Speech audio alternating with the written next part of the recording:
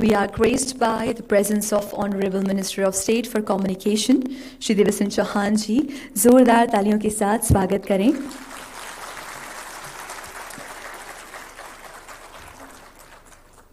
Namaskar, good morning, Shubh Prabhat. A very, very warm welcome to one and all present here. Honorable Minister Sir, esteemed dignitaries from industries, academia, startups, and innovators, all the learners, educators, I welcome you all.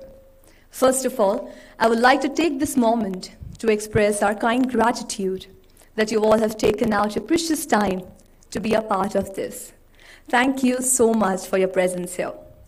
Let us start by energizing this whole atmosphere. So can we start with some huge round of applause, ladies and gentlemen? That will just create some energy in the hall.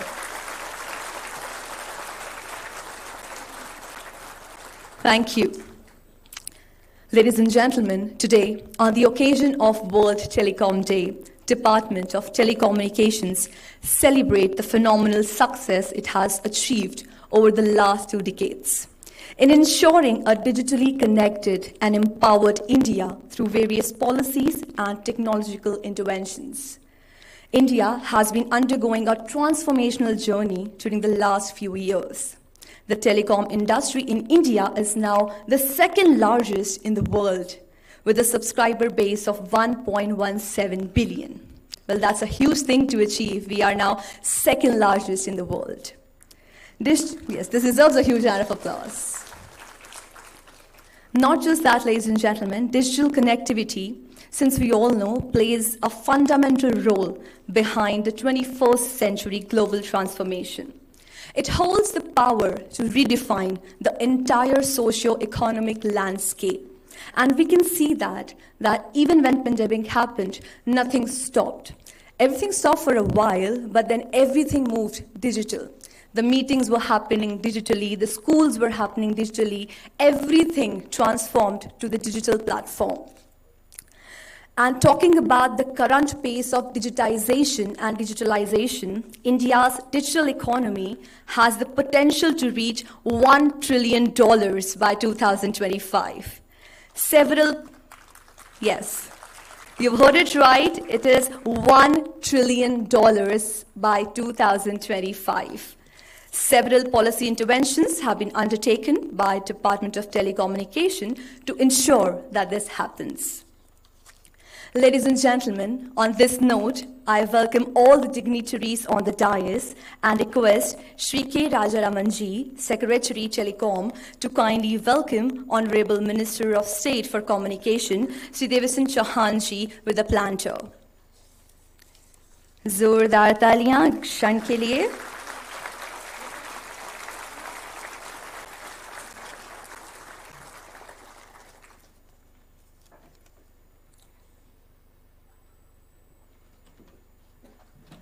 Well, ladies and gentlemen, we all talk about sustainability these days. Well, nothing can be a beautiful and sustainable memento than a planter. I will now request Shri Anand Singh Ji, Joint Secretary, Telecom, to welcome Secretary Telecom, Shri K. Rajaramanji. Can we have a round of applause, ladies and gentlemen?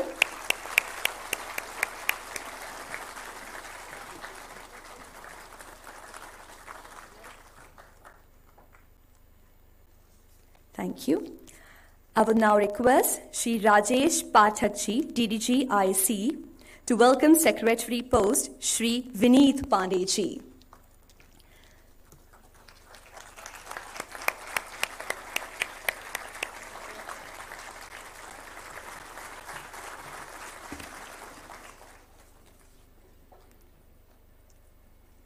Moving ahead, may I request Shri Sunil Kumar Verma Ji, Joint Secretary, Administration, DOT, to welcome Member Finance, Digital Communications Commission, Department of Telecommunications, Shri Manish Sinha Ji.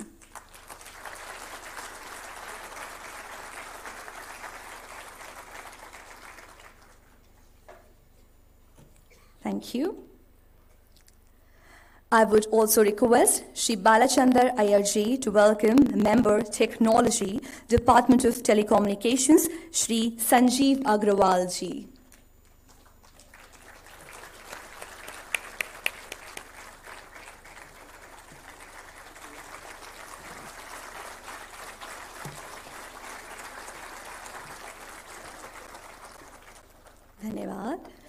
I would request Shri Rajesh Gupta ji, Joint Administrator, USOF, to welcome Member Services, Digital Communications Commission, Department of Telecommunication, Shri Uma Shankar Pandey ji.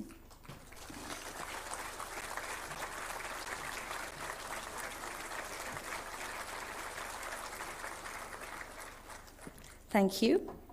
I would also request Shri Soumitra Mandal, Director, DOT, to welcome Joint Secretary, Telecom, Shri Anand Singh ji.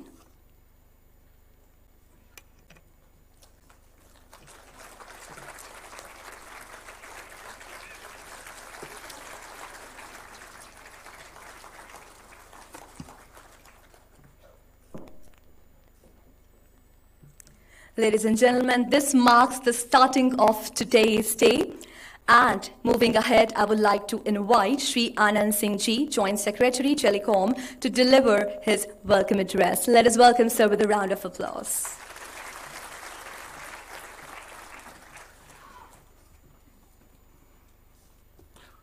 Honorable Minister of State for Communication, Shri Devi Singh Chauhan ji, Secretary Telecom, Shri K. Rajaraman ji, Secretary Post, Shri Vineet Pandey ji, all the members of the Digital Communication Commission, Member Finance, Member Technology, Member Secretaries sitting on the dais, IT Secretaries which have come from all the state governments, representatives from the Government of India Ministry, industry members, innovators, and my dear colleagues and friends in the audience.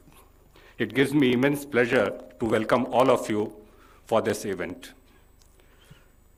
We celebrate every year on 17th May as marking of the anniversary of the signing of the first International Telegraph Convention and the creation of International Telecommunication Union as the World Telecommunication and Information Society Day. On this occasion, today we have organized one-day conference, and the theme of the conference is Connect, Innovate, and Transform. As we all know, this year also marks 20 years of the completion of the Universal Service Obligation Fund and providing connectivity to all underserved areas of the country has been the aim of the USOF. The 2 years of pandemic has shown the power of telecommunication, where all of us were dependent for either online education, work from home, our health needs, how the connectivity has provided a solution to those difficult times. Now we are moving from not only ubiquitous connectivity, where we connect all people, households, communities, business, to the concept of meaningful connectivity, which stresses on infrastructure for quality of services, affordability of devices, affordability of telecommunication services, the skills to achieve this, the benefits of the connectivity, and also secure and safe online experience, so that the person has a safe, satisfying, enriching, and productive online experience at an affordable cost. The USF is working from moving from ubiquitous connectivity to a more meaningful connectivity. And on this occasion, we have organized 2 sessions which focus on BharatNet and last mile connectivity and focus on this connectivity theme of today's conference. The second theme of the conference is Innovate. To bring the fruits of connectivity to all, innovation is essential, which not only consists of providing domestic focus to the manufacturing of telecommunication equipments. You have seen how our scientists, engineers have come up with the 4G and 5G stack, and the department is actively promoting them. Today, using this theme, we have an exhibition outside where more than 70 innovators are displaying their products who have been funded under the DCIS scheme of DOT for almost an amount of 100 crores. This year, we have also started the Technology Development Fund where 5% of the USF money is earmarked for research and development and innovation. The third theme of this conference is transform. Using this connectivity and the innovation revolution that is happening in the country, this should lead to transformation in the lives of the people. How we should promote the ease of living among the citizens of this country. And we have seen the digital public infrastructure platforms like Aadhaar, UPI, and the Trinity of GEM has changed how citizens interact with the government. So on this occasion, we have also organized a conference for the IT secretaries, where we see how this connectivity and the innovation revolution could be taken to the citizens with better development of infrastructure, taking the 5G use cases to the actual field, and also hearing from them how we have to change our policies so that these trinity of connectivity, innovation, and transformation takes a fruitful shape. I once again welcome all the participants. I am sure that your views during the conference would help both to increase the breadth and depth of the policy making in the department. I look forward to the interactions during the sessions. Thank you.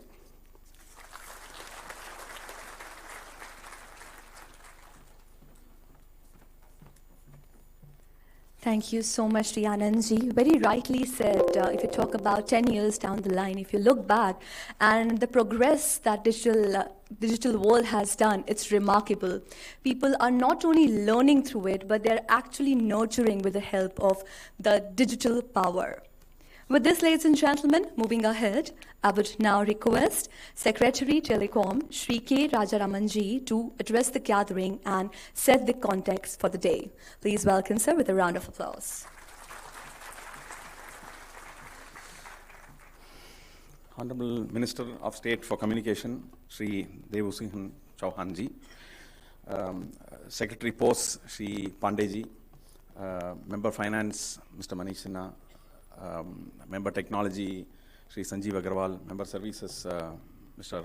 Umashankar Pandey, and JS Mr. Anand, and senior colleagues from the the Government of India and from the Department of Telecommunication, state IT secretaries and directors of IT and other representatives of the state governments, CMDs of various corporations, colleagues from the industry, which include startups, partners in the production-linked incentive scheme, members of the industry, and friends from the press and other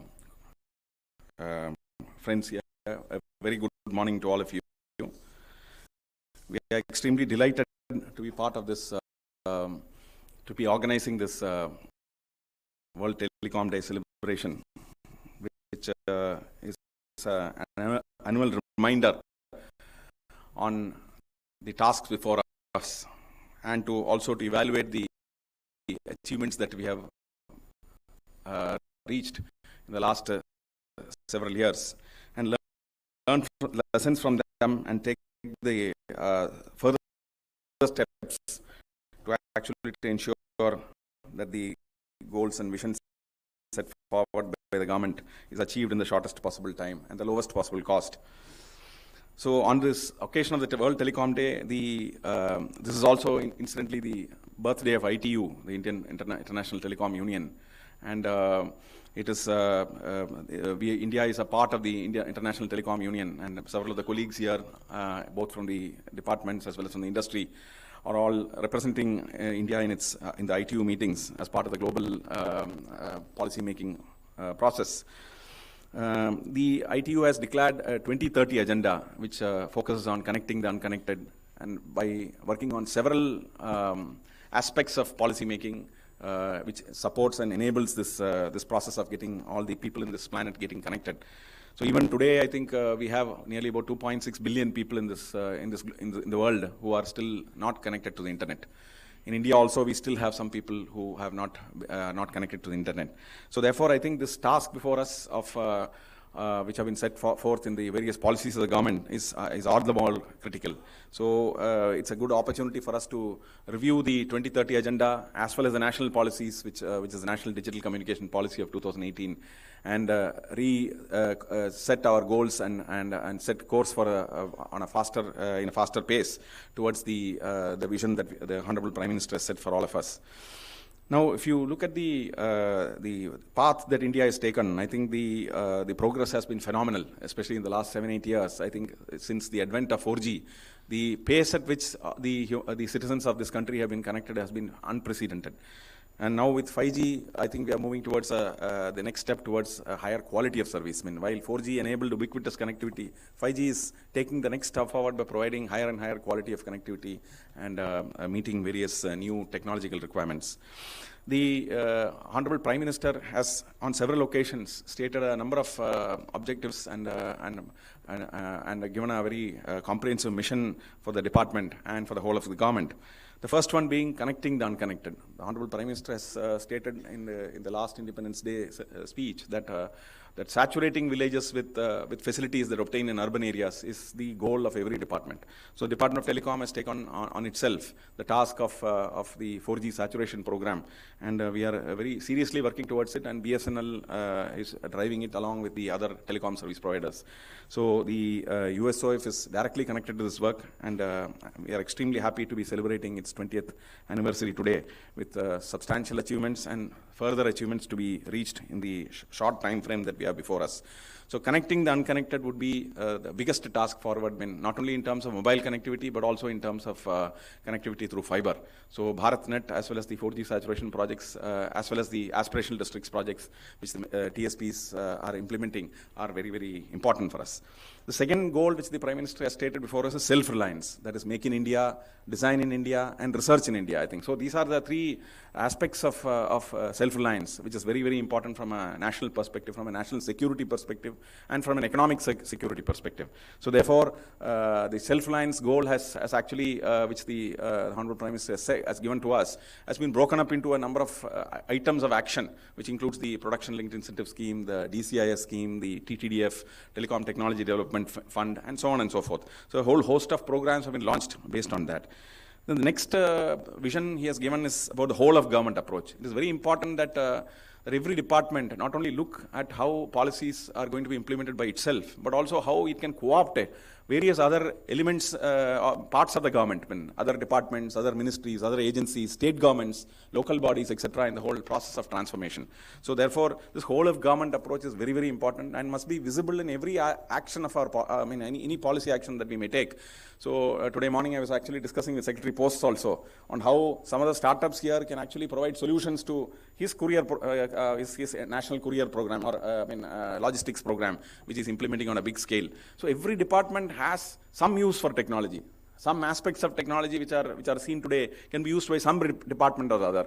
So it is for us to actually work together. I think the department, as well as the startups here and the other technology firms here, should work together on seeing how we can offer solutions, specific solutions to department. And there, I think the role of the TSPs are very important, like including BSNL, Airtel, Jio, etc., and Vodafone, to package these technologies and offer solutions to government departments. So a classic case is that of 5G. So 5G has offered us tremendous use cases, in a variety of settings, whether it be smart cities or logistics or mining or maybe connected health, and so on and so forth.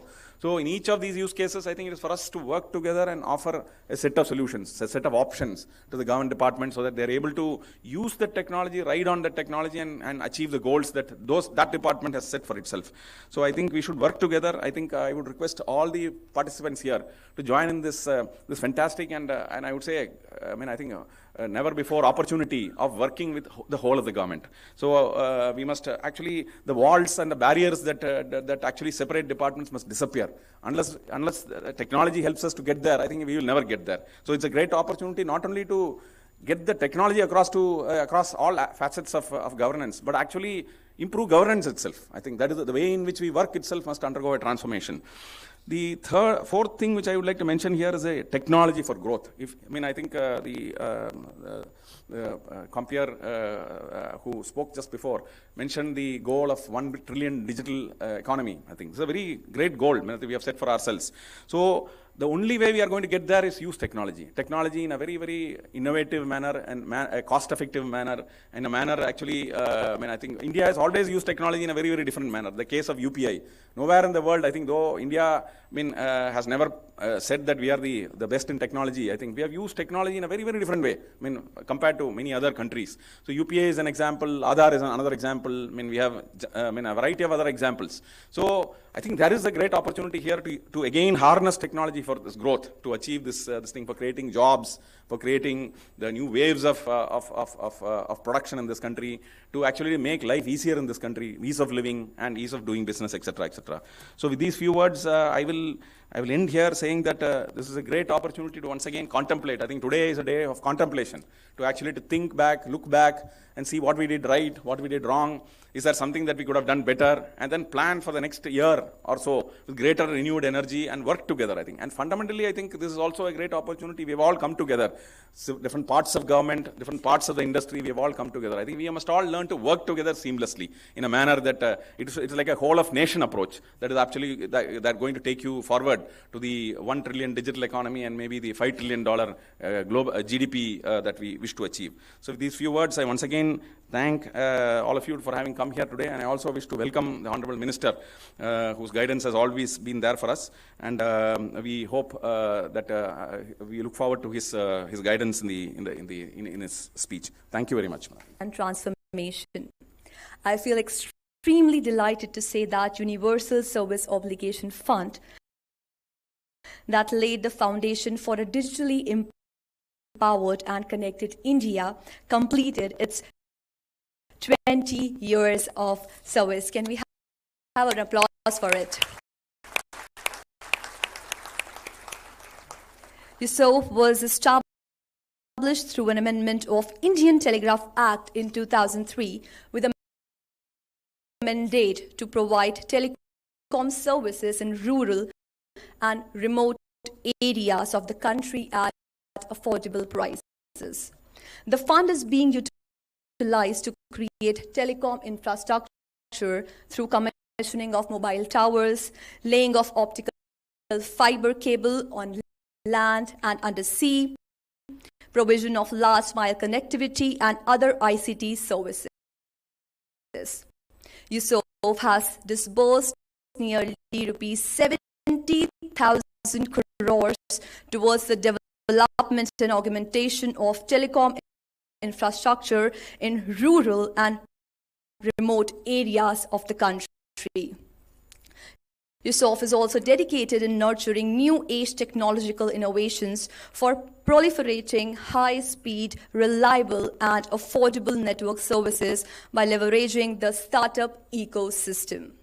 May I please request Honorable Minister of State for Communications to launch the postage stamp USOF at 20 that stands testimony to USOF's exemplary journey of digitally transforming all the lives in rural and remote areas in India over the last 2 decades.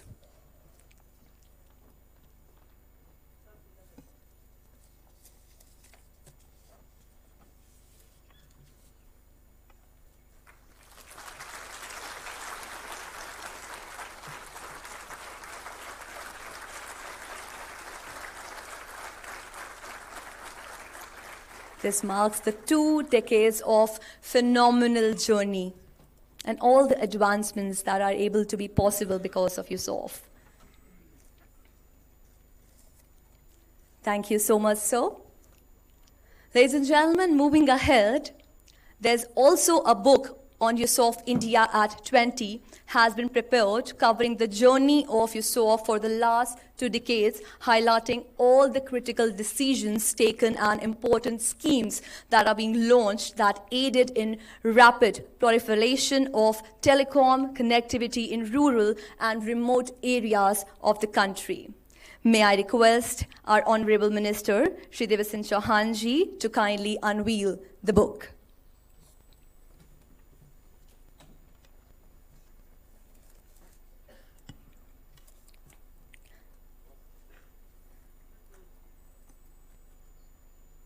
Well, this deserves a huge round of applause, ladies and gentlemen. We are talking about connectivity, we are talking about innovation, and we are talking about transformation. And you sort of make sure that everything is happening correctly. 20 years of phenomenal service to the nation. Thank you so much, sir. Ladies and gentlemen, now there's a visual treat for all of you. We will now move to a short film on 2 decades of connecting the unconnected. Can I have the video, please? Diverse languages and regions make India is a unique democracy that symbolizes unity and diversity. India's telecom story starts with advent of telegraphs and transfers through wireline, wireless telephony, broadband, and is now the backbone of country's digital economy. Realizing the need for equitable growth of telecom between urban and rural region, India adopted the principle of Universal Service Obligation Fund through amendment of the Indian Telegraph Act in 2003. Universal Service Obligation Fund was set up with the core idea to providing quality and affordable telecom services in rural and remote areas. USOF schemes like Village Public Telephone, Rural Direct Exchange Lines to have promoted long-distance calling facility in the remotest villages in India. With growing demand for data services, government's flagship scheme BharatNet has been funded by USOF, covering about 2 lakh gram panchayats by laying 6 lakh kilometers of optical fiber cable. India is growing exponentially in the digital landscape, and so are its villages.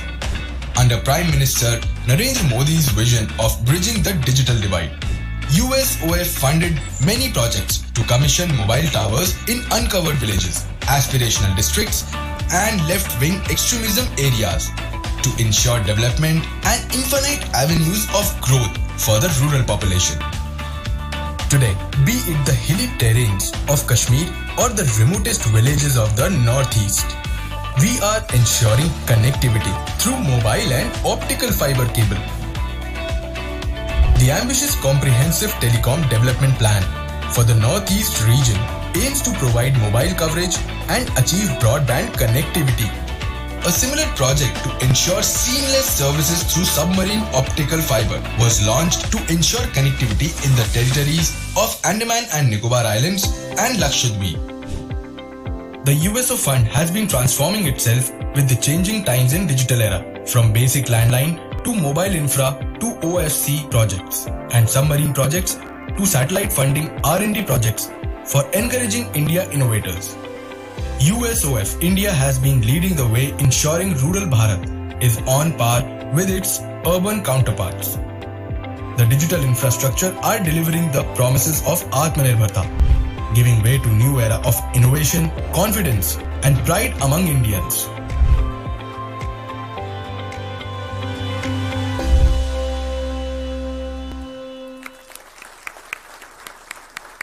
Well, this was quite an achievement that has been achieved by yourself in 2 decades. Talking about the rural and remote areas of the country, a huge advancements are just seen in the video. Ladies and gentlemen, when you talk about India these days, we talk about digital India for sure. We talk about innovation. We talk about startups. We are living in an exciting era of Jai Anusandhan, where innovation and technological interventions play a big role in empowering the society. Innovation has always played a special role and have aided towards addressing the connectivity challenges and achieving the dream of digital India. Center for Development of Telematics and Telecom R&D Center of the Government of India, under the guidance of Department of Telecommunications, DOT, is setting up an O-RAN test bed with various dedicated indoor and outdoor open RAN test labs at its Delhi and Bangalore campuses. These labs will greatly benefit the stakeholders of local telecom ecosystem, including R&D, academia, industry, and startups, by offering them a one-step destination for carrying out the functional and conformance, also the interoperability testing of open RAN-based subsystems. Ladies and gentlemen, we will now see a short video on CDOT's O-RAN test bed project. Can we have the video? Center for Development of Telematics, the Telecom R&D Center of the Government of India has developed a diverse product portfolio, including the complete carrier-grade 4G and 5G non-standalone solution.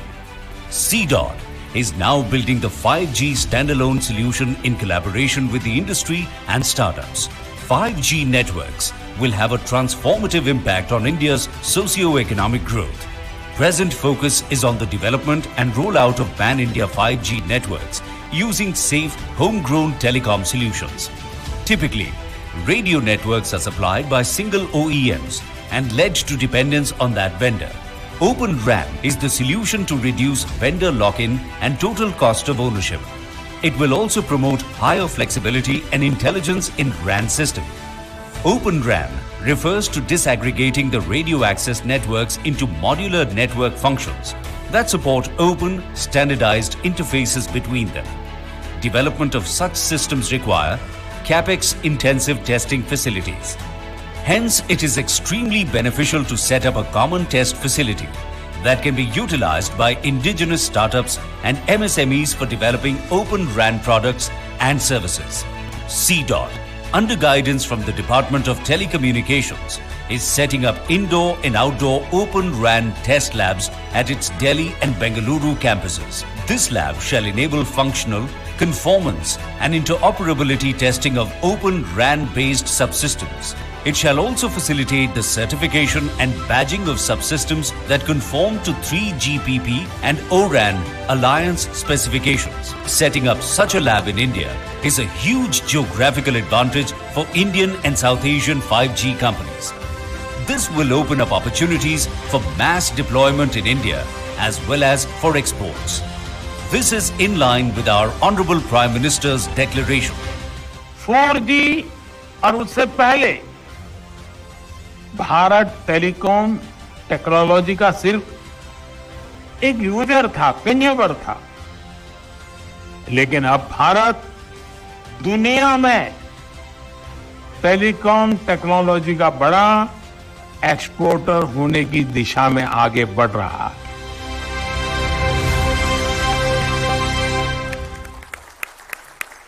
Well, from being a user to become an exporter, we've certainly come a long way. May I now request our Honorable Minister of State for Communications to launch the O-RAN testbed project.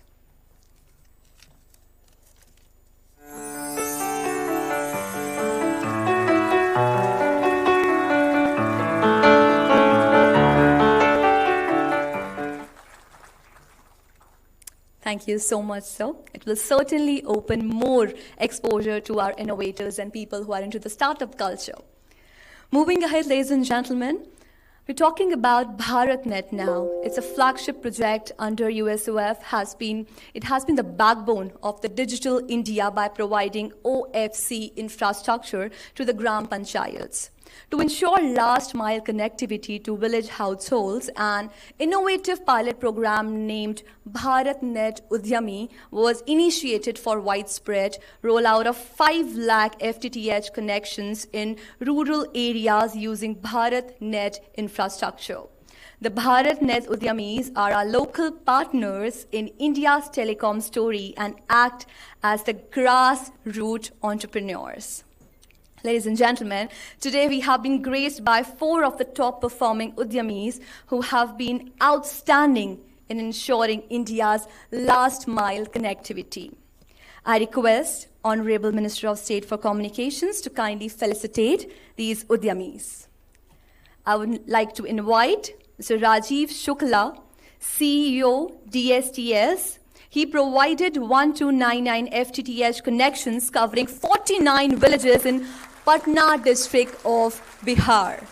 We would like to congratulate you and thank you for your hard work and dedication.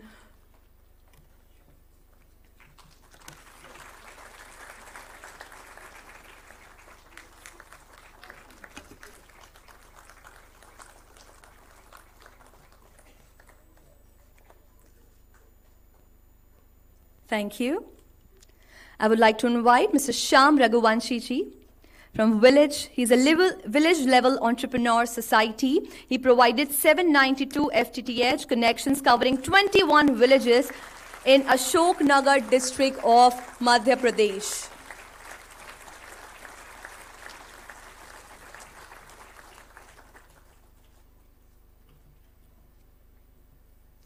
Thank you, sir, and congratulations.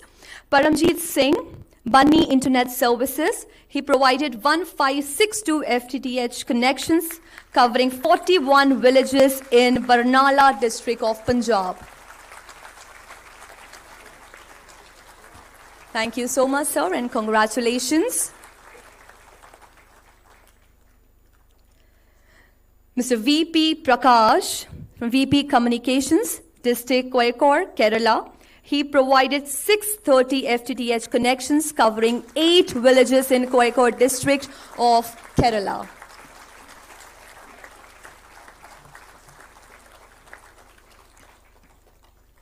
Thank you so much, sir.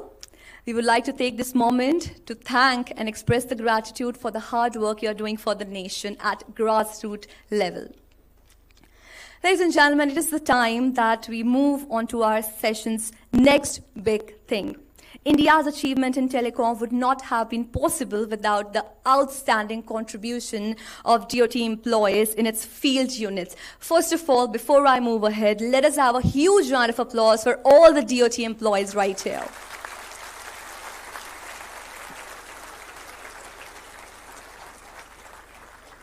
I request Honorable Minister of State for Communications, Shri Devasin Chauhanji, to hand over the mementos as a recognition for outstanding work of the year 2022-23. We will start with the awards for the best performing LSA units for the year 22-23, and the runner-up for this category is LSA Gujarat. Let's have a huge round of applause. I would like to invite Srimati Gunjan Dave, OST, Shri Azar Shatru Somani, TDG, Shri Ashish Thakkarji, TDG, to kindly come on the dais and collect the memento.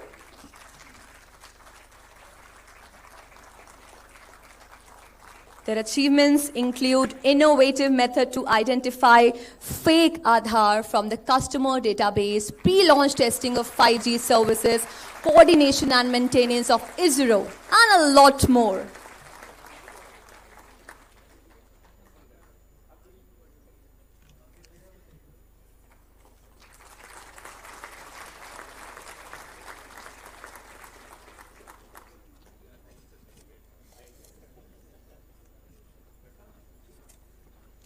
Thank you and congratulations. Moving ahead, for the winner of this category, the award goes to LSA Andhra Pradesh. I would like to invite Shri Ashok Kumar, Shri G.V. Ramana Rao, Shri J.V. Raja Reddy ji to kindly come and collect the memento. We're talking about the achievements. They are the best performing LSA among 22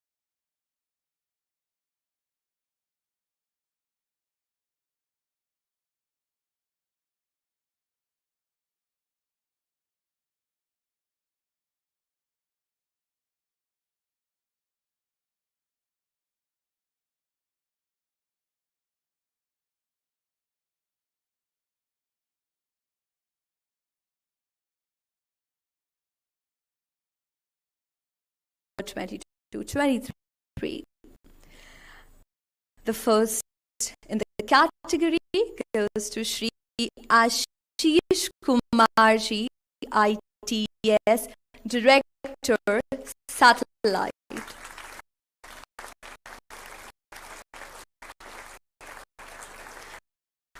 Talking about Shri Ashish Kumar, he has played a significant role in framing the satellite communications reforms 22 aimed at propelling growth and accelerating the provisions of affordable services to citizens and simplifying existing processes. Let us welcome Shri Ashish Kumar.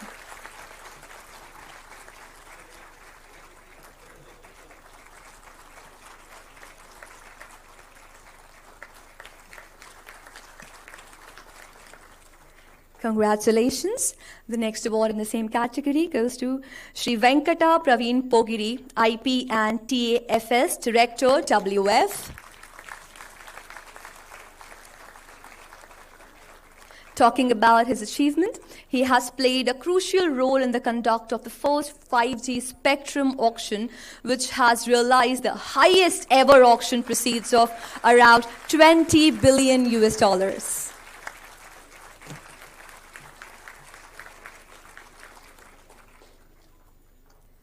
Moving ahead, the next awardee is Shri Satish Kumarji, Satish Kumar MC. He is IP and TAFS Deputy Administrator, USOF. He has played a significant contribution in USOF policy review and addressing implementation challenges.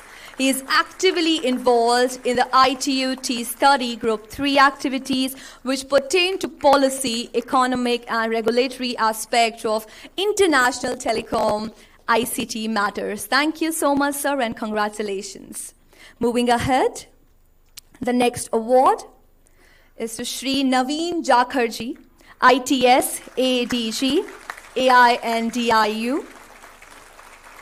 Mr. Jakhar has a significant contribution in developing an effective AI-based Astar solution for curbing fraudulently obtained mobile connections on the basis of fake KYC documents. He also jointly developed with 2 more officers the popular COVID-19 quarantine alert system, which was very useful during the peak pandemic time. The next awardee, Shri Sumish CSS Under Secretary, Admin 1. Congratulations. Shri Sumishi was instrumental in onboarding all wings sections in DOT on LIMBS relating to monitoring of court cases and subsequently E-Human Resources Management System 1, which was extended to attached and subordinate officers within a short span of time. He also handled the mapping of all officials in attached and subordinate offices on the Aadhaar-enabled biometric attendance system. Thank you so much. Thank you and congratulations to all the awardees. Once again, let us have a huge round of applause for all the hard work and dedication the employees have put in. Ladies and gentlemen, moving ahead, the first International Quantum Communication Conclave was held on 27th and 28th of March at Vigyan Bhavan, New Delhi. It was organized by Telecommunication Engineering Center in collaboration with CDOT and TSTSI. The conclave was a resounding success and received significant participation from industries, startups, academia, researchers, government organizations, and defense forces as well. May I request Honorable Minister Sir to kindly unveil the report on First International Quantum Communication Enclave.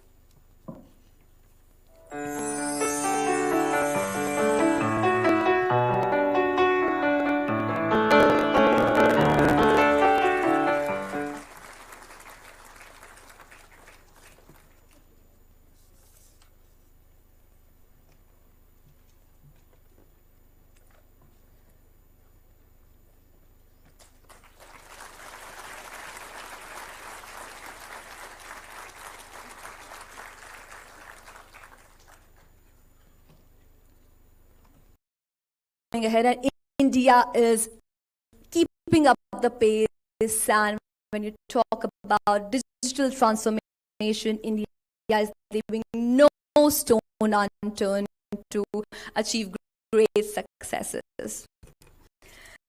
I now request Honorable Minister Sir to kindly approach the dais to deliver his inaugural address. Let us welcome Sir with a round of applause, ladies and gentlemen.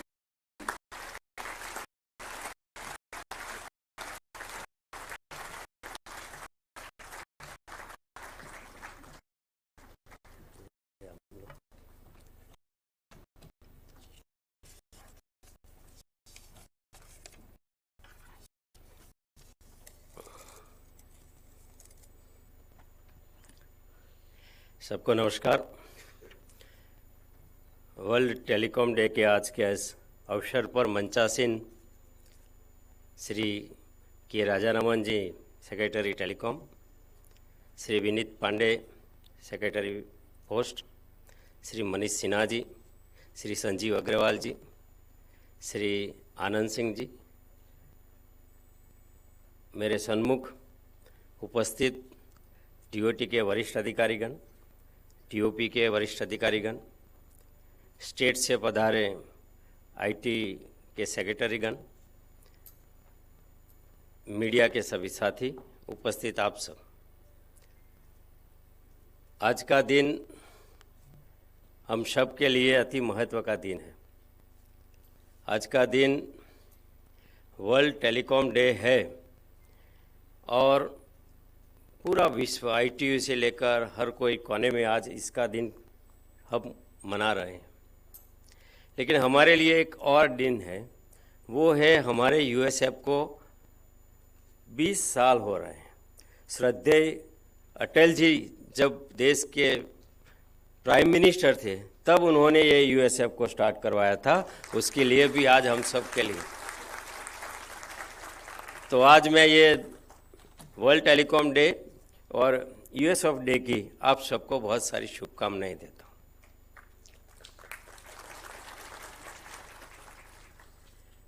देश अभी अमृत काल में है और जिस तरीके से telecom क्षेत्र में रिवॉल्यूशन हुआ है, इसका बेनिफिट जब लास्ट माइल तक मिला है, मिलने जा रहा है, तब लास्ट ईयर की 2 इवेंट ऐसी हैं जो हम सबको बहुत उत्साहित करती हैं। हमारे देश के यशस्वी प्रधानमंत्री आदरणीय मोदी जी ने लास्ट ईयर 2 इवेंट में हम सबको बड़ा उत्साहित किया था। एक इवेंट था 1 अक्टूबर 2022, जब उनकी गरिमामयी उपस्थिति में हमने 5G को लॉन्च किया था। और दूसरा इवेंट अभी 22 मार्च 2023 को उनकी गरिमामयी उपस्थिति में इस देश में एरिया ऑफिस और इनोवेशन सेंटर का ओपनिंग हुआ है।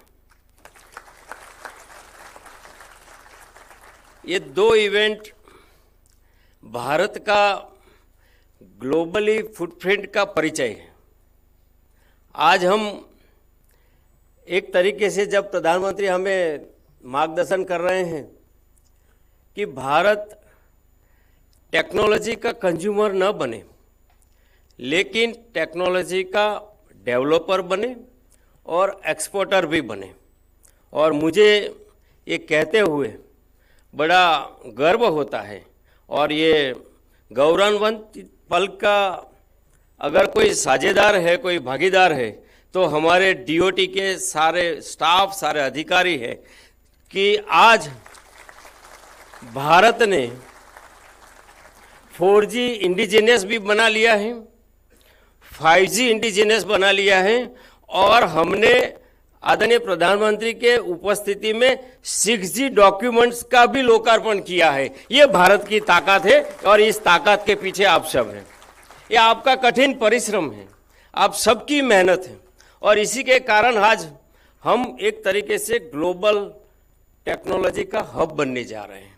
हम भी जानते हैं कि डिजिटल डिवाइड बहुत बड़ा चैलेंज है और ये चैलेंज को मीट करने के लिए तत्कालीन प्रधानमंत्री आदरणीय अटल जी ने यूएसएफ का प्रारंभ करवाया था और आज यूएसएफ और भारत नेट दोनों एक साथ मिलकर ये डिजिटल डिवाइड को कम करने के लिए ब्रिजिंग द अनकनेक्ट वो बहुत बड़ा रोल कर रहा है और इसी के कारण आज लास्ट माइल में जो सोशो इकोनॉमिक चेंज हुआ है और ये चेंज हो रहा है उसका रोल अगर किसी ने अगर सबसे अहम भूमिका निभाई है तो हमारे यूएसएफ और हमारे भारत नेट के सेक्शन वालों ने बनाई। आज 6 लाख से अधिक गांव में हमने कनेक्ट किया, 6 लाख से अधिक गांव को 4G दिया है, 2 लाख के अधिक ग्राम पंचायतों में ऑप्टिकल फाइबर ले किया है और इसी के कारण जो लास्ट माइल में चेंज आया है और एक प्रकार से इंक्लूसिव डेवलपमेंट का जो एक स्ट्रक्चर तैयार हुआ है ये बहुत बड़ा रोल करने जा रहा है। हम देख रहे हैं कि हमारे विभाग के वरिष्ठ मंत्री आदरणीय अश्विनी जी के नेतृत्व में इस विभाग ने बहुत बड़े रिफॉर्म्स भी किया है। आज वर्ल्ड में रिकॉर्ड टाइम में 5G ऑक्शन और ट्रांसपेरेंटली ऑक्शन अगर किसी ने किया है तो भारत ने किया है, वही उनका नेतृत्व की क्षमता है। उन्होंने जो रिफॉर्म्स के लिए हमें मार्गदर्शन किया और रिफॉर्म्स एक ऐसी चीज है जो कंटिन्यूअस प्रोसेस है। आज जो हम रिफॉर्म्स किए हैं, आज रिफॉर्म्स का हमें परिणाम भी दिख रहा है, लेकिन ये रिफॉर्म्स कंटिन्यूअस प्रोसेस है और भी हमें रिफॉर्म्स करना है। सिटीजन सेंट्रिक सर्विस कैसे हो, ईज ऑफ लिविंग कैसे हो, ईज ऑफ डूइंग बिजनेस कैसे हो। अभी ये ऑक्शन के जरिए 5G में इतना उत्साहित है कि विश्व में किसी एक देश ने रिकॉर्ड टाइम में फास्टेस्ट 5G रोल आउट किया है तो भारत ने किया है। यही ये उत्साह दिखा रहा है। आज करीब 6,600-800 डिस्ट्रिक्ट में और ये माना जाए तो करीब करीब 1,000 स्थान पे 5G रोल आउट हुआ है और यही बता रहा है कि इंडस्ट्री में कितना उत्साह है 5G को लेकर। और जिस तरीके से आज मैंने ये इनोवेटर्स को देखा, समय की कमी के कारण मैं पूरा नहीं देख पाया, लेकिन मैंने शुरू में जिस तरीके से ये आपका 5G 4G का ये एप्लीकेशन देखा, उस देख के मुझे लग रहा है कि हमारे इनोवेटर्स भी, उसके लिए स्टार्टअप्स भी, एकेडमिया भी बहुत बड़ी मेहनत कर रहे हैं। और इसी का नतीजा है कि भारत अभी केवल भारत के लिए नहीं, दूसरे देशों के लिए भी एक बड़ा मार्गदर्शक है और दूसरे देश के लिए भी हम काम करने जा रहे हैं। ये हमारे सामने हमने देखा जब हमने ये इंटरनेशनल कॉन्क्लेव किया। ये कॉन्क्लेव जब हुआ तब मैं वहां प्रेजेंट था, तो तब मुझे अभी इतना अच्छा रिपोर्ट बनाया है, रिपोर्ट मैं आराम से पढ़ूंगा, लेकिन उसका ओपनिंग देख के ही मुझे लगता था कि इतना अच्छा अगर क्वांटम टेक्नोलॉजी में इतना अच्छा बढ़िया अगर हिंदुस्तान कर रहा है तो ग्लोबली अगर कोई लीडर करेगा क्वांटम टेक्नोलॉजी में तो हिंदुस्तान करेगा, यह मेरा भरोसा है। C.DOT ने इसमें काफी काम किया है, विशेष तौर पे C.DOT को भी अभिनंदन करता हूं। और लास्ट ईयर मैंने एक नया प्रकल्प शुरू करवाया था DOP और DOT में कि हमारे विभाग के जो अच्छा काम कर रहे हैं, जो LSA हैं, जो सर्कल हैं, जो ऑफिसर्स हैं, जो विशेष काम भी करते हैं, क्यों ना उनका रिकॉग्नाइज किया जाए। और मुझे खुशी हुई कि आज मेरे हाथों से उन LSA को अवार्ड भी दिया, इन अच्छे ऑफिसर को हमने रिकॉग्नाइज भी किया। रिकॉग्नाइज तो हर कोई करना चाहता है, हम भी चाहते हैं कि हमें भी कोई रिकॉग्नाइज करे। 5 साल काम करने के बाद हम भी फिर से वोट मांगने जाते हैं, तो हम भी ये चाहते हैं कि आफ्टर ऑल हम ह्यूमन हैं, हम ह्यूमन बीइंग है, जो भावनाएं आप में है वही भावना हम में है। ये जरूर है कि हम थोड़े अलग की भावना रखते हैं, हम अलग हमें कोई बड़ा हार फुलहार फूल माला लेकर आता है, कोई बड़ा शॉल लेकर आता है, कोई सर सर पुकारता है, तब हमें लगता है कि हमारा रिकॉग्निशन हो गया। लेकिन आपका रिकॉग्निशन भारत का रिकॉग्निशन है, आपकी मेहनत, आपकी क्षमता का रिकॉग्निशन आने वाले हिंदुस्तान का रिकॉग्निशन है। ये फ्यूचर भारत में आदरणीय प्रधानमंत्री कहते हैं कि टेक्नोलॉजी में रिवॉल्यूशन आएगा, क्रांति आएगा, लेकिन मैं ये मानता हूं कि इस देश में अगर टेक्नोलॉजी में रिवॉल्यूशन नहीं, अगर टेक्नोलॉजी का नहीं लेकिन रिवॉल्यूशन का जनक है तो हमारा टेलीकॉम विभाग है। हम 5 ट्रिलियन इकोनॉमी की बात कर रहे हैं, अभी हमारे एंकर 1 ट्रिलियन इकोनॉमी की बात कर रहे हैं, लेकिन 5 ट्रिलियन इकोनॉमी में हम अगर 1 ट्रिलियन इकोनॉमी का क्षमता रखते हैं तो आने वाले समय में इससे भी ज्यादा क्षमता करके ये मेरा विभाग इस देश में काम करेगा। देश आज अमृत काल में है। आदरणीय प्रधानमंत्री चाहता है कि इस देश का हर नागरिक 5 प्रणों के आधार पर चले। हम बड़ा संकल्प ले, हम जहां भी काम कर रहे हैं लेकिन देश हित में बड़ा संकल्प करें और हमारी जो पुरानी विरासत है उस पर गर्व करें, हम एकजुट रहें और प्रत्येक नागरिक अपना कर्तव्य निभाए, वैसे ही हमारा विभाग भी अपना कर्तव्य निभाए, हम सब साथ में मिलकर अपना कर्तव्य निभाए। आने वाले समय में हम बड़ा सपना देखें और बड़ा सपना देखते हैं इस अवसर में तो हमें बड़ी चुनौती के लिए भी तैयार रहना पड़ता है, लेकिन इस चुनौती को हम साथ में मिलकर काम करेंगे तो इस चुनौती की पार करके देश को नई ऊंचाई पे ले जाएंगे। यही शुभकामनाओं के साथ आप सबका बहुत बहुत धन्यवाद।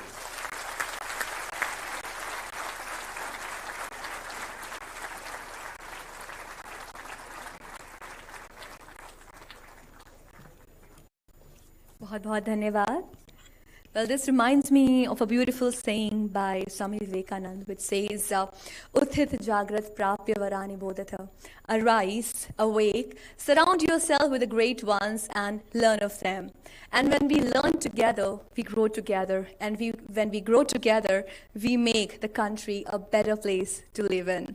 Thank you so much once again, sir, for your speech. Ladies and gentlemen, last few years stand witness to stupendous development and empowerment across the country. It is now the time that we all take the digital empowerment to the newer heights. I believe we all are ready and equipped. Let us take this moment to tell ourselves that we are ready. We are ready to make India a better place. We are ready for Digital India. On this note, I would now request Shri Anand Singh Ji, Joint Secretary, Telecom, to kindly felicitate the Honorable Minister of State for Communications, Shri Devasin Chauhan Ji, with a token of gratitude.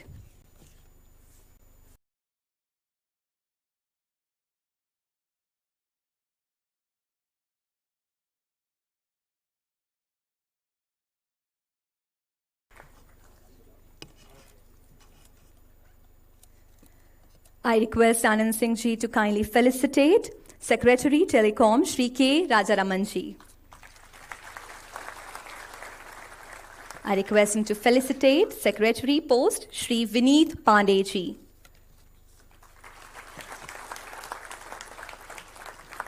I request her to felicitate Member Finance Digital Communications Commission Department of Telecommunications Shri Manish Sinha Ji. Requesting sir to felicitate Member Technology Digital Communications Commission Department of Telecommunications Shri Sanjeev Agrawal Ji. Requesting sir to felicitate Member Services Digital Communications Commission Department of Telecommunications Shri Uma Shankar Pandey Ji. Requesting Shri Soumitra Mandal, Director DOT, to kindly felicitate Joint Secretary Telecom Shri Anand Singh Ji.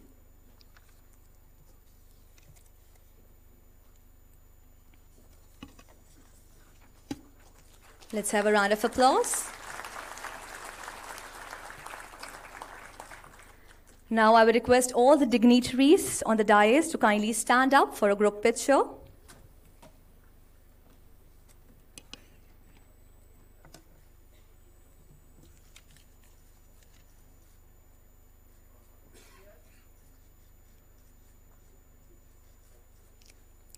Thank you. Thank you, all of you. With this, we come to an end of this inaugural session.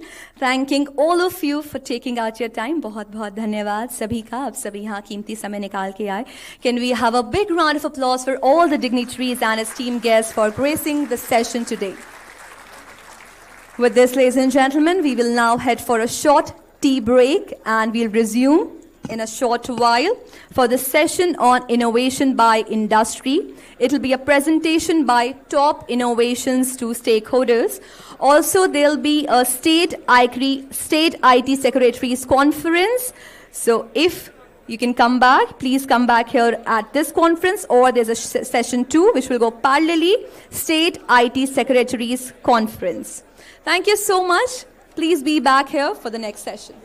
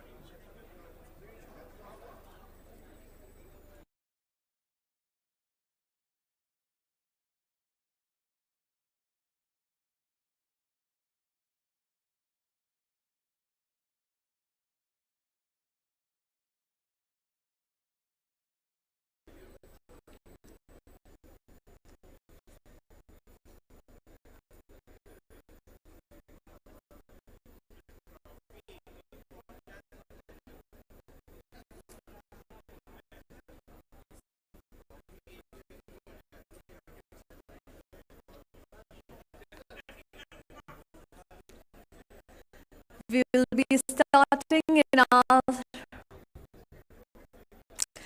Once again, please be seated. We will be starting with the session on innovation. Gentlemen, kindly take your seats. We have to proceed with our first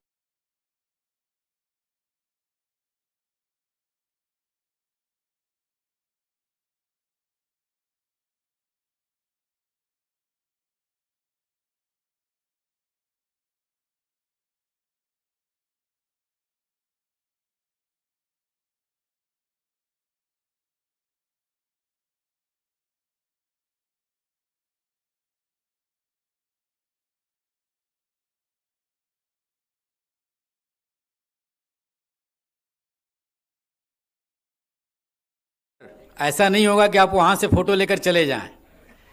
बाद में sir session के बाद ये पूरी photo यहाँ पे DOT की भी होगी सर और सबकी सर। ये हम लोगों का बहुत बड़ा सौभाग्य है। अब आप स्टार्ट करें। कृपया सभी बैठ जाएं, स्थान ग्रहण कर लें, अपने फोन साइलेंट मोड या एयरप्लेन मोड पे कर दें। We will be starting with the session for the day. The topic for this session is innovations by industry. We will be discussing the innovations by the top innovators to stakeholders. Ladies and gentlemen, now I would like to invite the moderator for the session, Shri R.K. Pathak ji. He is DDG IC. Please welcome sir with a huge round of applause. जोरदार तालियों के साथ मंच पे स्वागत करें. Now I would like to invite a list of eminent speakers for this session, starting with Mr. Ramu T.S. He is the founder director of Lekha Wireless Solutions Private Limited. जोरदार तालियों के साथ सर का मंच पे स्वागत करें. Mr. Ambarish A., Director, Sukhta Consulting Private Limited. I welcome you here, sir. जोरदार तालियों के साथ सर का मंच पर स्वागत करें. Followed by Mr. Abhijit Chaudhary, CEO, Niral Networks Private Limited. Please welcome, sir, with a huge round of applause. Professor Praneeth, Senior Lead Engineer, Vizag Networks Private Limited. Mr. Praneeth, Professor Praneeth, are you here? Okay. Moving ahead, Mr. Rajesh Tuli, Managing Director, Coral Telecom Limited.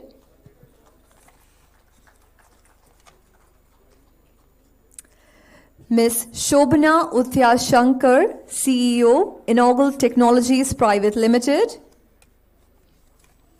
Can we have a round of applause? Ms. Shobhana Uthya Shankar.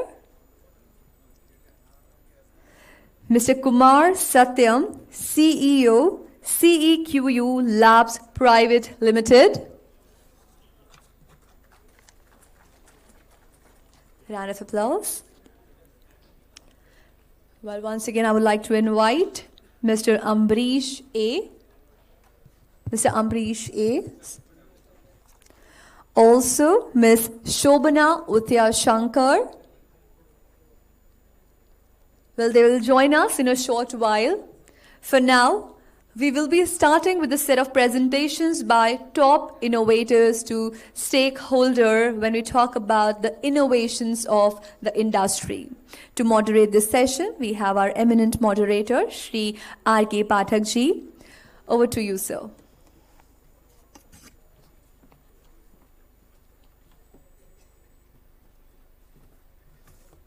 Thank you. Since this session is being basically attended by all my innovators who are also showcasing outside, so maybe I think I will be just joining. So Shobhana, if you are nearby, you can come. And I think we have one more. Abhijit, are you here? You have already come. So good afternoon to all of you. This session I am sure will be very interesting. as this session says that presentation by top innovators to stakeholders, so all may be thinking that whether they are the top, yes. Because I think we have deliberately brought here startups, MSMEs, who are developed their products with the grants from Department of Telecommunication, and once they will be making the presentation, then you will realize that they are the top innovators. We have certain expectations from audience as well. So that's why it's the two stakeholders means we are expecting certain things from the other user ministries department, that how these top innovators can be helped in their programs, or how even other departments, ministries, state governments can make similar programs. What is unique in this DOT funding? So I would like to thank the leadership, DOT leadership, that first time grants are being given to the startups, MSMEs. So there is no, incubation center, there is no other academic institutions, but they can form consortium with academic institutions. So it means wherever there is a knowledge, so in case of knowledge, they can get from anywhere. They can work in consortium. However, end product has to be the commercialization of products. So I think we first funded in 2021-17, and all those are under right now commercializations. In second tranche, we have funded 43, and 43 is all about 5G and related applications. I had one PPT. Can you just show the PPT?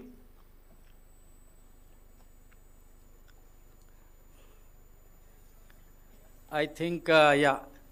So this is something indicating that this phase 2 PPT, we have indicated certain names. And open, I have written black, Open RAN Enterprise, and given some color coding also. So what it means that we have funded a lot, about total 60 companies in this 21-22. They were at the proof of concept level, and naturally they will be speaking once we go ahead here. So you can just see that from the device ecosystem, so we have funded certain companies in the device ecosystem itself. So like one can say Canstel is the one name you will just see, Canstel signal chip is common at so many places. Sukta, Lekha, so all are there at a different buckets. So it means they have done a lot products in these domains, and same way that radio and BB and core. So I have just listed that the entire funding of Department of Telecommunication is spread across all these verticals, and they are going ahead in a milestones, and that's in that milestones it's something they have given their own promise that I will complete TRL 4, 5, 6, 7. Mostly they will be going up to 9 commercialization. So at the 9 we request BSNL, BBNL, TSPs, their hand holding. So with this I would like to thank the organizers, and I will just start call Lekha Wireless first. So Mr. Ramu, he is CEO, so big hand of applause. Then you please come.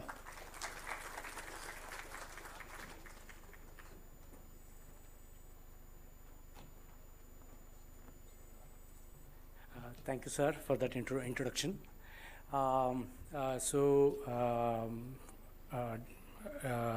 Joint Secretary Telecom and my other co-innovators on the dais, as well as stakeholders.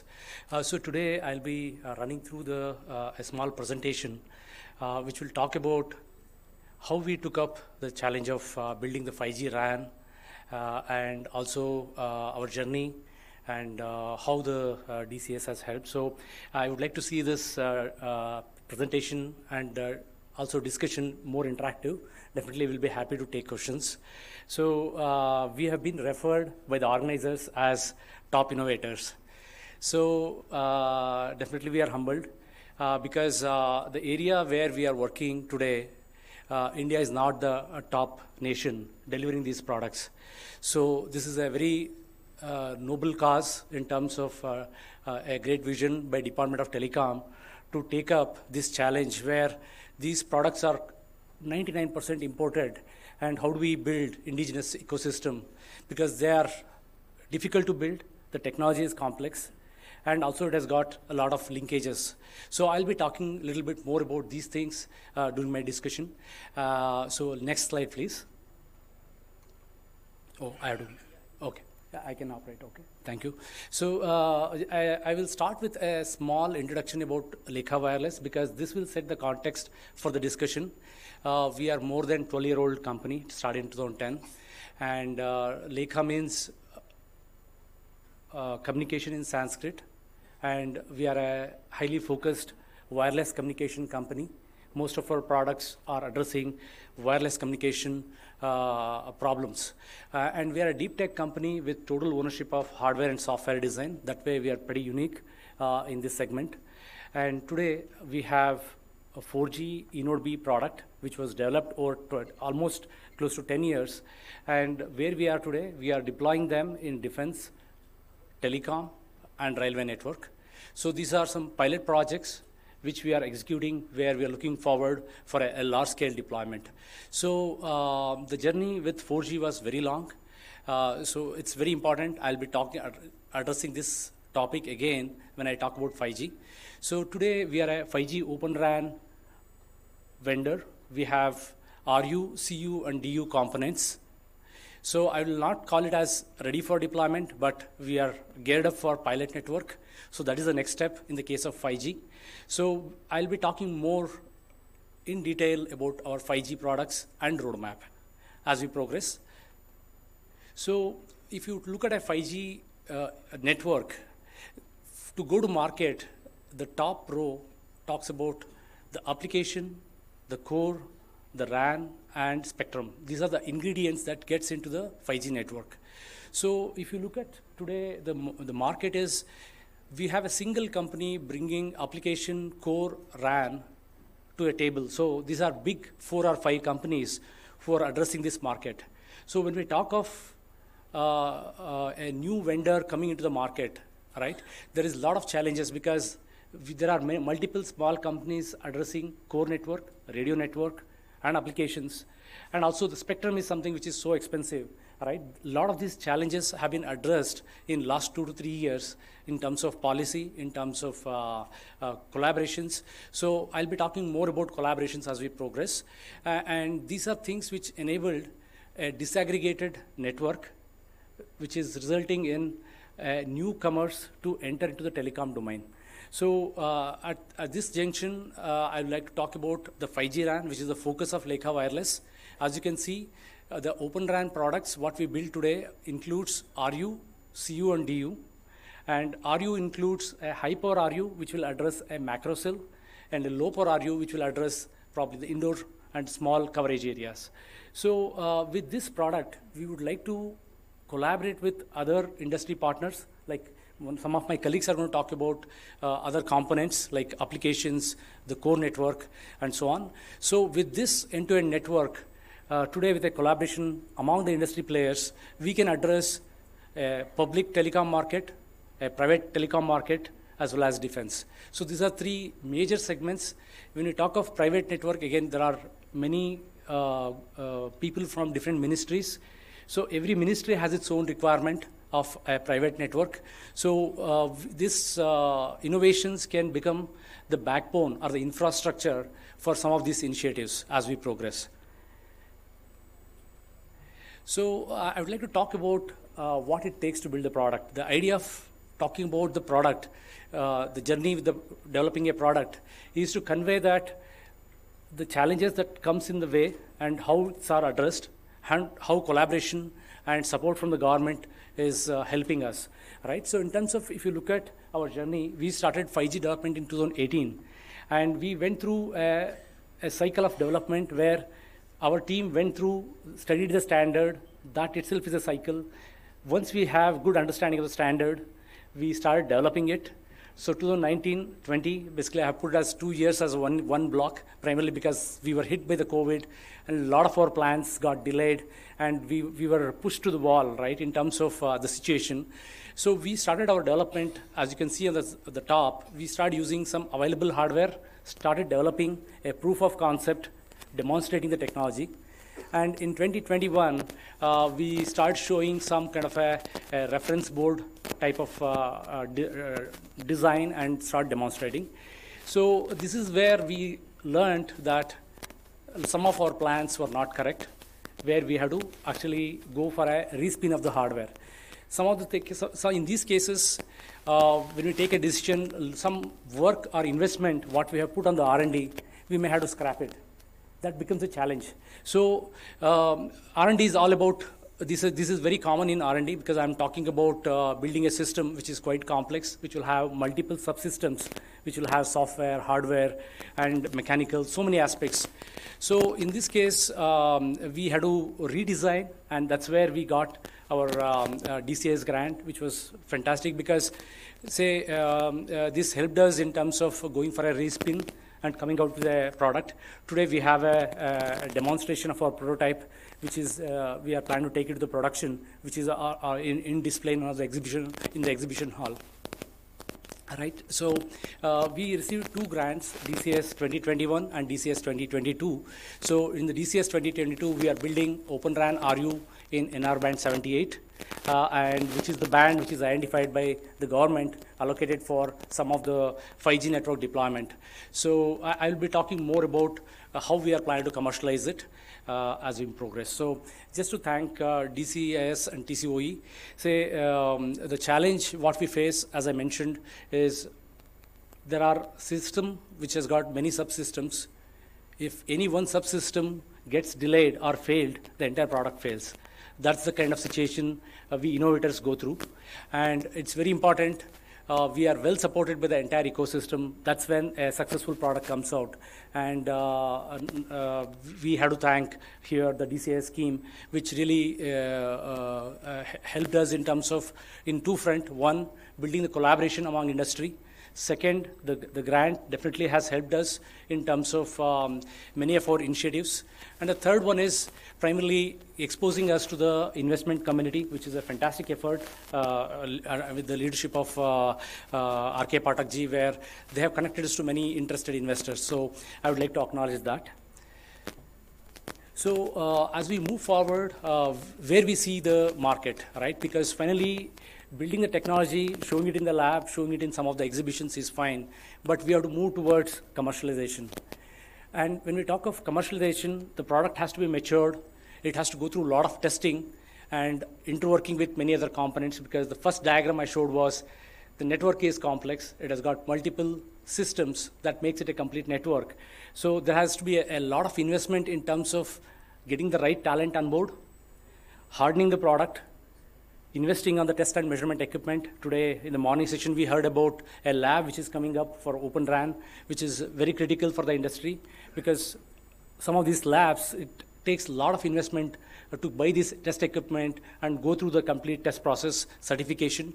So the hardening of the product is one of the important aspects as we see a step towards commercialization.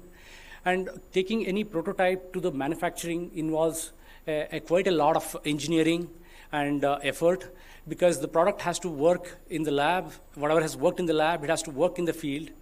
And the issues that comes from the field has to be collected, corrected, and again taken back to the field. So without which we cannot go for the production. So we need actually multiple pilot trials wherein we can take these products, deploy them, and check the product in the actual field condition, and then we proceed towards production. So this is the way forward, and there are multiple opportunities we see. Say there is a great opportunity for creating unicorns in this domain. As I said, 99% of these products are imported today.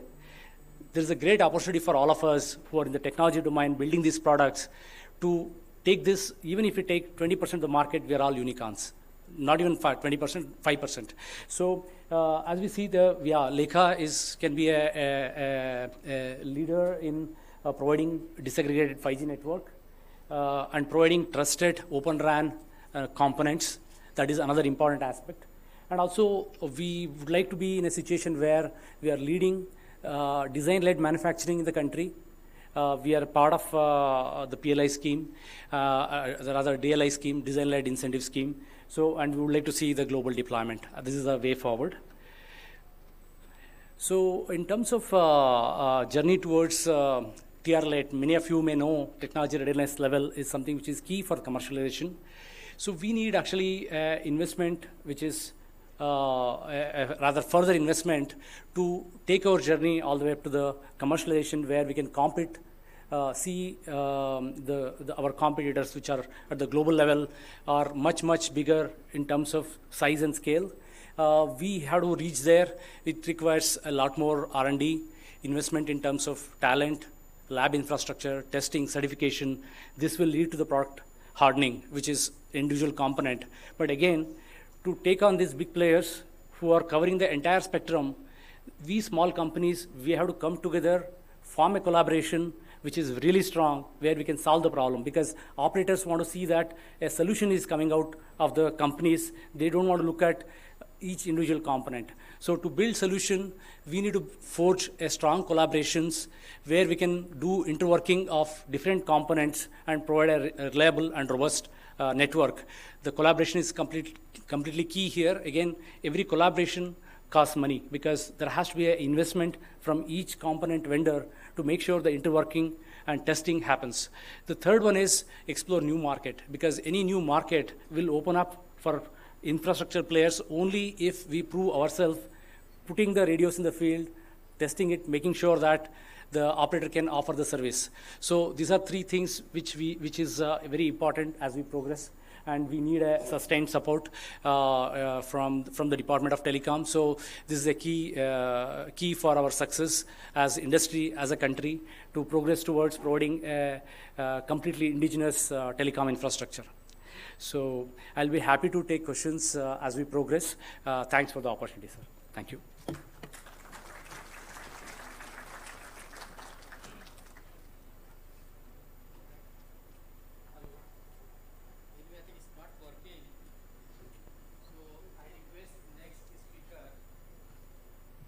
Because I think he has ran part.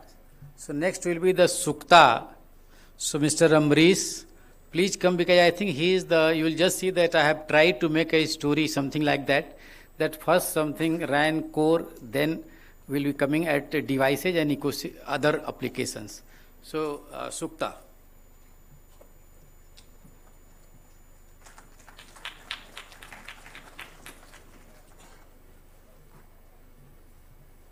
Hi everybody, this is Amrish. I'm from Sukta. I thank Mr. Pathakji and TCOE, DOT team for giving us the opportunity to hear. I think we started working with DOT for the last 4 or 5 years, I guess.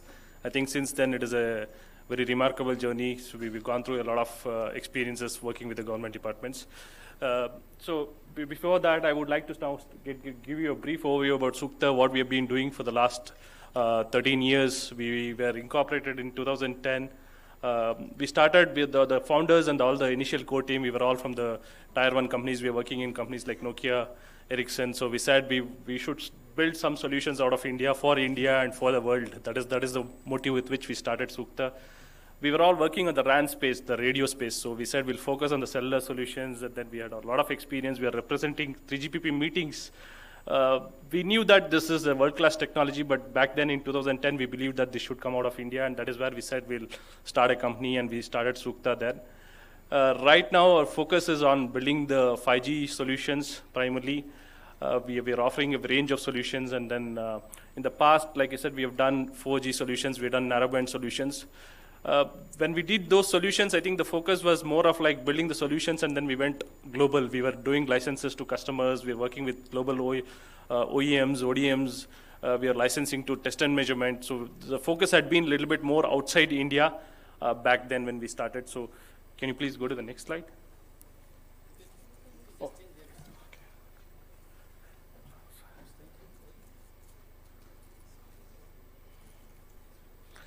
So a little bit more about what we are doing. Like I said, we all had the wireless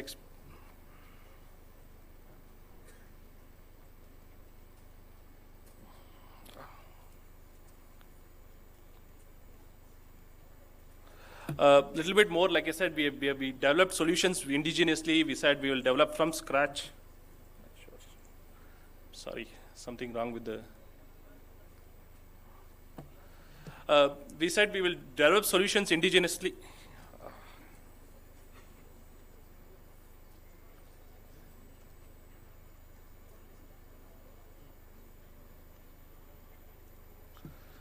We developed solutions indigenously. We are one of the key collaborators for the 5G testbed. We have provided the base stage 5G G-Node B software. Last year it was inaugurated. Now I think a lot of people are benefiting from that. A lot of use cases being experimented there. It is open for public usage, so we are one of those key contributors for that one. On the 4G, like I said, we have licensed to global customers. We have worked on different sectors, basically on railways. We have worked on rural broadband, test and measurement. So over the course of the journey over the last 10 years, though we have not built solutions 100% for India, or we have not sold directly to any of those customers, we have been focusing on more understanding the domain, building those clarity. So there's a lot of effort going into that one. Again, I think below what you see is our different products that we have done in the 4G space. We have worked with our partners globally as well as indigenously to build solutions. Primary focus has been on building small cells, femto cells, and then eventually we went on to do macro cells. One key aspect that we understood is most of the time when we build solutions, we take something that is readily available and try to start building on top of it or try to commercialize those components. But in the process, then we are so much dependent on the party who is giving us or supplying us all the base components. That is what we understood, that we need to make sure that we have control of the entire product. Basically, we are not dependent on anyone. I think that is one thing that we have been focusing and said we will focus and build the entire thing indigenously. We started with software, make sure that we have control on the software. We are sure about what roadmap, what features we need to upgrade and support. That has been given us a lot of benefit. We've deployed in varying range of hardware platforms. We have integrated with multiple customer platforms. It gave us a different perspective in terms of the product, basically. So we could cater to multiple verticals, whether it being broadband, whether it being railways or defense or scaling up the product. It had a lot of benefit for us. That is where I think the center block that you see is the key advantage for the entire Sukta's existence, where we have the full software in-house built from scratch, so that then we can take it for scaling up into different product variants, giving it to different customers. That is one of the key aspects that we have.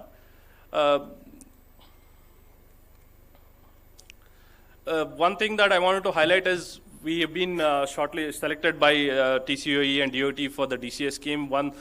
We are a small bootstrap company. We don't have a big investor who is backing us building the full solutions. The system is as such is so complex that we need a lot of R&D effort. We need a lot of fund injection. CapEx is required to build the products.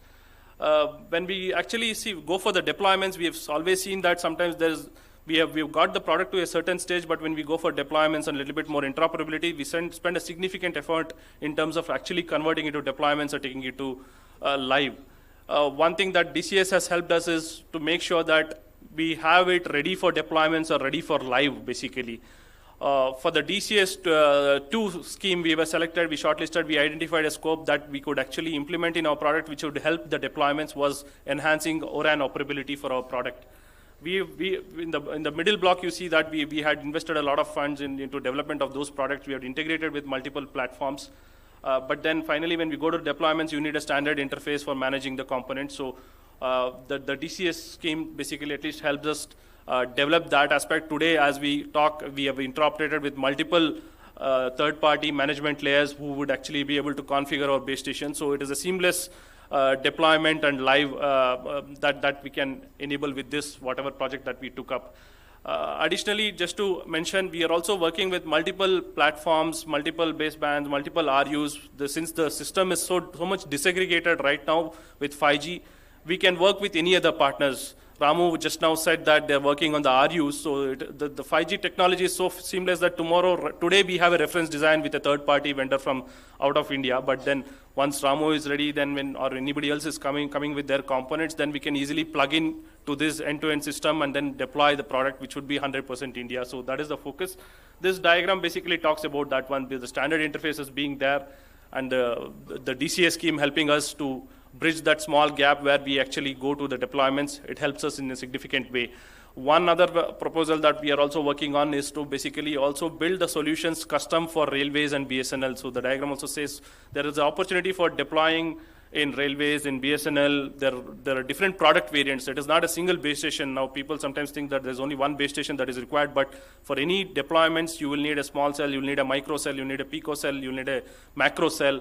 So there are different product variants, and I think one of those product variants we feel is basically at least to identify a custom platform, optimize it, make it performant, and then take it to the deployment. So we are right now targeting to do that one, take the product to one variant of the product to the railways or the BSNL. That is what we are proposing there in this diagram also. I think as the DCS, like I said, is one way, it is giving us funding and support, but also there's also building the ecosystem basically, where there are a lot of other SMEs, partners who we get to interact with, and they are also developing some components that we can leverage and use it for the deployments. That has significantly helped us in a big way, actually, if I have to say. All the companies that you are sitting, I think half of the companies we have been working, we have been interoperating with their components that is available. So that is a real achievement. The overall DCA scheme, one aspect is the funding, second aspect is building the community and the ecosystem. So I think that is a great incentive for all the companies to take up these opportunities. These are the 5 different product variants that we are working on. Like I said, we are working on the integrated cell, we are working on a disaggregated cell and the micro cell. There are different product variants, like just I mentioned. Just a quick view for you to look at it. And some, like I said, the ecosystem collaboration, we have been working with different companies. We are one of the partners with multiple companies. Basically, we are partnering with Signaltron, with Leica, with Neural, with Coral. We have been working with all the companies who are in the same space, but they're all the DCS fundees, so it is an ecosystem building environment. That is all I had. I just wanted to briefly give my presentation. I think thanks for giving us this opportunity and building this community. Thank you for being part of this collaboration. So next, as I told that I have made the presentation in such way that all are covered. So next one will be Mr. Abhijit Chaudhary, Neural Network. So he will be just taking us through core part of the network. So Mr. Neural.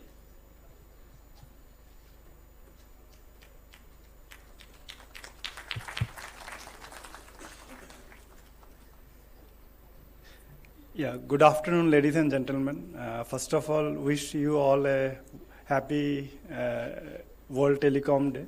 Yeah, I represent Neural Networks, and I'll probably like to share a story about our company, how we started that. Neural is one of the starters. We started our company around 3.5 years back, and that's the time when COVID started.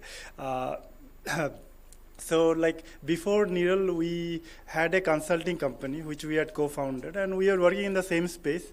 We were working with the operators, in fact, predominantly outside India, building stack for them. We were working in the IP routing stack and then the 4G code stack with the operators. But these were mainly for operators outside India. Through our consulting company. We are mainly on the software part. Then we figured out that, we are doing that. Why don't we build that product ourselves and basically build it out of India, because we have the expertise to do that now, working with them. And now some of those 4G has already been deployed in one of the countries, supporting around 2 million subscribers. So that's the time when we decided to start Neural, graduate ourselves from a consulting company to a product company in the telecom space. And we started it in 2010. 19 end almost.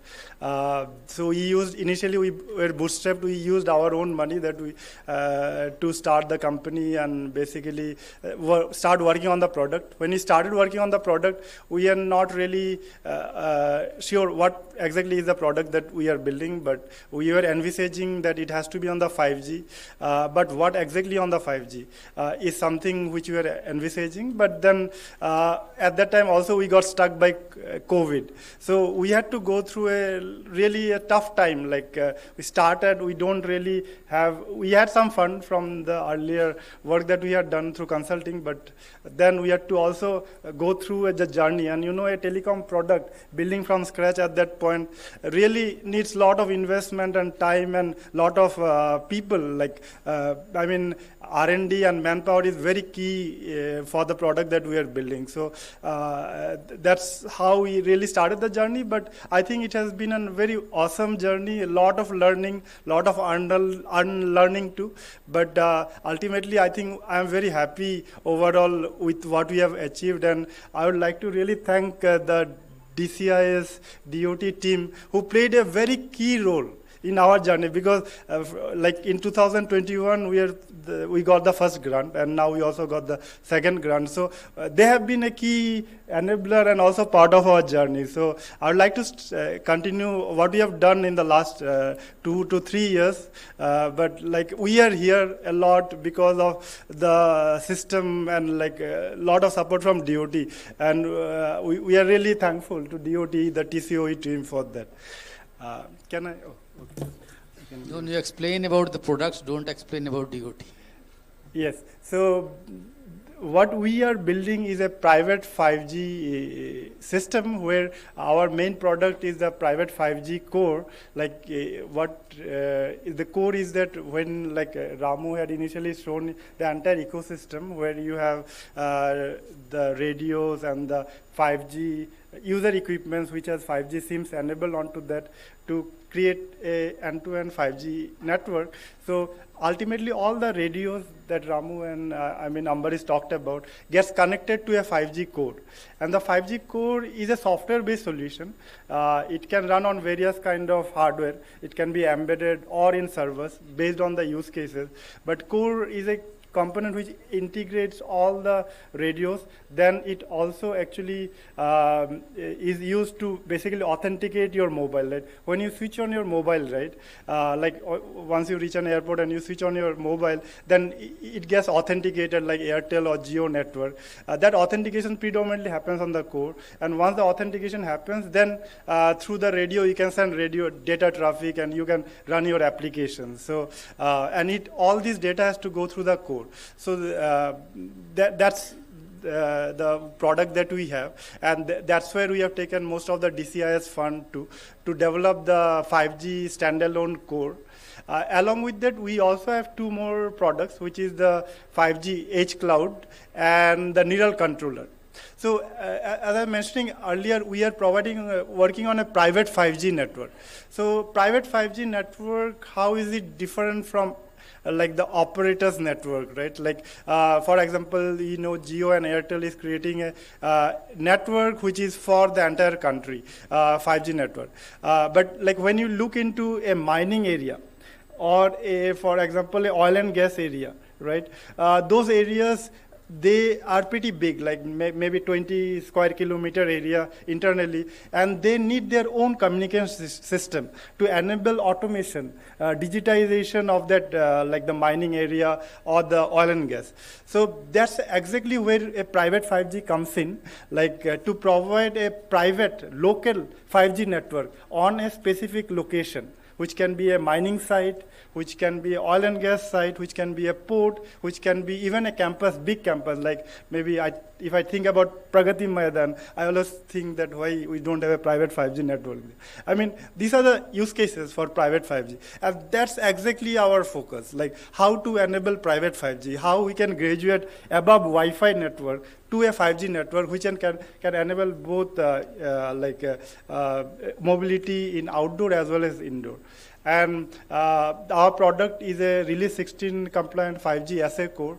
And yeah, so these 3 years, our journey has been to really productize and graduate the SA code to support features which can be used to run in an enterprise-grade 5G network. And we also have a controller, like when you have multiple sites, like let's say 5 mining sites to be managed from a single window. So we have a SDN controller, which is called Neural OS controller, through which you can manage all these sites from a single dashboard.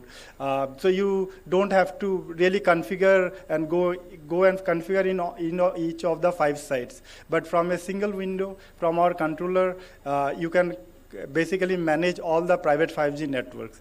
And also we provide an edge cloud platform, because whenever you deploy a 5G enterprise network, right, they also need to run the use cases, because in a mining site sometimes there is no connectivity to the internet at all. In a lot of cases it happens, or the connection is very it's not stable. So the application, like in a mining unit, fleet management application is very important to their productivity. Then calling between the miners, between the people in the mines is important. Now, if the applications are not running, but running on a cloud, sometimes if the network is not stable, you will lose the connectivity, and you will not be able to run your application. So that's where we have an edge cloud platform too, on which you can run the applications, like can be a fleet management application, can be a drone-based application, can be robotics application. So all those things can be managed through the controller from a single point of view, single controller. So that's exactly what we offer. So, and the main key verticals that we are focusing on at this point, where we see private 5G will play a dominant role, is of course the mining. Then we see oil and gas is another sector where we see. Then warehouses and manufacturing are the other sectors that we see private 5G will play a dominant role, not only in India, but also globally. So how, and what we have done over the last 3 years, and also how DCIS has been a key enabler for our journey, is that now in the last, you can say 3 years, we have actually grown from around 4 people to almost 25 people in the company, and we have also hired a lot of senior roles now. We have done quite a few paid POCs of the private 5G solution in a smaller scale, but we have done around 6 POCs. We have been doing a lot of demos and presentation, and thanks to the DCIS and DOT team who has enabled us to have a lot of connections and provide us the opportunity to demonstrate our solution. I can very much remember that one day, and this has happened multiple times, I got a call from mining sector. See, these are all kind of inbounds. Even I didn't really approach them. That Abhijit, we have got your reference, and we want to set up a private 5G lab or private 5G POC. How can we start the discussion? Then, yeah, we had, of course, we want to do that. And then I asked them, how did you get our reference, sir? So we have got, you were part of one list, and we have got it through a reference from the ministry. So I know from where it has come. So that's the kind of input which really helps. So I think that has been a key enabler. And I think one thing that Ramu and Ambarish also mentioned, the ecosystem enablement, right? You cannot do, just having a core will not make, you cannot enable a end-to-end solution. You need to have the core, the RAN, then you need to have the user equipment, the use cases like robotics, etc. So working with the other DCIS participants, it helps us to build the end-to-end solution. I think we have done quite a few integration, not only on the radio in India as well as outside India, but also have done a lot of use case integration so that we can provide an end-to-end private 5G indigenous solution. That's the idea. We are doing POCs and pilots now, but we are looking to graduate to the next level of deployment in the coming 2-3 years. 2 years, I would say. Yes, from a market perspective, what I see now, we are kind of ready. The solution, we have done quite a few POCs, but we have to go, what is the next level? So we have signed around 4 MOUs with system integrators and resellers which will take us to both the Indian market and beyond. They have a good presence in Europe and Middle East also. So these are the markets we are very keen on, especially Europe. We see that there are a lot of inbound, so we are very keen into the Europe market to take our solution. We have been also winners of couple of innovation, like Aegis Graham Bell Award for both 2022 and 2023 for 5G and telecom innovation. We have been also the winners of the TaxMe Mining Challenge. And in fact, we are working very closely with them to set up a 5G pilot, end-to-end 5G pilot for mining. We have been also mentioned internationally in quite a few places. And looking forward, if, as I was telling you, we want to graduate to the deployments in the coming 1 or 2 years, I would say. So we are looking at geography. Of course, India is our key interest and end-to-end solution out here, but we are also looking beyond in Europe and Middle East. Our key vertical focus at this point, of course, there are many parts, but key focus is on mining and campus network. We have a good amount of traction, and we want to really deploy and demonstrate that the solutions are being done from India end to end, and also take it beyond India to the world. From a technology perspective, I mean, currently we support around 10K subscribers and around 10 Gbps of throughput, but I think we have to scale it a little bit more for some of the use cases. And we also have to have some more features that we are integrating, like the N3 IWF for Wi-Fi integration. Then we are looking at LMS, which is used for basically location management, which is very key for mining, etc. Then wireless backhaul is becoming very key in a lot of the deployments, because in mining side you cannot put a fiber backhaul. You need some other backhauls. There are a lot of DCS companies who have such solutions, but we need to integrate and demonstrate that. So that is there. And lastly, also 5G NIV is one solution we are looking at. So that's what is the future for us, and we are looking ahead. And yeah, I'm sure there are a lot of fund needed to take it to the next level, but hopefully we'll be able to do with the able support of the government and also the other third parties. So thank you. So that's what I wanted to cover today. Thank you, Avijit, for sharing a story of his startup. That I think you just shared that in 19 and 20, that was the bad time. Then subsequently you rebound with the help of the government, and more important is collaboration. So I think we have about 60, and all 60 are talking to each other. That is the beauty of this collaboration, sir. So next part, I have Professor Praneeth from WTISD Network. So that is a company on the device side. So I think be very brief and talk more about the technology, not about the other aspect.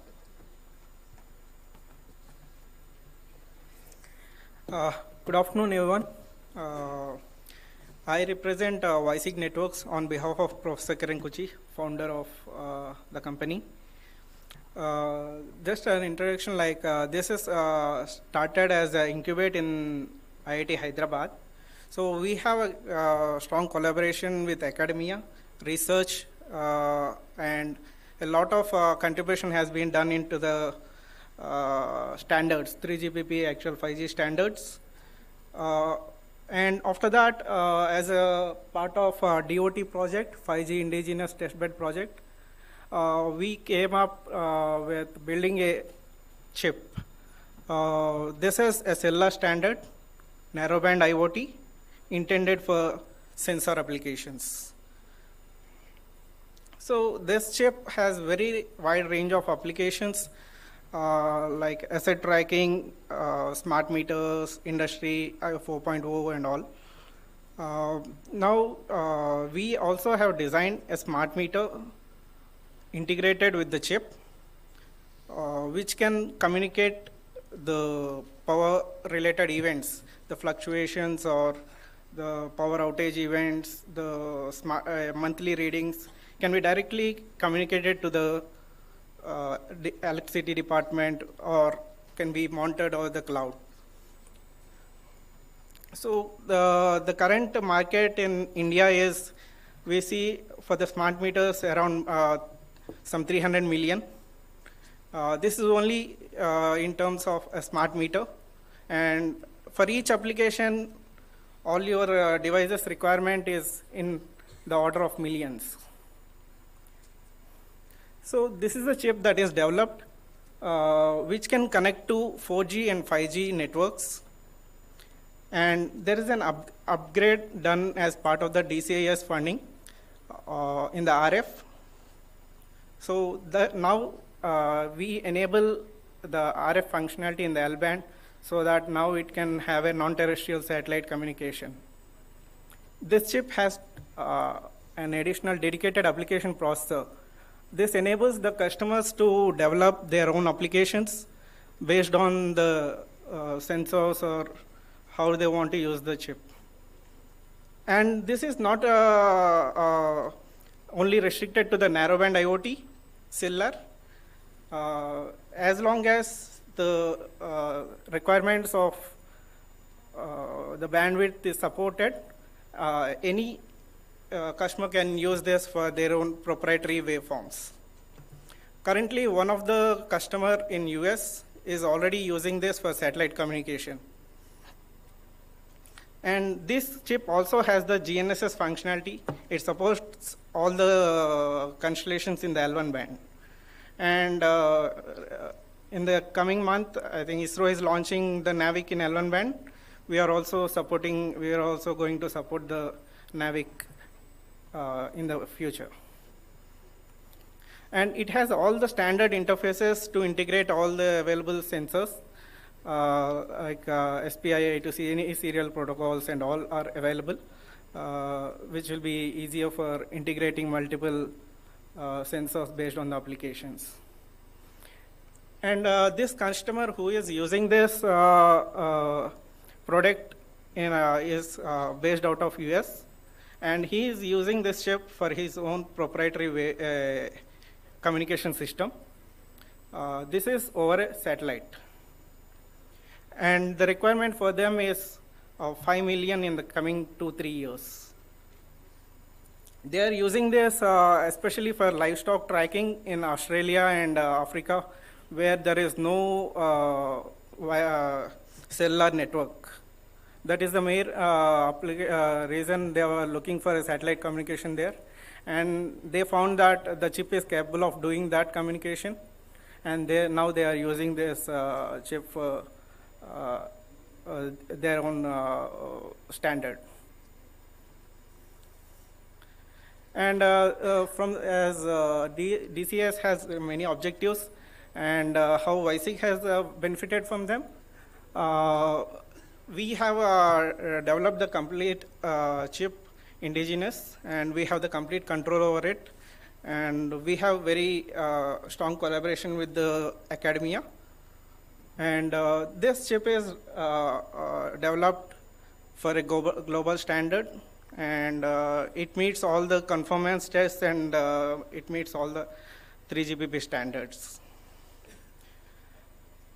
And we also have one of the smart meters that we developed is for the ITI, and we have all the collaborations with TSDSI, and we are also now going for the operator conformance tests with the actual deployments by telecom operators. I thank DCIS and Government of India, DOT, for funding this chip bring up. I thank you everyone for the continuous support that we have. Thank you. So thank you, Professor. Now I have something related to now consortium. So IMS part, I invite Mr. Rajesh Tuli, Coral Telecom. Namaskar. Thank you very much, Pathak sir, for giving me an opportunity to talk on this very important day. DCIS, I must say, has been a game changer. It's been a turning point, and I've never seen grants being given to private sector. Although I've been a member of several committees where we were giving grants, now this has actually created an ecosystem which all my friends before me have been talking, and basis Such innovations, you see results, and we have our Prime Minister, our Finance Minister, our Minister of Communication talking about 5G India stack. I must say that strength to speak about a 5G India stack comes because of innovations done by the team here. All that thanks to DCIS. Coral took upon itself to create integrated solutions, end-to-end solutions, because what the customer needs is not a SDR. The speakers before me, they talked about an SDR, then they talked about a RAN, then they talked about a core. End customer does not require each of these pieces by themselves. Oh, we also had IIT Hyderabad talk about the chips, the NB-IoT chips. The customer ultimately requires an end-to-end solution which delivers to the needs of the customer. And that is where some of the large MNC players, they've been holding fort because they would provide an end-to-end solution, they would talk to one another, and they would also create some kind of an inertia to allow domestic players to make entry in those networks. And that is where my role came in. I pitched in, and DCIS supported this particular initiative of creating a consortium-based approach. In the first DCIS scheme, we created unified communication platforms where you had voice, video, data, all that working together in a unified communication systems. So ACD applications, smart city applications. We did a lot of these deployments subsequently in metros. So we started way back 2020 when we did the first deployment in Pune Metro. It was also inaugurated by the Honorable Prime Minister. He looked upon the devices that were made in India. Subsequently, the same thing was replicated in other metros. We did Kanpur Metro, we did Agra Metro, we did a few more metros, I think Chennai and Calcutta Metro. Now, all these gave us a lot of impetus to work forward. We set up these unified communication platforms. In this particular scheme, this is DCIS 1. I'm actually still focused on the legacy wired IP network. But we created what are called dispatcher consoles. We created IP phones, video IP phones, and in this particular scheme. A total of about 40 crores of equipment was sold. What is important is not 40 crores of business coming to me. What is important is that this 40 crore was otherwise hitherto considered as a domain of the MNC players. We only had large MNC companies catering to requirements of all the metros, and all these unified communication platforms were typically held by, it is about 3,000 crore market, the unified communication market, which means the enterprise wired communication market is worth that kind. And Coral was able to get a small pie of it thanks to the support and the vision of the DoT. DCIS 2, we took it upon ourselves now to upgrade these unified communication platforms to become converged. So you had the wired network, LTE networks, and the 5G networks seamlessly talking to one another. So here the mandate given to us was to integrate the 4G and 5G networks. So we created an EPC on our IMS. The IMS already in the first scheme was 3GPP compliant. So it had the state engines, it had all the functionalities required in a 3GPP compliant IMS. Here we integrated with EPC and the radios. So today, this IMS works seamlessly with Lekha's radio, Ramu's radio, Signaltron radio, Resonus radio. We tried with Signaltron CUDU architecture.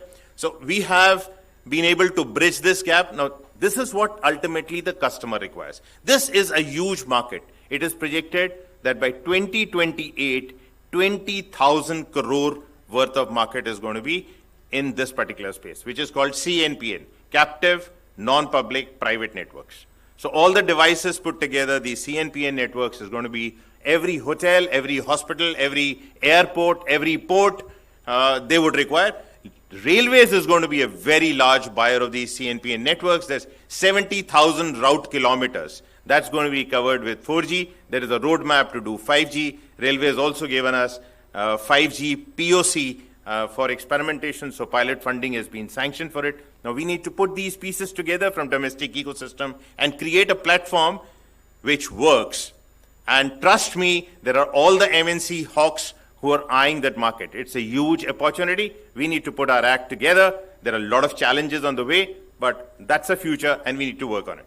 Neeral already, Abhijit talked about Industry 4.0. So 5G networks, 5G captive networks will become an integral part of the industry as it moves to 4.0, which means IoT applications, machine-to-machine communication, autonomous vehicles. In fact, we had integrated these IoT devices and autonomous vehicles.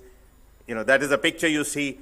Honorable Prime Minister was actually looking at it. It's right outside this hall. Go to stand number 22, and you will find, now this is not something which Coral has done. This has been done by another startup who developed it, very closely worked with us, seamlessly integrated it with our solution. So today you can see the picture from this camera on your office desk video phone.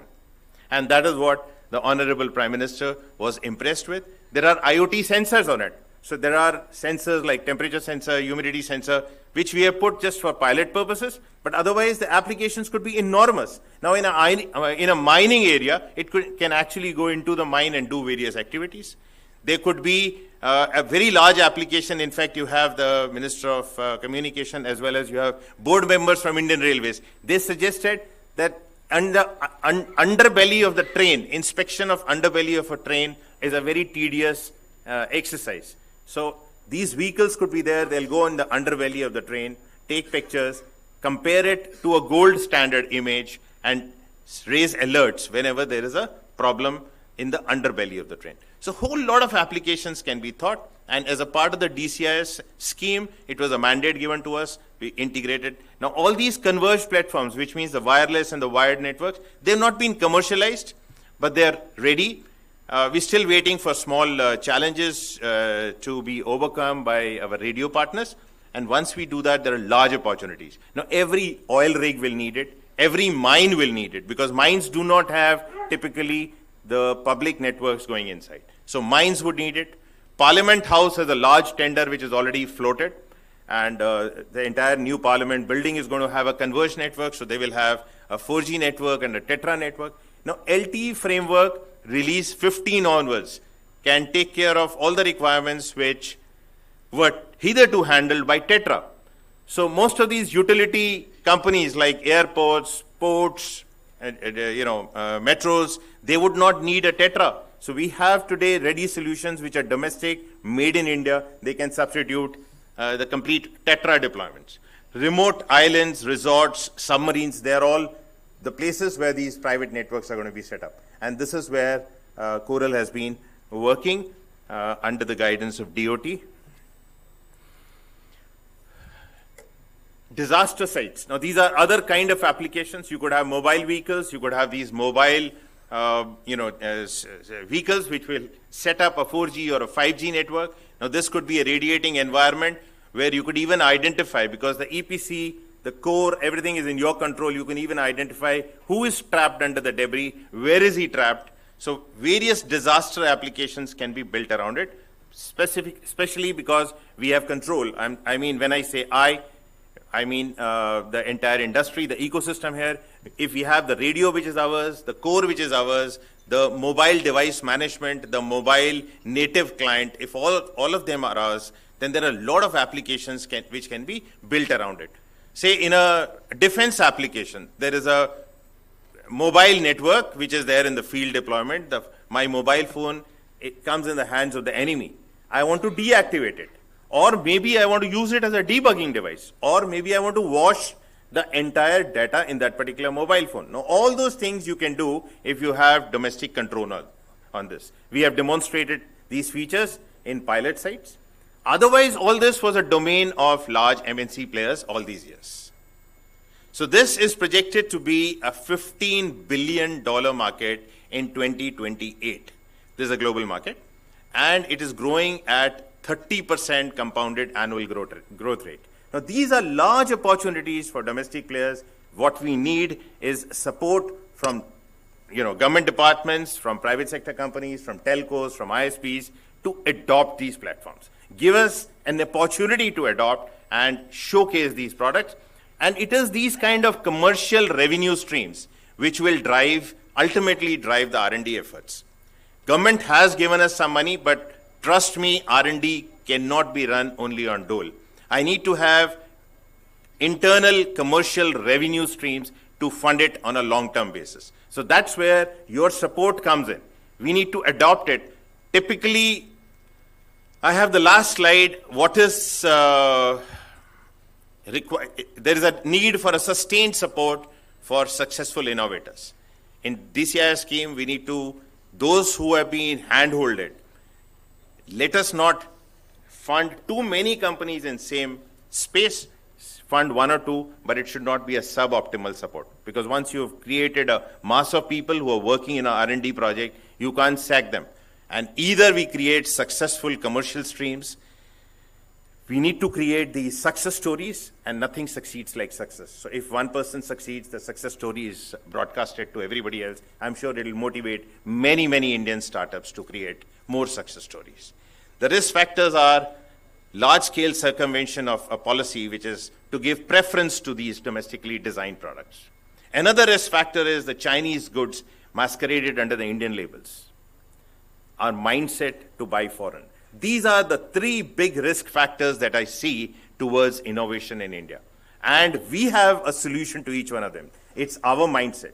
It's our determination to make sure that we adopt domestic. The specifications favor adoption of domestic products. Thank you very much. Thank you, Mr. Tuli. Now I'll be just going for the applications part, so just two more speakers. So Ms. Shobhana, I think she is the CEO and Women Power, I can say. So she'll be just sharing certain, applications which are very relevant for India. Yeah, do you know? Welcome also. Warm greeting to everyone and wishing a happy World Telecom Day. Myself, Shobhana Uday Shankar, founder of Inaugural Technologies Private Limited. Our basic is, our aim is to providing a kind of a digital ocean. So from there we started in the year of 2015, and we did a lot of research in terms of taking this product towards the market. And let's go for the slides. Okay. So even though most of the industries are bloomed with different emerging technologies, still there is industries that are unattended, and there is a lack of technology advancement as fishing industry, I would say. So here you can see, what's more precious than life itself, right? Yes. So according to International Labour Organization, fisherman life is higher risk when compared to the farmers who is working on the land. So you can imagine the fatality rate is 24,000 per year. And of course, as we are aware about the profitable fishing, yes, there is always a bycatch and overfishing happening globally. It's because there is a lack of technology advancement, which leads to $1 billion loss, especially for the fisherman. And also, it's very difficult to have a potential fishing zone for the fishermen, especially because I'm not sure whether you are aware about this, about their background. So I just want to tell you about those things. Number one is satellite is the only one which provides the potential fishing zone.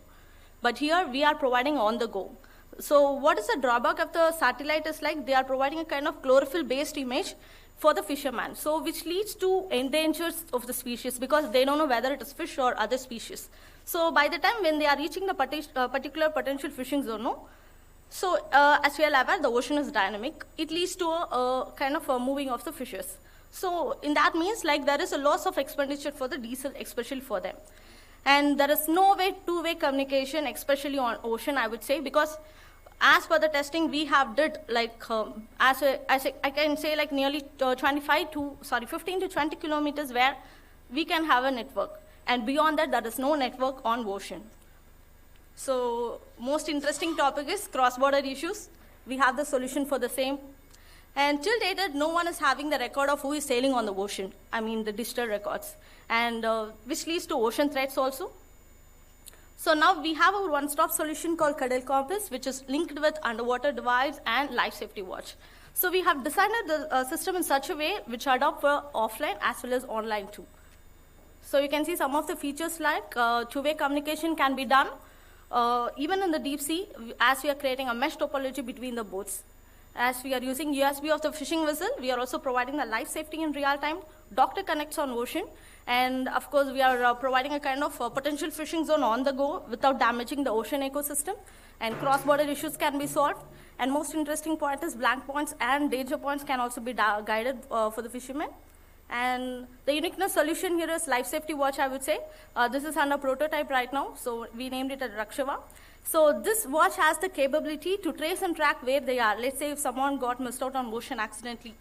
Especially, we have designed the solution for the fisherman. So in real-time scenario, this watch has to be worn by the fisherman. So let's say if someone got missed out accidentally, what will happen is this will track and trace where they are in 20 seconds. So instead of Coast Guard comes and invest a lot of money for the search and rescue, we have the simplified solution, and which is linked with Aadhaar card for the extra authentication purpose. So this is how the technology works. This technology, it's a kind of complicated structure when you're seeing in terms of technology. But at the user end, like we are providing 3 devices. One is cuddle compass device, another one is underwater device. So this work under the technology of 5G, M2M, and IoT. IoT is nothing but Internet of Underwater Things. So I'll tell you like how the structures work here. So this is what the structure, we are basically creating a kind of terrestrial communication using 4G, 5G, LoRa, and SATCOM. So as I told you, from shore towards the ocean or the sea, you can connect the maximum network of 20 kilometers. Beyond that, there is no network. So what we are doing is we are using our cuddle compass device as USB, we are creating a network. So we are also using a kind of soft switch there. So it's an intelligent soft switch where it will identify the technology or the network nearby. So based on the strength, we can connect the network here. So similarly, this device has the capability to capture the ocean sensitive data. So you can see this underwater device, that yellow color one, has to be thrown by the fisherman or they can tether within the boats. So what will happen is on the go, the fisherman can see in like what species it is. And we are also like conserving the ocean particular economic zone area because we can't show all the species to them as we are working with the AI trained model here in the underwater device. So this underwater device also has number of unique features and the sensors like humidity, temperature sensor, depth analyzer, and also it captures the underwater videos and photographs also. So this will especially useful for the ocean researchers because right now they don't have any kind of solution in terms of doing this kind of collecting the ocean granular data. So this data will be transmitted to the cuddle compass device that will be fixed on each fishing boat vessels. So what will happen is once we got connected with the internet, I'm not sure whether it is there. Okay, let me tell you. So once the internet got connected towards the shore, once the boat reaches towards the shore, then all the data will be transmitted to the clouds immediately using the 5G or 4G. And of course, in future, we are going to use the satellite-based 5G also. And yes, I'm proud to say about the Atmanirbhar product. Yes, we got inquiries from Victoria, Australia, and the famous TSP provider of Austria Enterprises. They are the famous TSP service provider in Malaysia. So we got an opportunity to do a piloting also. So now the thing is you can change the turnover here. Like people are coming from the abroad countries, they are happy to take our product. So that is most uniqueness here. And also like we got piloting opportunity and the order from the Tamil Nadu government, and Jio is one of the service provider for us.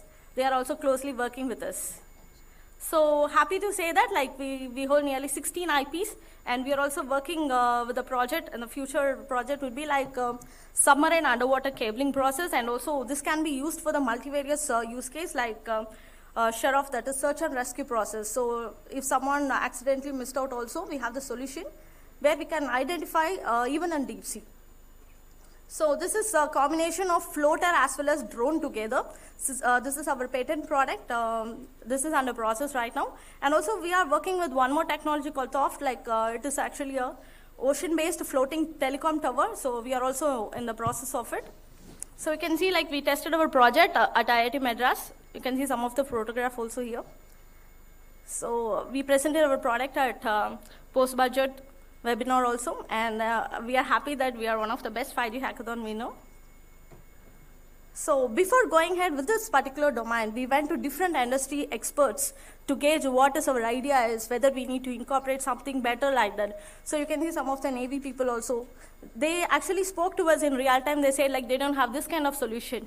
They are differently thinking with other technology, but this one is like, which is very, very simplified one, which saves a life. So some of the awards you can see, as an initial stage, like we started in the year of 2019 officially, and the first award won by, as an innovative startup of the year by ex-minister Ravi Shankar Prasad too. So this is all about Inaugural, and we are in the stand too. So we're happy for and welcome. Thank you so much. Thank you, Shobna. Sir, I would like to add one more point here. The challenge which I faced when I'm going ahead with this particular domain is like R&D as well as like talking about the funding. So this is very much important, especially for domain like us. Whenever I'm talking about this particular domain, no one aware about like what is what. They will think, but here is the platform where I got recognized, honestly talking, especially DCI scheme, like given an opportunity to explore these innovative ideas to the market. And that will be definitely benefited for the unintended industry also. Thank you. So thank you these innovators. अगला अभी जाइए मत, अभी खाना शुरू नहीं हुआ है, और अगला जो मेरा प्रेजेंटेशन है वो बहुत ही अच्छा यूज केस है. इसमें ये डॉक्टर कुमार सत्यम हैं. ये बेचारे जो है एआई कर रहे थे और ये टकरा गए हमारी डीसीआईसी स्कीम में, और अब ये कहते हैं कि पाठक साहब हमको खींच लाए हैं. तो आप अपनी बताइए एक अनुभव, और ऐसे बताइए क्योंकि यहाँ पे काफ़ी बीएसएनएल के लोग हैं और भारत उद्यमी हम लोग कुछ कहा करते हैं कि उद्यमी कुछ स्कीम होती है. आप ये बताओ प्लेन लैंग्वेज में कि आपने क्या उद्यम किया है और क्या चीज़ आप कर रहे हो. सो नाउ मिस्टर कुमार सत्यम, सीक्यू लैब्स. नमस्कार. I am Kumar Satyam, CEO CQ Labs. So we are a startup working in integrating artificial intelligence and analytics in telecommunication to make products that are capable of promoting ease of living.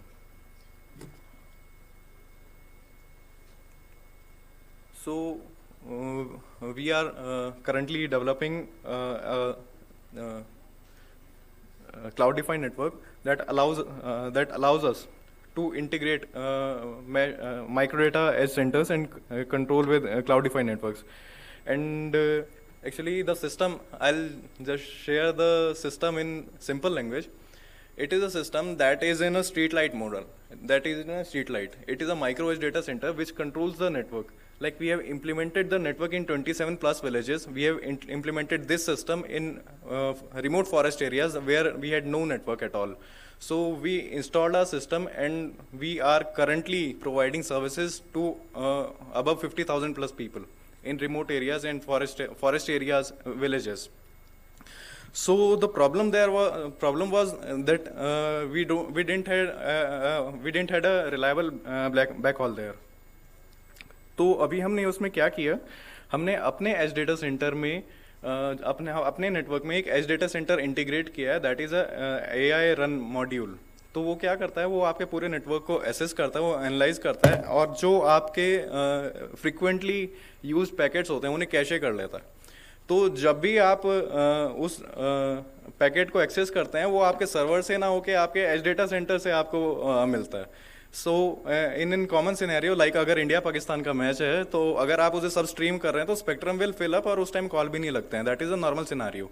पर हमारे system में हमने ये test किया, उसमें क्या था कि हमने वो जो स्ट्रीम थी वो हमने एक जगह डाउनलोड किया, एक जगह स्ट्रीम हुआ और नेक्स्ट हमने उसे अपने लोकल एरिया में ब्रॉडकास्ट किया.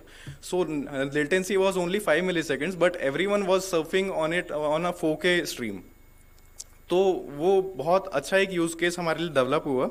तो उसी के लिए हम जब AI को टेलीकॉम में इंटीग्रेट कर रहे हैं तो हमने उसमें सर्वेलेंस भी इंटीग्रेट किया है. तो AI सर्वेलेंस बेसिकली क्या है कि हम AI को ट्रू कॉलर मॉडल पर लेकर जा रहे हैं, फेशियल रिकॉग्निशन को. तो हम जो भी हमारे कैमरे के सामने जाता है तो उसका हम प्राइवेसी लॉज के उससे हम फोटो तो सेव नहीं कर सकते हैं, लेकिन we can save their embeddings, we can save their face structure so that we can recognise them. Like अगर मेरे घर पर कोई आया तो मुझे पता होना चाहिए मेरे घर पर पहले भी कोई आया. तो हम ये सारी चीज़ें AI में इंटीग्रेट कर रहे हैं. तो DCI स्कीम में actually my grandfather used to say Lanka में वही आग लगाएगा जिसकी पूंछ में आग होगी. तो हम काम कर ही रहे थे, लेकिन पाठक सर ने हमें बहुत प्रमोट किया. एक्चुअली सर ही हमें लेकर आए टेलीकॉम में, क्योंकि हम पहले कंप्यूटर विजन और सर्वेलेंस में काम करते हैं, हम स्मार्ट सिटीज़ के लिए भी काम करते हैं. तो सर हमें टेलीकॉम में लेकर आए और बहुत अच्छा एक प्लेटफॉर्म प्रोवाइड किया कि हम कुछ ऐसा इम्पैक्ट क्रिएट कर पाएँ कि हम लास्ट माइल तक पहुंच पाएँ. अभी इसी के लिए हमने गांव के लिए बेसिकली क्या है, गांव में सबसे बड़ी प्रॉब्लम थी, गांव में कोई कमर्शियल बेसिकली TSPs और ISPs बहुत ज़्यादा इंटरेस्टेड नहीं थे, क्योंकि वहाँ पर पेइंग कस्टमर बहुत कम थे. तो हमने वहाँ के लिए एक सिस्टम बनाया दैट इज़ कॉल्ड VICCC, और ये system global investor summit Lucknow में लॉन्च हुआ था।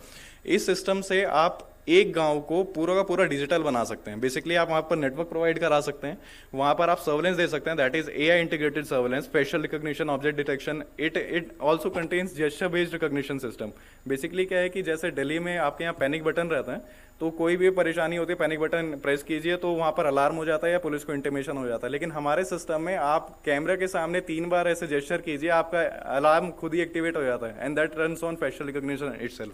तो जो परेशान कर रहा है, परेशान हो रहा है, दोनों का रिकॉर्ड पुलिस के पास होता है पहले से ही। तो the next is e-health। We have integrated e-संजीवनी, that is govern by CDEC।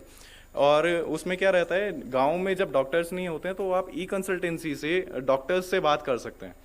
तो गांव वाले अपने फ़ोन से ही पूरा वो सिस्टम रन कर सकते हैं। Next is e-governance. हमने ई-गवर्नेंस के under 192 services by Uttar Pradesh government हमने गांव के लोगों को दी है। They can apply for birth certificate, death certificate, every programme that is being run by government, वो वहाँ पर उसे एक्सेस करते हैं। इन ई-एजुकेशन हमने क्या किया है, हमने जो मोस्ट जैसे फ्रिक्वेंट डेटा था, जो हमारा मोस्ट लेक्चर थे, जो यूज लेक्चर थे, हमने वो अपने एज डेटा सेंटर पर डाले।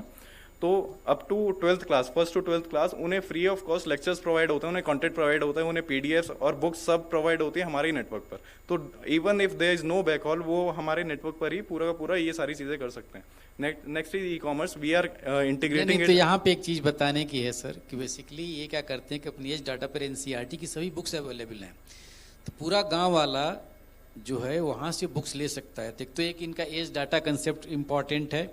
दूसरा, इन्होंने सोलर कर रखा है, जितनी स्ट्रीट लाइट्स हैं उसी में सब में एज दे रखा है। तो इन्होंने काफ़ी चीज़ों बंडल कर रखा है। और इवन ये लोग क्या कर रहे हैं कि जो मेरे इसमें से बताया नहीं बताया सत्यम, कि इन्होंने लोकल एडवर्टीजमेंट भी कर रखा है, because he is using AI और मेस से कनेक्टेड हैं ही। तो ये हुआ कि एक शॉप कीपर के पास कुछ है तो इनको एडवर्टीजमेंट भी देता है। तो ये कहते हैं कि जी हम आप गांव वाले से पैसे नहीं लेंगे। तो मालूम हुआ कि मैं एक विलेजर हूँ, मैं पैसे नहीं दे रहा हूँ, जो दुकानदार है वो इनको उससे ये एडवर्टीजमेंट से पैसा जनरेट करते हैं। तो ये एक रेवेन्यू मॉडल है, वो भी आप बताओ, क्योंकि हम आप टेक्नोलॉजी से आगे हम लोग इस पर आप में थोड़ा यूज केस पे आए हुए हैं और यहाँ पे काफ़ी हम लोग इसको, ये एक चैलेंजिंग एरिया है। तो आप अपनी समस्या भी बताना, पहले बताना क्या क्या चीज़ आप डाले हुए उसमें। ठीक है। तो बेसिकली अभी जो हमने इसके यूज़ केसेस बनाए हैं, अभी जो हमारे पास गांव थे वो बहुत ही बैकवर्ड थे। मणिपुर, मिजोरम और लद्दाख रीजन के कुछ गांव थे जो they were not paying customers as well. तो वहाँ पर क्या था कि हम अगर उनसे पैसे नहीं ले सकते हैं तो we can take money from someone who has the money, basically advertisers, है ना।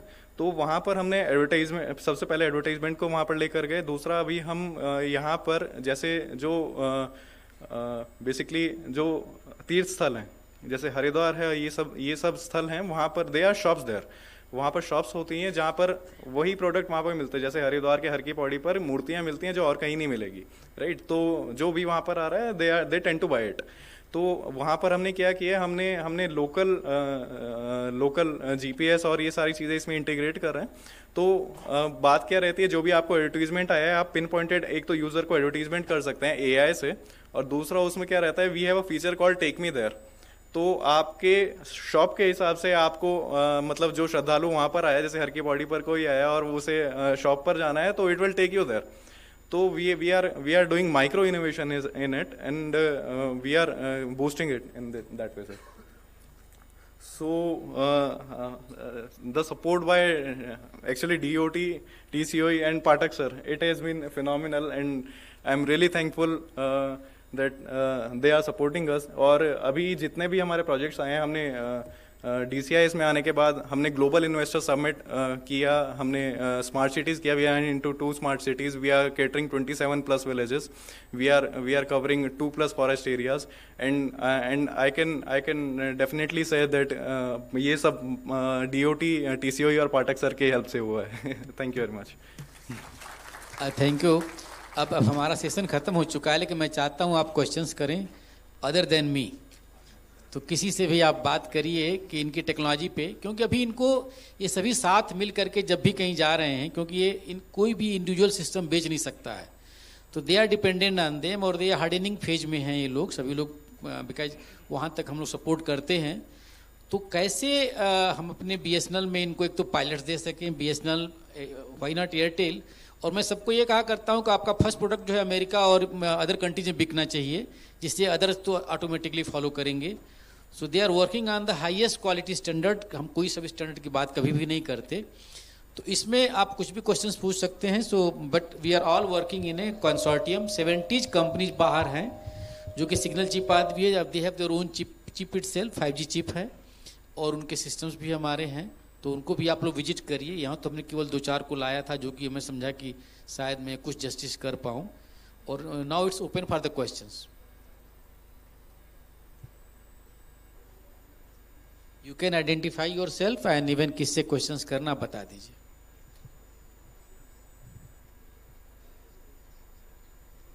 कोई नहीं है, लग रहा सबको भूख लगी है।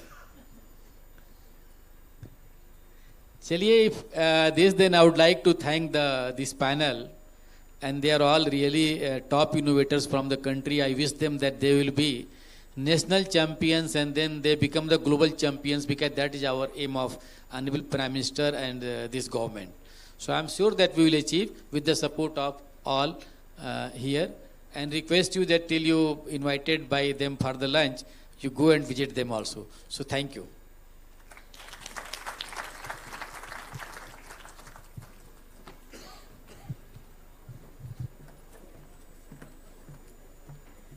Thank you so much. That was indeed a very insightful presentation. Can we have a huge round of applause for all the panelists we have here? Thank you so much for sharing industry insights with us. Well, now I request our moderator, Shri R.K. Pathak ji, to kindly felicitate our speakers with the newly launched stamp, postage stamp, which was just being launched. To start with, Mr. Ramu T.S. तालियां बजा दें थोड़ा सा। Mister Ambarish A, mister Abhijit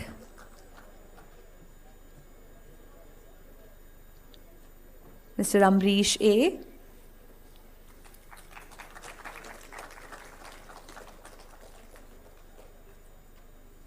mister Abhijit Chaudhary.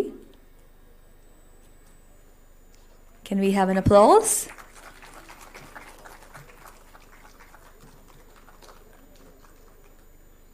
Professor Praneeth,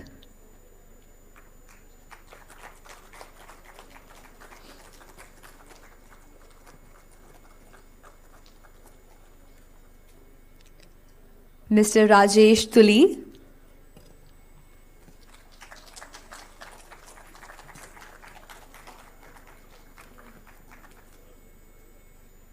Ms. Shobana Uthya Shankar,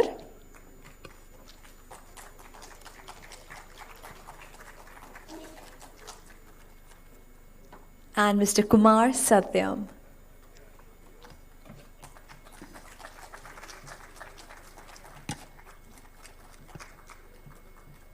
I would also request Ms. Shobana Uthya Shankar to kindly felicitate our moderator for the session. Let us have a huge round of applause. Well, ladies and gentlemen, this was about innovations by industry, presentations by innovators to stakeholders. And thank you so much, all the panelists, all the speakers, requesting you all to kindly step forward for a group picture.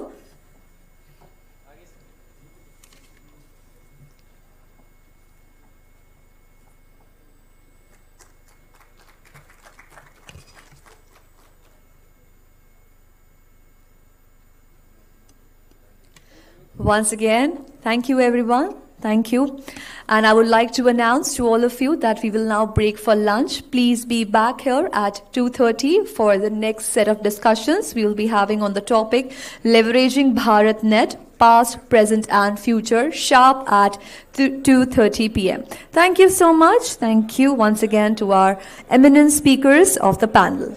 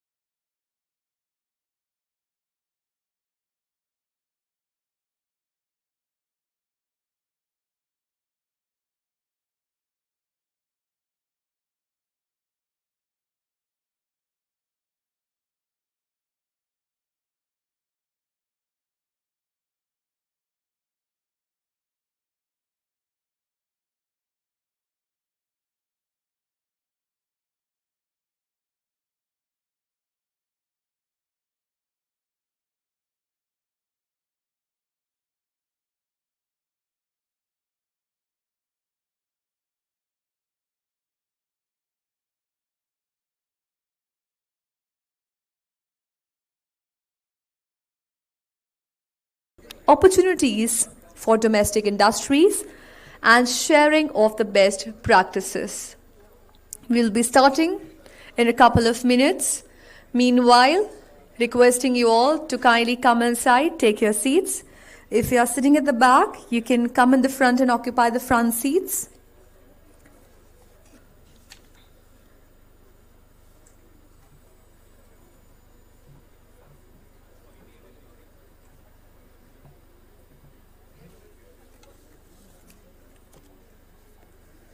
Once again, I would like to announce people who are sitting at the back, it would be great if you can occupy the front seats. We'll be having the session on leveraging BharatNet, past, present, and future.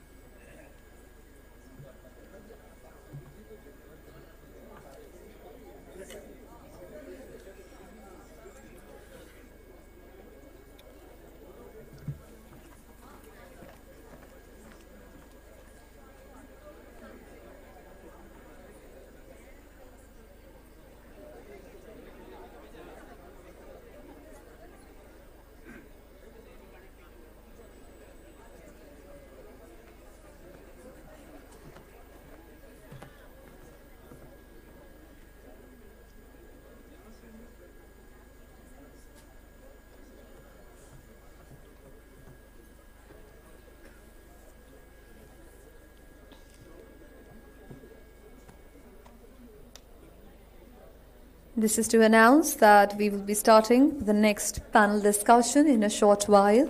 Meanwhile, you are all requested to kindly take your seats.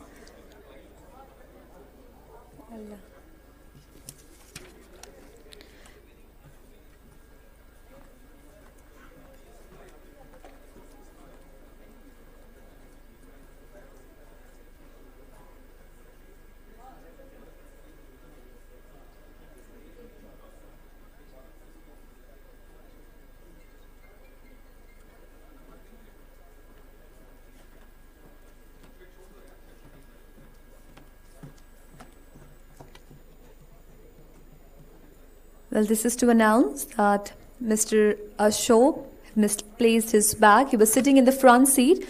If by mistake you exchanged your bag with Mr. Ashok, you can kindly check. The bag have documents on the name of APLSA or Mr. Ashok Kumar.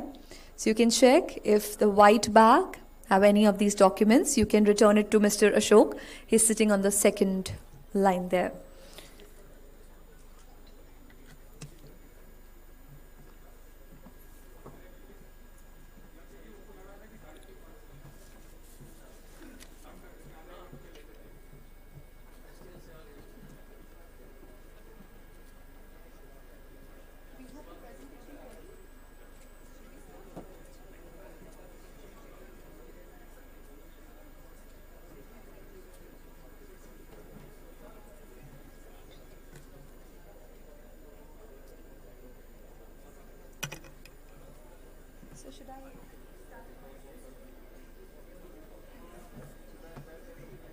Well, ladies and gentlemen, we will be starting now with the next round of panel discussions.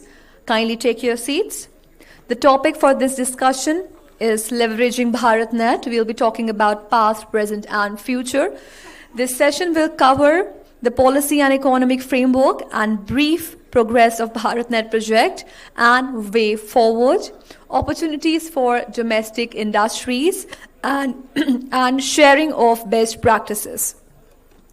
In the panel, we have our moderator for this session, Mr. VP Singh. He's the Director, Operations, BBNL. Let us welcome sir with a huge round of applause, ladies and gentlemen.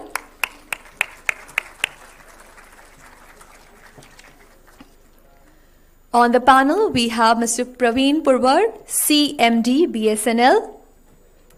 Please welcome sir with a huge round of applause.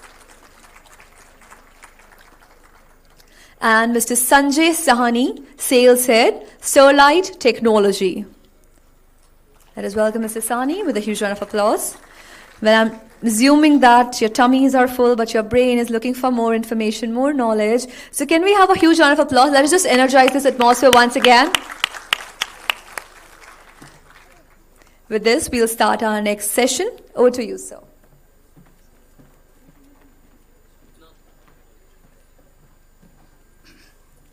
Very good evening to all of you.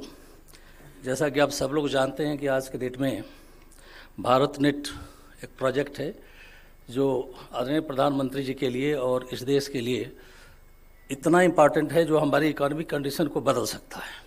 इसके लिए BSNL को आज के date में asset manager बनाया गया है और आपको जानकर खुशी होगी कि 2.5 लाख गाँव में आज के डेट में हम लोग 1,92,000 ग्राम पंचायतों में पहुंच चुके हैं। और अच्छी बात यह है कि तकरीबन जब से बीएसएनएल एसेट मैनेजर बना है और हम लोगों ने भारत नेट उद्यमी स्कीम शुरू की है, तब से 2,000 घरों में रोज कनेक्शन लग रहे हैं। और आज के डेट में हम लोग 5,26,000 कनेक्शन दे चुके हैं और टोटल टेराबाइट तकरीबन 60,000 टेराबाइट का मंथली डेटा फ्लो है। एवरेज डेटा यूजेज 160 जीबीपीएस है पर कस्टमर। ये शो करता है कि डिमांड डेटा की बहुत है, हमें रिलायबल सर्विस देने की ज़रूरत है। आज हम लोगों ने इस पैनल डिस्कशन में डिसाइड किया है कि एसेट मैनेजर के तौर पर सीएमडी बीएसएनएल साहब पास्ट, प्रेजेंट और फ्यूचर के बारे में बताएंगे कि हमारे प्लान्स क्या थे, क्या कमी थी, कैसे हमने इम्प्रूव किया और आज के डेट में हम करने क्या जा रहे हैं। साथ में हमारे इंडस्ट्री से फ्रेंड है मिस्टर संजय एसटीएल से।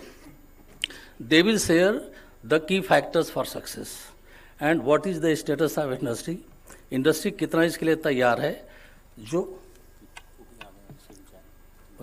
मैं अनुरोध करूंगा अभिषेक जैन साहब शायद ज्वाइन कर चुके हैं sir, please come on rise.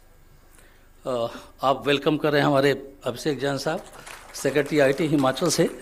हमने इनको इसलिए इनवाइट किया है कि फील्ड की सबसे टफेस्ट टेरेन में ये सेक्रेटरी आईटी हैं, तो इनसे भी मैं रिक्वेस्ट करूंगा अपने अनुभव को शेयर करने के लिए। सो विद दिस मैं इनवाइट करना चाहूँगा पहले CMD BSNL साहब को कि यहाँ आएँ, पास्ट प्रेजेंट फ्यूचर के बारे में काइंडली सबको जानकारी दें। Thank you sir.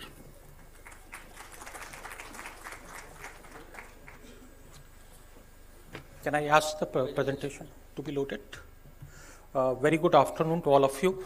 I think after the lunch, keeping the attention is by itself a challenge, and that too with the BharatNet. दोस्तों, भारतनेट का प्रोजेक्ट देश के लिए बहुत इम्पोर्टेंट है। उसका कारण यह है कि अगर देश को प्रगति करना है तो गांव में जब तक दूरसंचार की क्रांति नहीं पहुंचेगी तब तक देश का समग्र विकास करना मुश्किल है। इसी थॉट को रखते हुए सरकार ने नोफन के नाम से, नेशनल ऑप्टिकल फाइबर नेटवर्क के नाम से इस प्रोजेक्ट को शुरू किया था। Next slide please.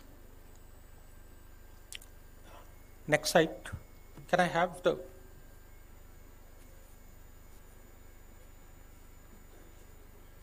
Can you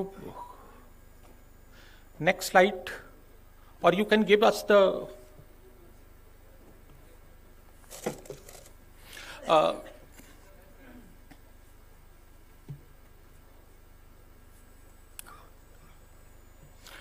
तो अगर हम देखें तो भारतनेट का एक ब्रॉडर ऑब्जेक्टिव था, वो सबसे इंपॉर्टेंट पार्ट था उसमें कि स्केलेबल इंफ्रास्ट्रक्चर होना चाहिए, नॉन डिस्क्रिमिनेटरी एक्सेस होना चाहिए और रूरल मासेस को ये अफोर्डेबल बेसिस पे अवेलेबल होना चाहिए।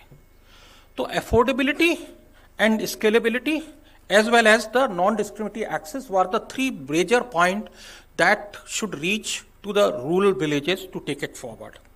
उसमें गवर्नमेंट ने जो मिशन रखा इसका, उसमें क्लियरली ये था कि ये 2.5 लाख पंचायतों तक पहुंचे और 50 Mbps की कनेक्टिविटी ब्रॉडबैंड की सारी ग्राम पंचायत तक पहुंच सके, और ये मिशन रख के हम लोगों ने काम शुरू किया। सबसे पहले भारतनेट फेज 1 आया, जो कि अक्टूबर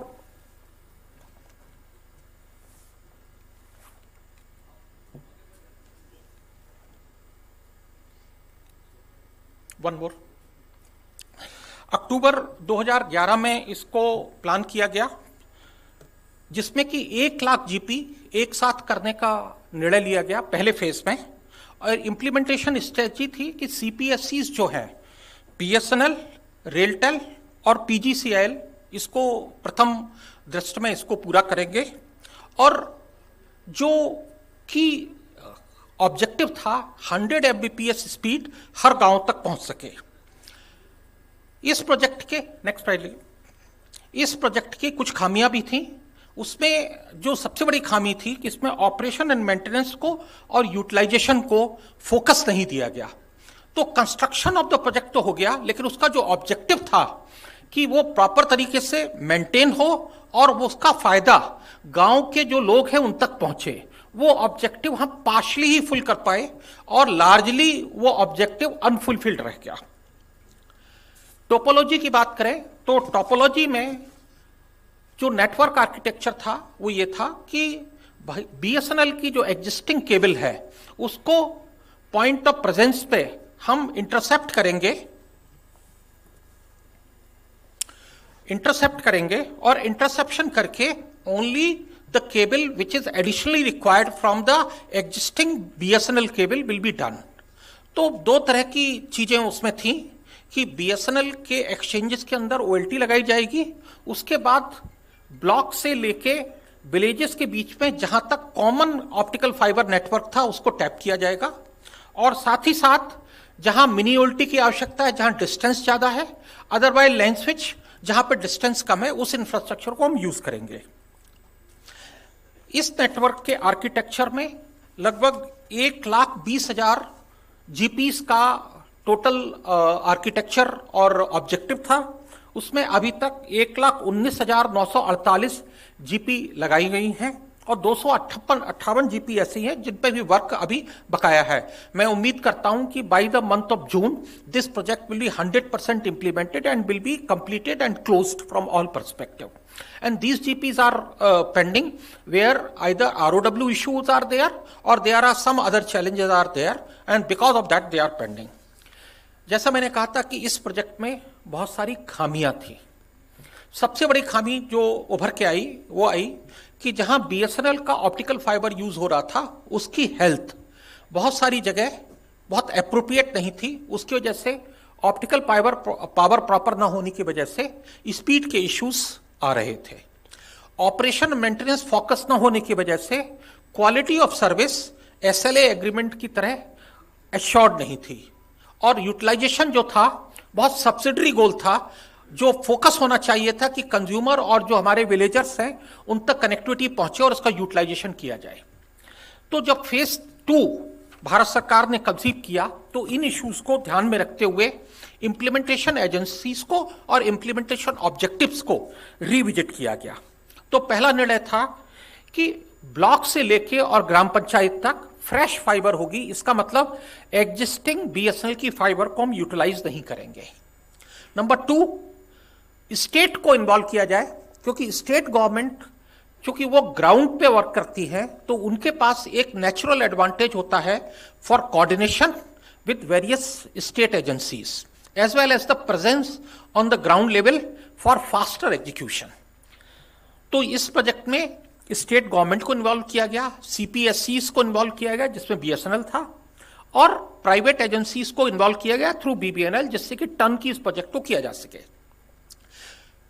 ये केवल कंस्ट्रक्शन प्रोजेक्ट नहीं था, इसमें ऑपरेशन और मेंटेनेंस को इन्वॉल्व किया गया कि न केवल आप कंस्ट्रक्ट करेंगे बल्कि 3 से 5 साल तक आप इस जो आपने कंस्ट्रक्ट किया है इसको आप मेंटेन भी करेंगे। So focus was also not only for lighting the GPs but also maintaining the infrastructure. और जो सेकंड एस्पेक्ट था कि हर जीपी पे कम से कम एक एफटीटीएच कनेक्शन लगाया जाए जिससे उसकी यूटिलाइजेशन को इंश्योर किया जाए। फेज 1 में जो स्पीड की एक्सपेक्टेशन थी वो 100 Mbps पर जीपी थी। जैसे जैसे फाइबर लोगों के घरों तक पहुंचा, इंटरनेट की जरूरतें दिनों दिन बढ़ती गई। तो 100 Mbps was considered to be a lesser bandwidth availability at the GP level. So the objective of the network was minimum 1 Gbps connectivity in all the villages, all the GPs which are going to be connected. State के साथ एक MOU sign किया गया जिसमें कि 65,000 GPs जो थी वो स्टेट द्वारा एग्जीक्यूट होनी थी, 24,000 GP BSNL के द्वारा एग्जीक्यूट होनी थी, और प्राइवेट एजेंसीज को इन्वॉल्व किया गया जो कि 7,382 GPs को ले जा रहे थे। नेक्स्ट, जैसा मैंने कहा था आर्किटेक्चर की, तो आर्किटेक्चर में जो एक फंडामेंटल चेंज आया वो ये आया कि पहले जो एग्जिस्टिंग बीएसएनएल फाइबर को जो हम पॉइंट ऑफ प्रेजेंस तक यूज कर रहे थे उसकी बजाय फ्रेश फाइबर को ओएलटी से कनेक्ट किया गया, जिससे कि availability as well as the quality of the internet can be assured to the villagers. Next please. अगर हम इंप्लीमेंटेशन स्टेटस पे आए तो टोटल 1 लाख जीपीस इस स्कीम भारत नेट 2 के अंदर आनी थी, जिसमें कि 72,000 जीपीस ऑलरेडी इंस्टॉल हो चुकी हैं, 29,000 जीपी अंडर इंप्लीमेंटेशन है। Within a period of 6 months this project is also likely to be completed. So that overall 2,25,000 GPs across the country is the plan both in Bharat net and Bharat net 1 and Bharat net 2। Next, the implementation of BharatNet and BharatNet 2 was one of the part of the, please, can you was one of the part of this aspect, but when the goals of NDCP was reviewed कि national digital communication policy में इन चीजों को लाया गया, ठीक है, जब लाया गया तो गोल हमें क्लियरली, ऑब्जेक्टिव्स हमें जो अब थे वो एनडीसीपी ने हमारे लिए ले डाउन कर दिए। तो पहला था कि रोबस्ट डिजिटल कम्युनिकेशन इंफ्रास्ट्रक्चर हमें क्रिएट करना है, उसके बाद इंडिया के लिए नेक्स्ट जनरेशन टेक्नोलॉजीज को लाना है, और सिक्योर करना है कि जो हमारी सर्विसेज हैं वो सिक्योर रहें और देश की सॉवरेंटी और सेफ्टी है वो इंश्योर की जाए। हम सबको पता है कि जब डिजिटल कनेक्टिविटी बढ़ती है तो 10% increase in broadband penetration lead to 1% increase in the GDP growth. तो देश को अगर हमें सुदृढ़ करना है और इकोनॉमी को प्रोपल करना है तो broadband connectivity to the household and the villages is one of the very important objective of the country. उसके लिए भारत नेट फेज 3 का थॉट प्रोसेस लाया गया और उसके लिए गोल्स जो थे वो एनडीसीपी ने हमारे लिए ऑलरेडी कर दिए। जहां हम बात कर रहे थे 100 Mbps connectivity at the level of GP, now every household in the rural area has to be provided 50 Mbps connectivity. That was the goal number 1. Goal number 2 was that each GP must have 1 Gbps connectivity and it should be upgradable to 10 Gbps by a time period was defined 2022, which is still to be completed. उसके अलावा जो institutions थे, चाहे वो government institution हो, educational institutions हो, उनमें 50 Mbps के बजाय मिनिमम 100 Mbps की स्पीड पहुंचे। तो जहां हम 100 Mbps की बात कर रहे थे जीपी के लेवल पे, अब इंस्टीट्यूशंस पे आ गया। So the connectivity requirement has been increase tremendously. Next please. To achieve these goals a very, I will say, concentrated effort has been made in last 6 months. That infrastructure which has been created in BharatNet phase 1 and phase 2 to be utilized. So the benefits of the infrastructure should reach to the people. जो gaps आ रहे थे उस भारतनेट के infrastructure को, जैसे मैंने कहा कि सबसे बड़ी जो प्रॉब्लम थी वो ऑपरेशन एंड मेंटेनेंस की थी, और दूसरा जो था वो अफोर्डेबिलिटी की थी कि रूरल एरिया में चूंकि इकोनॉमिक प्रॉस्पेरिटी शायद उतनी नहीं है जितनी कि अर्बन इंडिया में होती है because of the purchasing power issues. So there was a scheme was created in the name of BharatNet Udyami in which the government of India started giving a support at the ground level so that the cost of entry for the consumer should be made nil. So BSNL along with the DOT and USF has conceived a scheme of BharatNet Udyami. There was not a single paisa payment has to be done by the villager when he is taking the connectivity. So that FTTH connectivity cost as an entry barrier has been completely removed. So that has really propelled the demand. We have taken certain blocks, 4 blocks we have taken in north, south, east and west of the country and taken as a target the minimum 5% household to be connected. We are very happy to say nearly 7 to 10% household on those blocks has already been connected.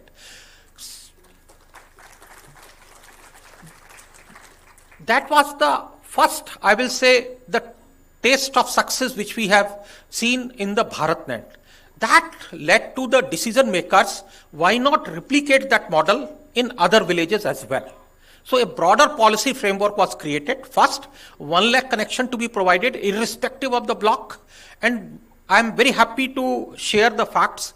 The target was 6 months. We are able to complete less than 3 months. And thereafter, it was further increased the scope from 1 lakh to 5 lakh. We have under BharatNet Udyami already provided more than 3 lakh connections. It is not important that 3 lakh households are connected. The important is the utilization. We are finding average user is almost 180 GB per month is the utilization from these rural FTTH connection. This gives us very clear 2 objectives. Number 1, there is no lack of demand or the opportunity of utilization of FTTH by the villagers. So the thought process of decision makers should be very clear. There is a demand and there is a utilization model is available. Only thing we have to provide affordable connectivity and consistent speed to our villagers with a robust O&M network. This is the kind of a message which we got from the people. People are extremely happy and various success story has come in that aspect. So both BharatNet Udyami has been a turning point for us. Next. The scheme becomes successful because there is a private entrepreneurship, and the infrastructure has been leveraged from the Government of India and the PSU. So the partnership model, a cooperation between the public and private, has really led to the success. It is based upon the very clear model that initial investment of infrastructure will be created by the public money, and the enterprisingness of the BharatNet Udyami will be utilized to connect the houses, acquisition of customer, as well as customer service, so that the lethargic approach certain times in the public sector of not responding to customer needs can be taken care of. A revenue model was created in which 50% revenue is being created for the infrastructure and 50% for connecting the last customer on this matter. So the initial investment was coming infrastructure by the public money, and the infrastructure in the investment in the last mile was coming from the BharatNet Udyami. This scheme has been very, very successful, and very clearly what we find that this is the model which have to go forward in future. Next. What the BSNL is doing, and BSNL is providing customer provisioning, customer billing, IT tools for customer handling services, internet bandwidth at the level of block or the GP, OTT content wherever it is required by the customer, mobile apps for BNUs to provide the customer services, and centralized NMS so that the quality of service can be monitored from a central point. BNUs was playing a very, very important role. They were installing the mini OLTs. They were laying the last mile infrastructure in terms of optical fiber. Customer acquisition and marketing was done from their side, and all the fault management was done from them. So what we say clearly, the back-end operation and infrastructure was the public initiative, and private initiative were coming in terms of customer service as well as the last mile investment. Next. Now all the projects which the Government of India is thinking, that the villagers should have the similar kind of facility which are available in the urban geographies. For that, the BharatNet saturation project has been conceived of, which is considered to be a BharatNet phase 3 as well. Next. Intent is all 6.4 lakh villages should have a fiber connectivity. Operation and maintenance should be the part of the overall design of the project. Instead of 3 years project of O&M, it should be 10 years. So long-term vision and long-term engagement of all the entities should be there for 10 years to maintain it. So the construction practices and the O&M practices should be bundled as a single package.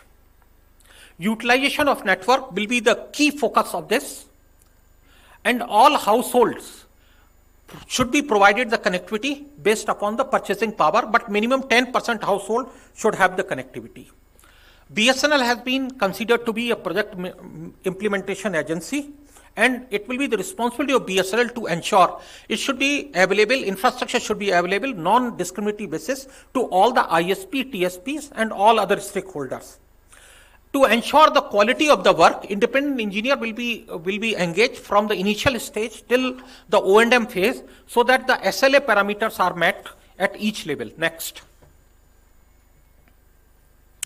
ILL will be provided at the block level. The infrastructure which has been created on linear basis on GPON technology, it will be upgraded in terms of IP MPLS on a ring architecture. And last mile will be BharatNet Udyami, so that the benefit of the public and private partnership can be created. Next. The model will be implemented in two manners. Number one, it will be a PC contract in which the private entities will come, and BSNL will be the central monitor as well as the implementation agency. And secondly, there will be state-led models as well, in which the 8 states are proposed that they should take forward the BharatNet 3 in their respective states. Next. Next. So the bidding process will be on a cost discovery principle. FDI will be allowed in the project. 10 years will be the O&M period. And instead of a linear structure, it will be IP MPLS ring architecture.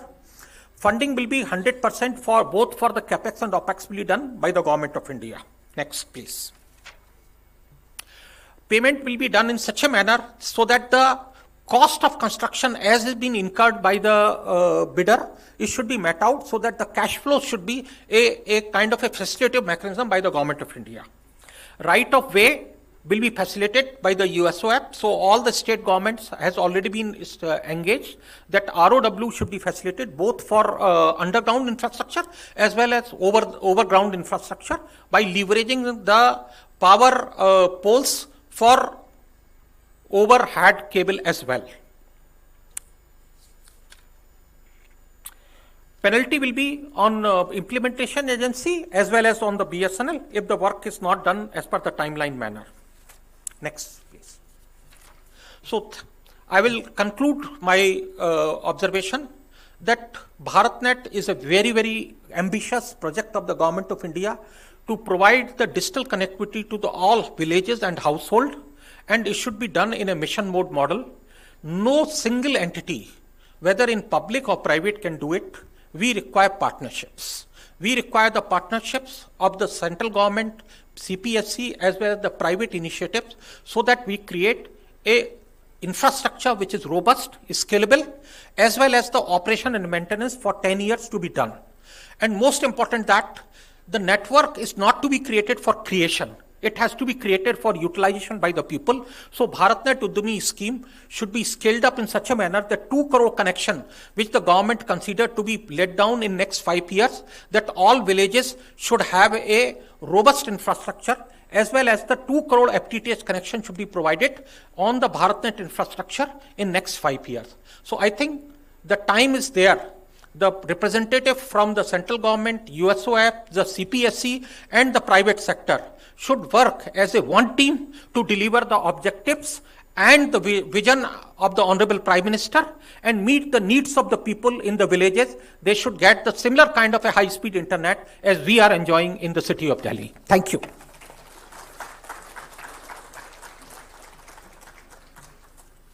Thank you CMD साहब. मैं industry से श्री संजय जी आए हुए हैं यहाँ पे, जो आपसे शेयर करेंगे कि जो भी इन लोगों ने इस प्रोजेक्ट को इम्प्लीमेंट किया है भारतनेट में, इनकी क्या की लर्निंग रही हैं, how to make it successful, क्या की फैक्टर्स हैं जो कि हमारी इंडस्ट्री को ड्राइव करेंगे, हमारी इकॉनमी को ड्राइव करेंगे, और आत्मनिर्भर भारत इसके पीछे मेन थीम होगा. तो मैं अब संजय जी से इन्वाइट करूँगा कि कृपया मंच में आएँ. और अरुण, आप प्लीज स्लाइड्स वहीं से प्ले करिए. STL, welcome.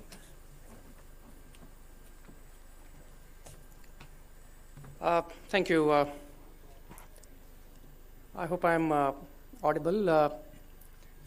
My name is Sanjay Sahni, and I work as a sales head for Sterlite Technologies. And it's been a great pleasure to be here on this forum, along with the CMD BSNL and the IT Secretary, sir. Now, I understand that all of you had good lunch, and therefore, as CMD sir said, that keeping you awake is going to be my first key objective, and I hope to do a good job there. Now, before I start, can I get the, can I change the slides myself? I get very nervous when somebody else is changing slides for me.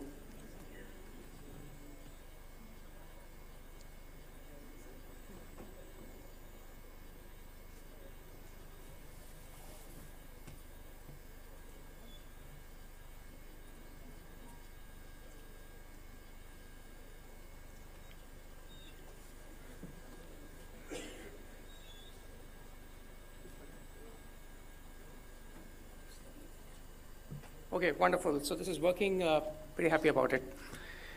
Okay, so before I start, I just thought that I'll lay the context. The BharatNet project, the prestigious BharatNet project is, I would say, world's largest rural broadband project initiated by Government of India, and the vision of the Honorable Prime Minister Shri Narendra Modi.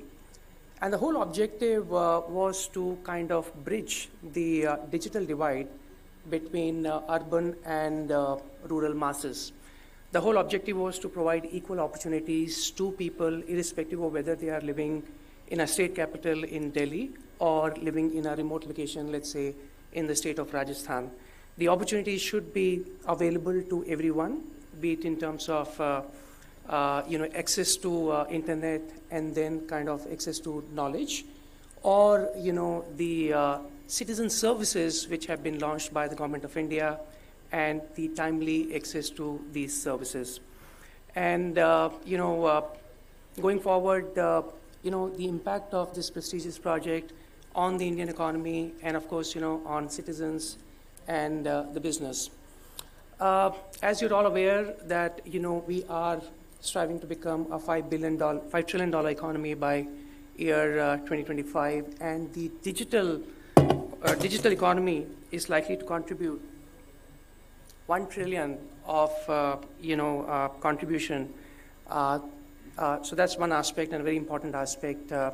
The e-commerce, initiative, available for people to transact on the internet, the digital payment, option which is available to every, citizen of our country, the plethora of business opportunities which are available to people, in the rural and the urban areas. All this augurs very well in terms of, growing the digital economy and then contributing to the overall economy of our great nation. Also, it is making us extremely self-reliant in terms of, the services which government has launched for people, be it in terms of providing subsidies to the underprivileged people, the people who need, little more subsidy or the support from Government of India. So, the access to digital technology is enabling availability of these services, to people across the length and breadth of our country. Also, in terms of, fortifying the entire ecosystems, from the external, factors, digital economy is playing a very important role. And, in terms of providing healthcare services, in terms of providing education, the agriculture services to farmers in the remote areas of, our country, it's available to everyone, and it's up to people now to kind of access internet, access the knowledge which is available, access the benefits that it opens up to every common person. Also in terms of the overall, productivity and the business opportunities, a person who is sitting in wherever in the country has access to the domestic market, has access to the international market. All he has to do is that, if he's producing goods, all he has to do is just, kind of, publicize that on a web portal, and then, the whole market opens up for the person, whether it is the domestic market or it is the international market. We have been, Sterlite Technologies as a company has been associated with this ambitious project for the past 8 years, since its inception in 2014. 2014 was the time when we were not given opportunity to directly participate. It was restricted to only the esteemed PSUs, but we did contribute in terms of providing high fiber count optical fiber cable. In the second phase of BharatNet, when the opportunity was opened up to the private players, we picked up a couple of states, Mahanet in the state of Maharashtra and T-Fiber in the state of Tamil Nadu. These are the two projects where we have provided end-to-end, services, including the supply part. So we are supplying optical fiber cable. We are helping these two states do the network build out, across the length and breadth of these two states. And as CMD sir said, that also the O&M support, so as to make sure that the investment that is going into building the fiber assets, those are monitored and managed, from the overall life cycle point of view.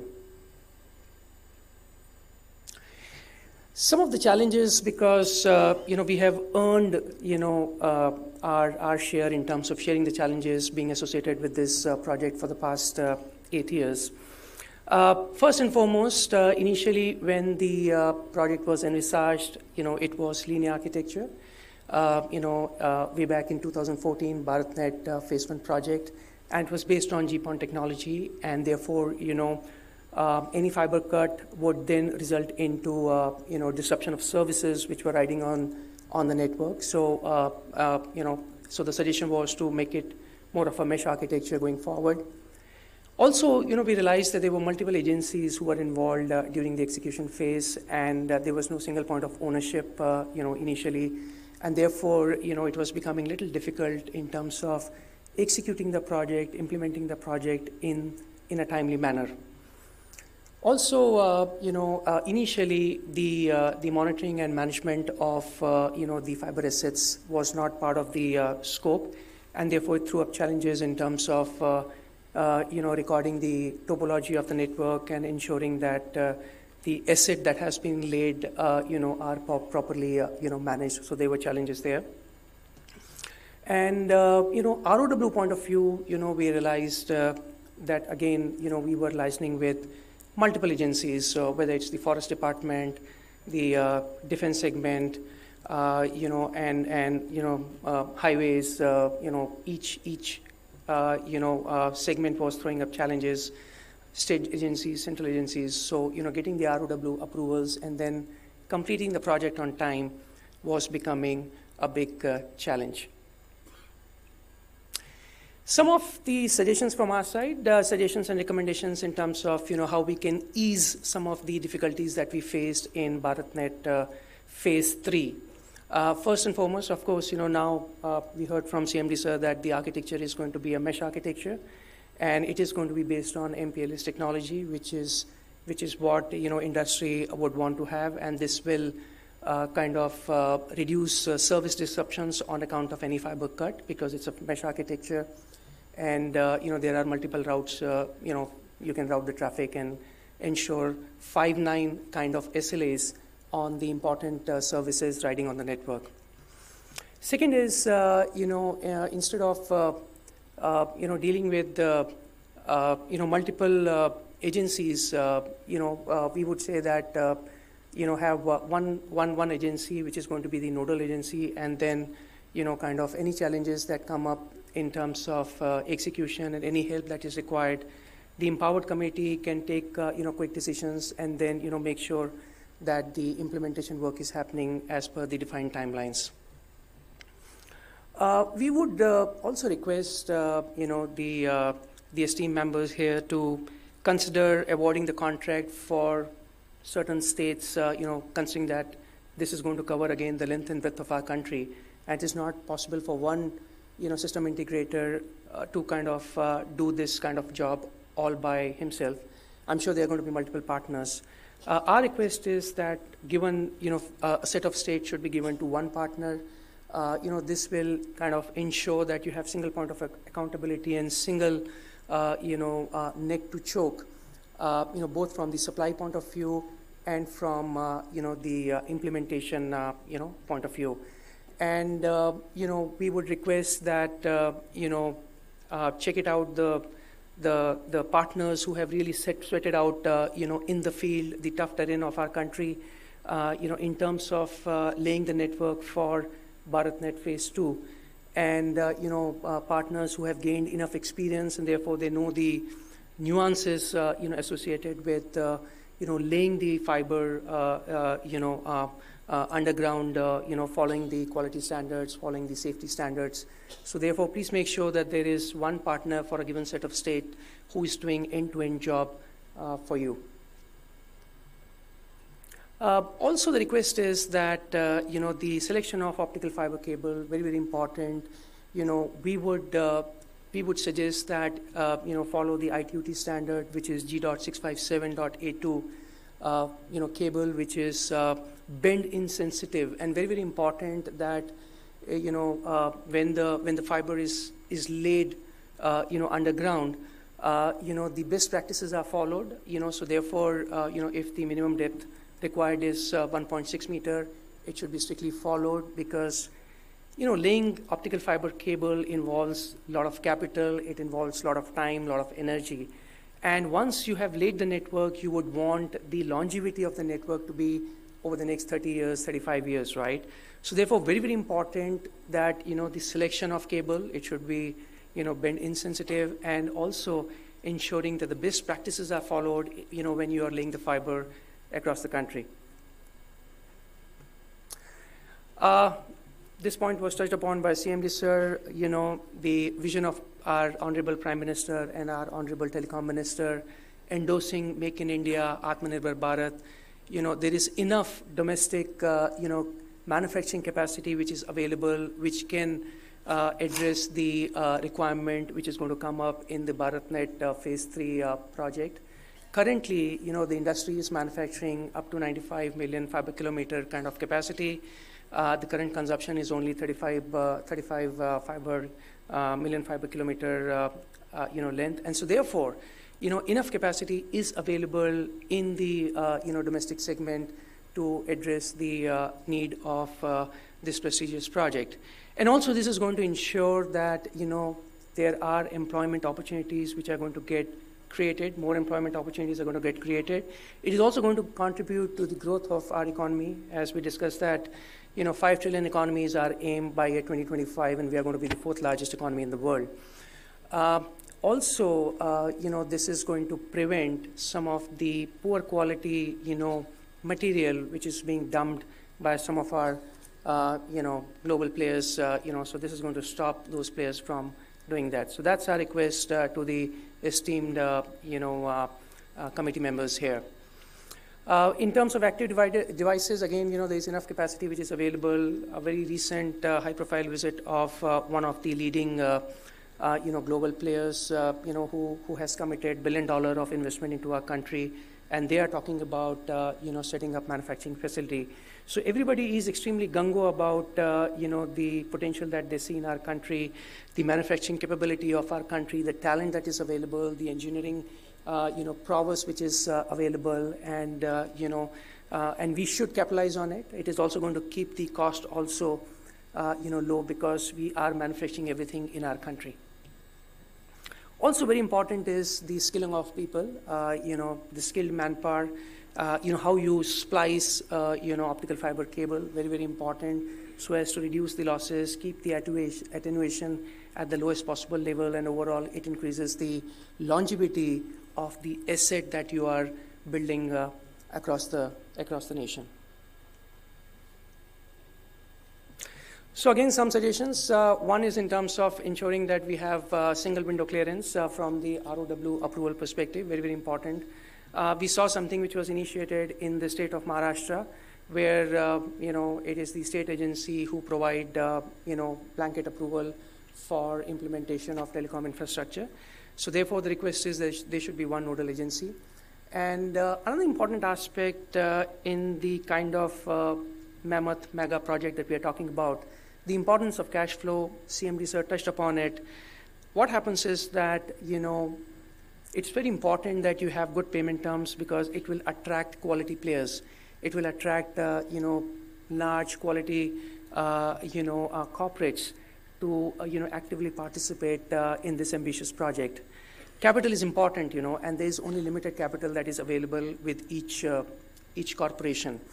And, they will allocate certain money in this project, and then they would want to rotate that money in the sense that, they are going to deliver on their promise, and then they would expect timely release of payment so that they can plow back the money into, this project and complete the project end to end.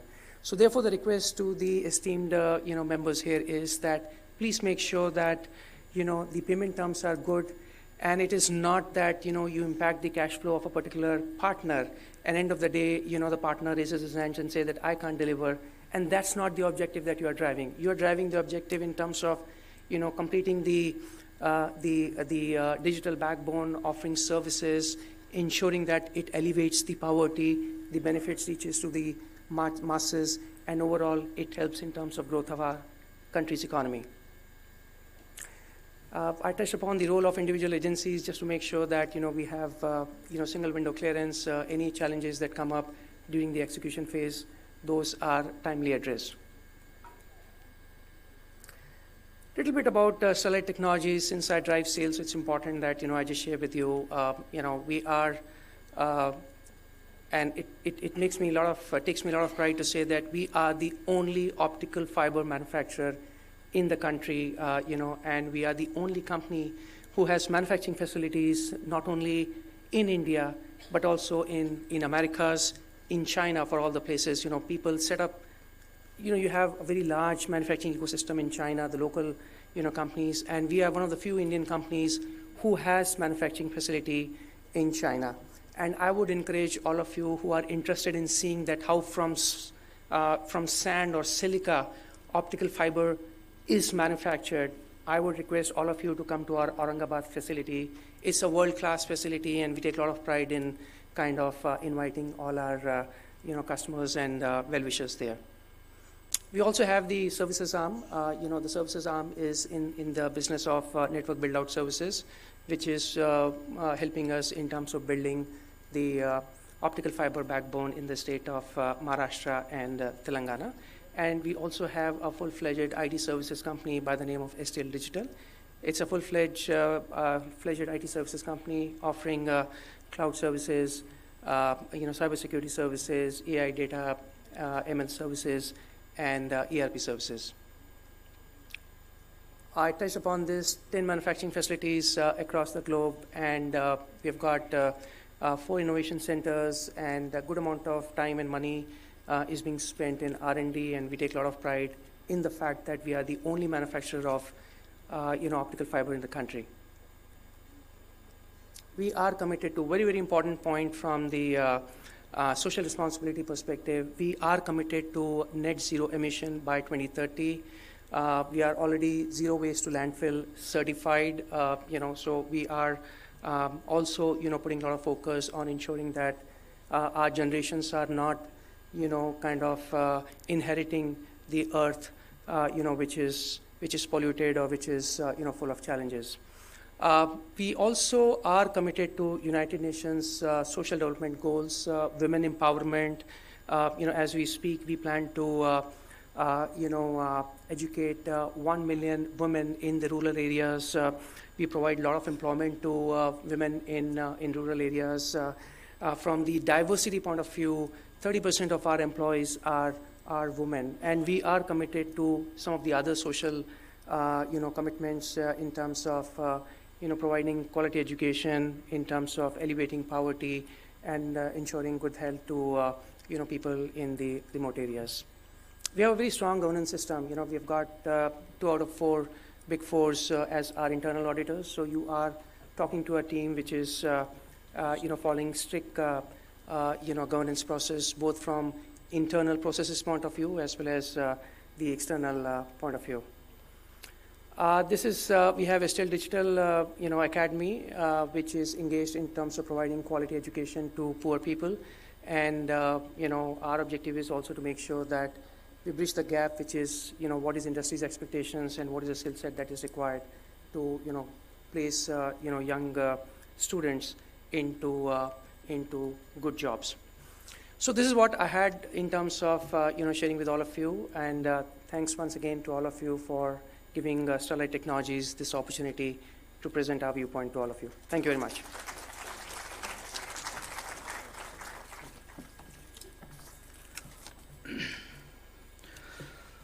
अब मैं secretary IT Himachal Shri Abhishek Jain साहब को invite करूंगा।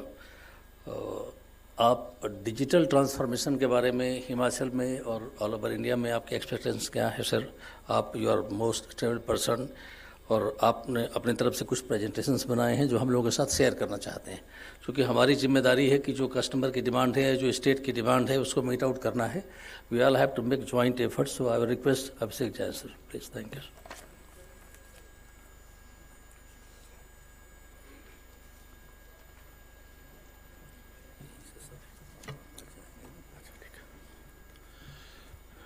Good afternoon to everyone. Respected Secretary Sir, all the distinguished senior officers and esteemed colleagues and ladies and gentlemen from the industry. A disclaimer at the beginning. I've been asked to speak only, so I have made whatever presentation is there in the last half an hour only. So please excuse me. And secondly, you all are very highly technical and skilled people. So I'm a journalist speaking in front of you. But maybe I can have 2 reasons or justifications to speak when I see World Telecom Day today, so maybe I can relate telecom with one of my hobby, which is typing. So both are with T, and I can relate two things before I start the brief presentation. Telecom in India is also known for two main things. One is speed and second is transformation. So with speed I can relate to myself because I am also, I hold the world record of being the fastest and the youngest typing champion in the world. So I can relate that telecom is also speed, and so I represented India in world championships in Belgium, Turkey and Holland, and I hold the world record of being the youngest and fastest typing champion. So that is related to speed. The second is the transformation. The telecom industry has seen a lot of transformation, and similarly with me, so I first won the world championship in 1991 on a manual typewriter. I hope many of you remember there used to be a concept called manual typewriter, Godrej and Remington. So I won the world championship on a manual typewriter for the first time, and then transformation occurred. Then I won it on electronic typewriter. There used to be an electronic typewriter between a manual typewriter and a computer. And the third time I won the world championship on a computers. So both things, transformation and speed, are related to telecom industry. And I'm very honored to be speaking in front of all of you. What I'm going to speak, I will be very, very short and crisp, is the vision for the digital transformation, of which telecom and data is, of course, a very integral part. And I represent the state of Himachal Pradesh. The geographical terrain of Himachal, you know, is not singular. Himachal is not just our beautiful Shimla and Kasauli and Manali, where you all people visit during the summers, but it is also places like Lahaul and Spiti and Chamba and Kaza and Kinnaur, where the terrain is even up to 14,000 feet. Many of the places in the state of Himachal and similarly in so many other states of the northeast and Uttarakhand, they have the problem of connectivity. Because of the terrain, because of the weather, some places have almost 8 to 9 months of snow. How do you do and provide connectivity to the last mile? So with that perspective, the digital transformation, what I feel is that we should have a vision of what, where, why, how, who and when.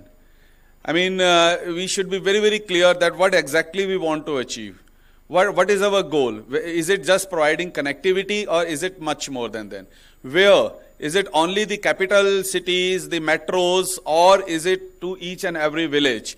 Why? We all know why we should do it. Our 1 trillion economy goal and all that. How? How is also very, very important. Is it just the private sector leading the things, whether it should be state-led or market-led, whether it should be government-driven or public sector-driven or private sector-driven, so all those things. And who is going to do it and when? Time is also a very, very important factor, because if we have to leverage the fruits of the 4G and 5G and 6G, then it is also important. I feel that digital transformation is not just digital, it also includes physical also. We can't replace digital with everything will go digital, everything will be paperless, everything. So I feel it has to be a supplementary with physical also, especially considering the terrain and geography, and it doesn't necessarily mean disruptive. It can be incremental, but it cannot just be disruptive thing.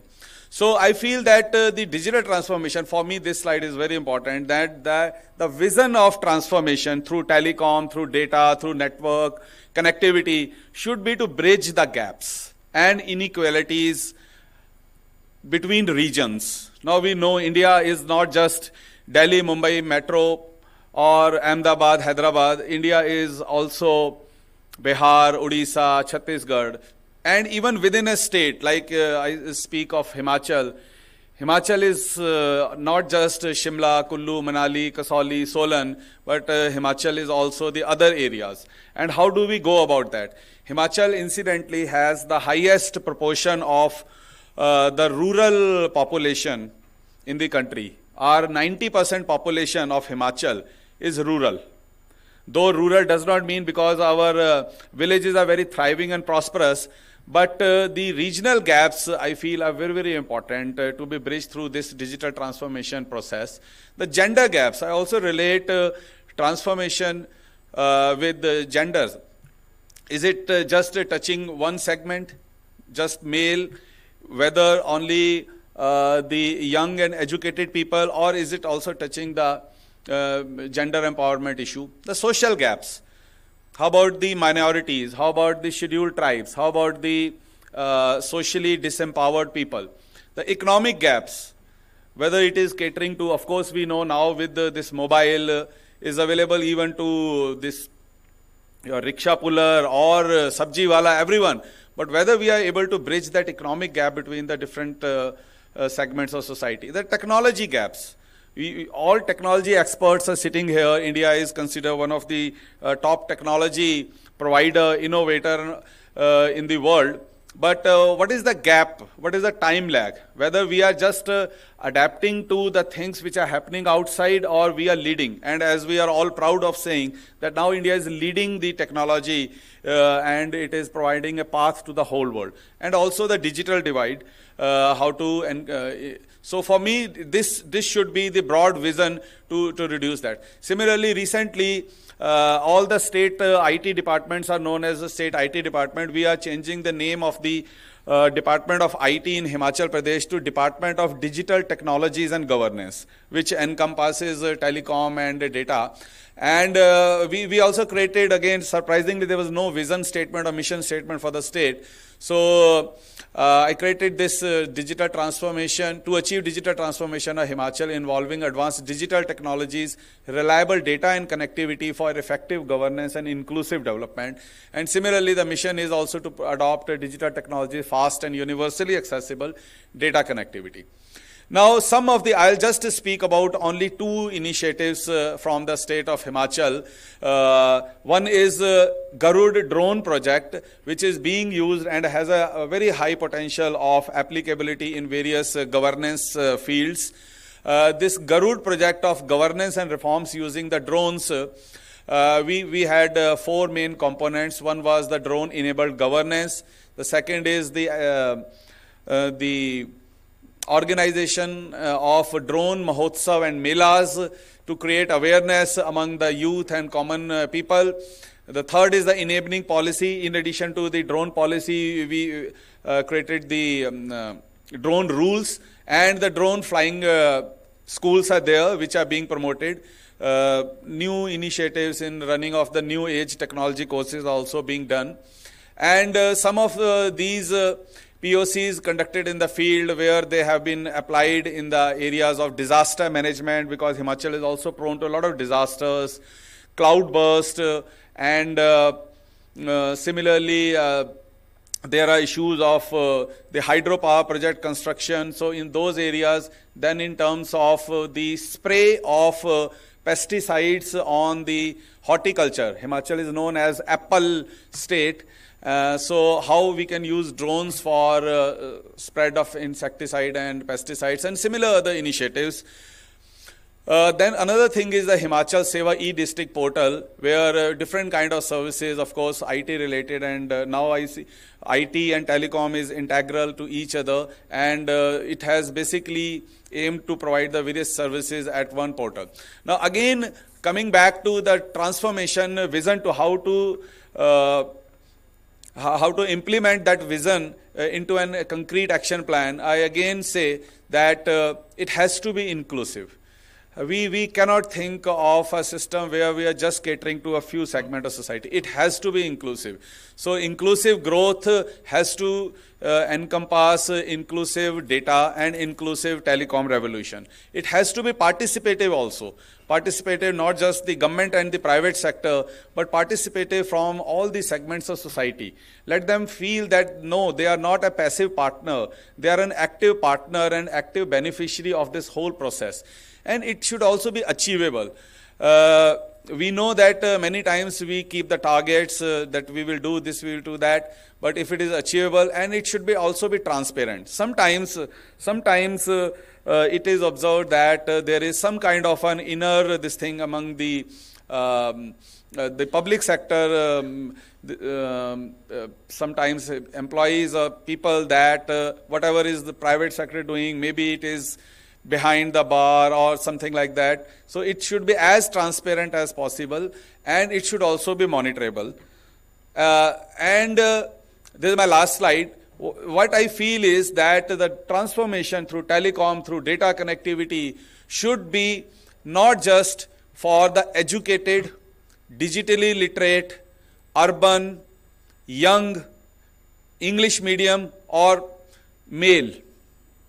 It should also cater to even uneducated people, even a 70-year-old, 80-year-old lady who is illiterate, sitting in some remote corner of Himachal Pradesh, maybe at a height of 14,000 feet, who is digitally illiterate, who is rural, who is Hindi or regional medium, should also be able to garner and harness the potential of the digital revolution. Just recently, for the first time, we celebrate Himachal Day on the 15th of April every year for the formation of the state. For the first time, our Chief Minister organized this Himachal Day function. Generally, it used to happen in Shimla or some district headquarters, but it was organized at a place called Kaza, which is at a height of 14,000 feet. And almost around 8 to 9 months, it is not connected because of the heavy snow.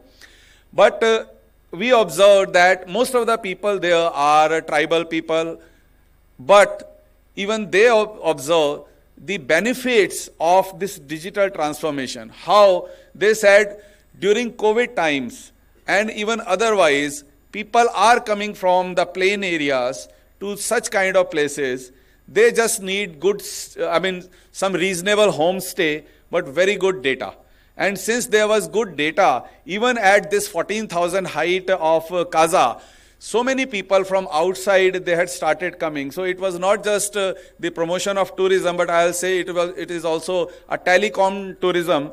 And if we can provide, like Secretary Sir was also saying this thing, that if we can provide these kind of good connectivity, not only physical but digital connectivity to people, I think the distress migration from the rural to the urban areas will not only stop, but it will also provide a huge thrust to the economy of smaller places, rural areas, and it would also provide a huge impetus to the inclusive growth and inclusive development of our country.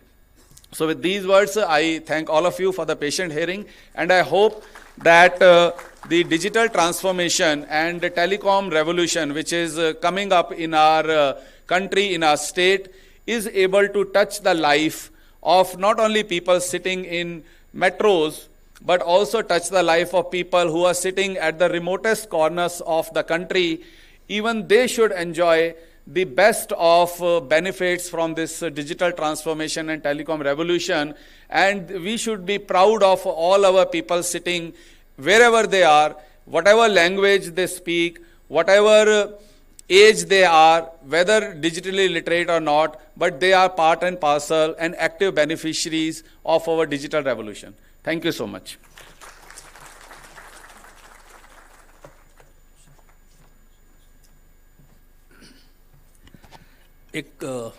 Before we conclude this session, मैं आप सब लोगों को ये बताना चाहता हूँ कि we have done lot of visits about the utilization of the network. Honorable Secretary Sir के साथ में अभी हम लोग गए थे. You see the type of utilization and its effect. जिस पेंगांग लेक में 10 साल पहले, 15 साल पहले तक सर एक भी हट नहीं लगते थे, आज हजारों की तादाद में the commercial activities have started. They are only just one demand. They were demanding FTTH connections to have digital payments. And there were more than 2,000 huts has been constructed, and every, I think, month more than 4.5 lakhs tourists are visiting. And they are so comfortable with this digital connectivity. Similar thing happens, you see, in the rural areas. आप देखिए school के transformation में, the children said, the teacher told us, one FTTH connection have saved our 1,200 rupees per month, because all 5 teachers used to use 2 Mbps data, everybody combined to take the classes. And after this FTTH was provided, just by providing one connection of 599, they are able to save data and teach the students. Similarly, shopkeepers. एक सोने की दुकान में हम लोग गए. He was a gold seller, and he was so happy after getting installed this, FTTH and connected with the remote cameras. He said कि I keep on now. Earlier मैं कहीं नहीं छोड़ के दुकान को जाता था. I was afraid of theft, and now I am able to go everywhere. I can see myself sitting anywhere in the city. Third, a young chap came and he told in front of our dignitary visiting from DOT. He said कि मैं अपने गांव इसलिए आया हूं कि यहाँ पे डिजिटल सेवा आ गई है, वरना अपने माँ बाप से मिलने भी नहीं आता था. His parents says कि we are so much thankful to BSNL who have provided this FTTH connection, and by having that high-speed FTTH connection, he was able to work from his home and do all the jobs. So this is the way of transmission where मेरी समझ ये है कि भाई this also connects people. This also improves economy. This also improves social bonding. So हम सबकी जिम्मेदारी है, और मैं स्पेशली धन्यवाद देना चाहूँगा हिमाचल सेक्रेटरी IT साहब को और STL की तरफ से और CMD BSNL को. एक अच्छी खबर की जो शुरुआत हो चुकी है, we are not going to stop here. ये 2000 कनेक्शन हो सकता है, 5 और 10,000 पहुँचे. आज BSNL और सबके सहयोग से 5 लाख कनेक्शन है. कल 10 लाख का भी अप्रूवल हम लोगों को मिलने वाला है, और we are going to transfer. We are committed to this. With this, I thank you so much for everybody for patience hearing. Thank you so much.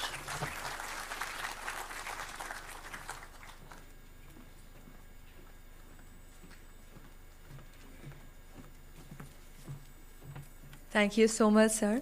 Like we were just talking about how everything is available at the remotest of the places, the internet connection, and this has opened the whole new term of vocation. No one would knew this few years down the line, but now we know that there's something called vacation where we can go to the remotest of the areas with our laptops and do work from home on the mountains or wherever we wish to go. This is because of the connectivity. Well, can we have a huge round of applause for all the panelists for such insightful discussion? Now I request Mr. VP Singh to kindly felicitate our speakers. To start with Mr. Abhishek Jain. जोरदार तालियों के साथ अभिनंदन.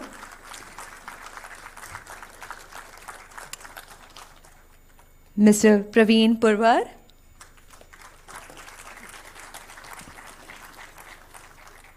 And Mr. Sanjay Sahani.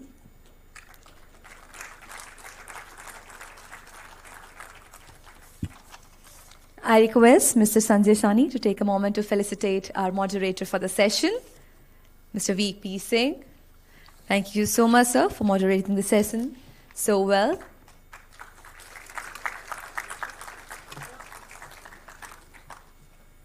Requesting all of you to kindly step forward for a group picture.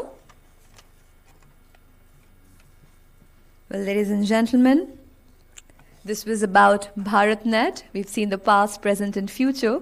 What future holds in us?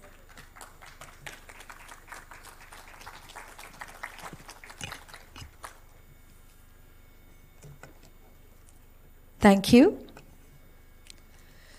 Ladies and gentlemen, this takes us to the next discussion of the day. The topic of this session is leveraging innovation for the last mile connectivity. And to moderate this session, with us we have Shri S.B. Singh, DDG, DOT. Please welcome, sir, with a round of applause, Shri S.B. Singh, DDG, DOT. He'll be joining us. In the panel, we have a list of eminent speakers from industry, from academia, and various walks of life. To start with, ladies and gentlemen, before we go ahead, I would like to tell what all we'll be covering in this session. This is about the last mile connectivity through satellite, Wi-Fi access points, FTTH connections, LEOs, etc. Innovation business model for last mile market creation in telecom. Now I would like to invite from the industry, Shri Bhuvanesh Sachdeva, Senior VP, HFCL. Let us welcome, sir, with a round of applause, ladies and gentlemen. Followed by Shri Subrata Kumar Mitra from Ericsson. Shri Subrata Kumar He's approaching the dais. Let us welcome him with a round of applause.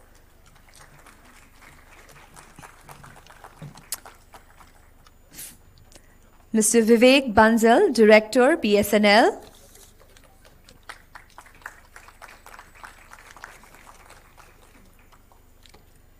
From academia, we have Professor Rohit from MDI, Gurugram.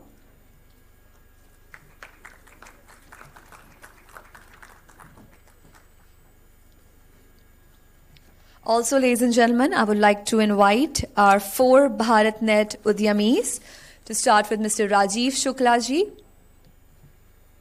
BharatNet Udyamis, Mr. Rajiv Shukla ji, Mr. Shyam Raghuvanshi, Mr. Paramjeet Singh, and Mr. VP Prakash.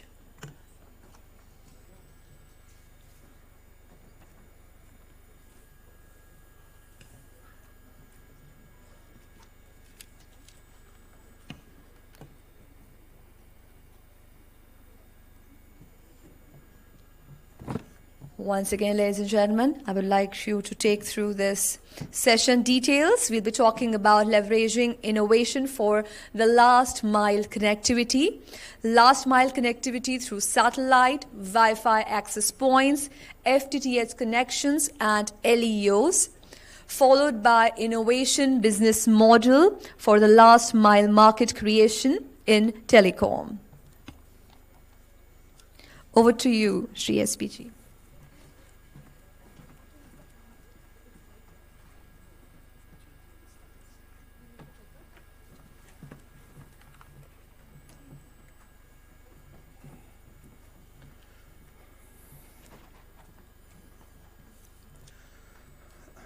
Good afternoon, everybody. We have been hearing about leveraging BharatNet. That is one part of our whole network, and for actually giving a quality of service which is required, we have to leverage every part of the network and maybe the future networks which also will be rolled out. So there is a BharatNet network, there are private networks, there are BSNL, MTNL networks, plus there will be some ISPs network. All the networks, how it can be leveraged and what innovations can happen in them and what is the future of the last mile, we will be discussing in this session. First, I would like to just do some context setting. If you see, we have the connectivity issue as far as mobile network availability is concerned has been addressed in last few years quite majorly, because if we have take the example of India, more than 95%, maybe about 98% of the population is getting some kind of 4G network. In the world, we have almost 95% population which lives somewhere in the vicinity where 4G network is available. Still, there are 55% of the global population which is not which is not actually using the broadband network. This is the major problem which is happening, that in spite of the network availability, the major portion of the population is not actually using the broadband internet. 2.7 billion people of the global population in the world remain unconnected. This is the ITU study which states. We have 410 million people worldwide reside in areas of coverage gap without any signal. So one is people living in the area where availability of network is there, but they are not using it. Other is there are a lot of areas where network is not at all available. And then we have 3.18 billion people who do not use the internet for reasons other than the availability of the network. Usage gap reasons include poor affordability. We will be just seeing these issues again. Now basically, there are 3 challenges which hinder or which actually hamper the growth of internet. And these can be put into three baskets. One is the last mile connectivity, second is the affordability, and third is the skilling, digital skilling. If we see now with the availability of the network for almost 95% of the population, the last mile connectivity issue somehow has been taken care of, but there are issues within the last mile connectivity we will be seeing.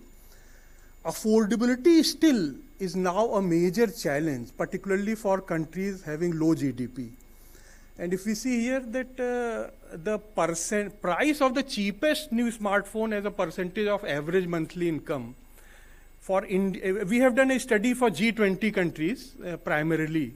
So if you see that for India, it is almost about almost 45% of the monthly income a person has to spend for getting a cheapest smartphone.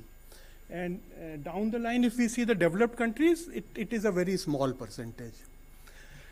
So affordability issue for a device in India is a major challenge. Affordability for using the services is not an issue because in India services are quite cheap. Then we have an issue of digital skilling, digital connectivity, where we have a study of 20 in 7 countries that is near to India, which includes India, Pakistan, Bangladesh, where people were not aware of the benefits of the mobile internet. And this unequal access to the network creates a lot of problem, because if you see the difference of person who are using the internet, they are informed, they use it for medical purposes, for the education, for accessing government services, but those who are not using are missing a lot. So in today's session, we will be actually seeing the last mile connectivity, how new challenges are there, how it is being addressed, how the existing networks can be used to address the last mile, and how new networks also, there are some technologies which are coming, which can be used for addressing the last mile connectivity.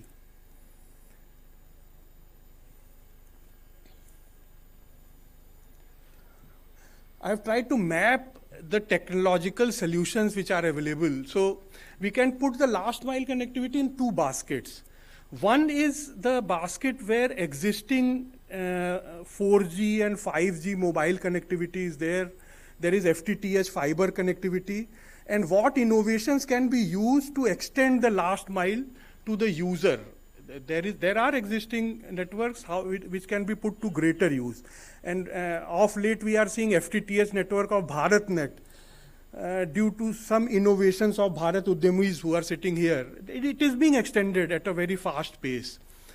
And the second part is new technologies which are coming, and some of it is very promising. We have a satellite technology like LEO and MEO, which maybe in near future will be coming. A lot of satellites are being actually put in place by a few of the operators.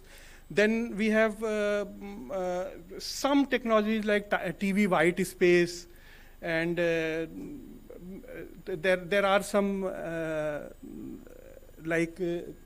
we have a space optical and high fidelity. So we have, particularly for the M2M purposes, there are certain technologies where bandwidth is very less, but the coverage of the networks is very high. So there are a lot of technologies available. Every technology is having some challenges, and there are solutions also to those challenges. We will be hearing from our panelists, esteemed panelists, the issues related to technological solutions. First, I would like to invite Subrat from Ericsson. He will be actually dealing with how the existing 5G networks can be better utilized for providing last mile connectivity. Thank you.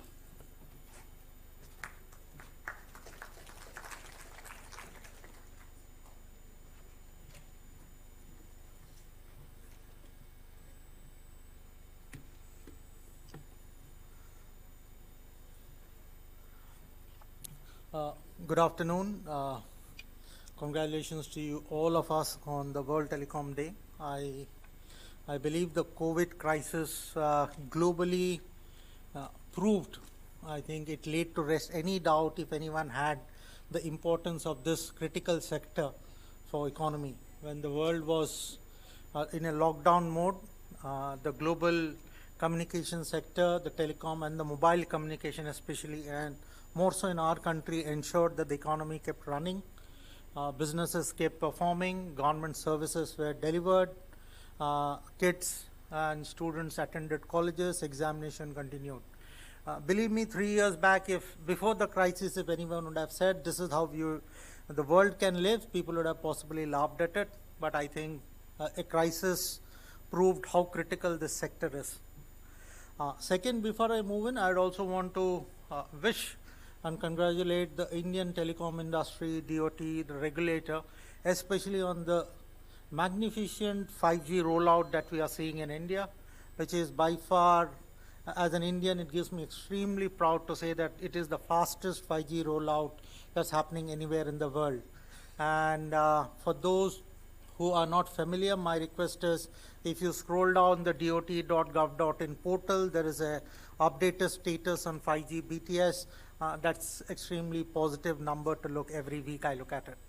Now, moving on to what is the fixed wireless access, and I think Sir referred to, while there are a lot of technologies which are on the anvil, please understand we will not have one particular technology doing the last mile coverage. There will be different kind of challenges on the ground, geographical, economical, some cases you do not have enough population density to give that. But what we are seeing from the mobile communication industry, that's the wireless industry where I come from, fixed wireless access is something that we are seeing a very interesting movement. If I could move to the next slide, please.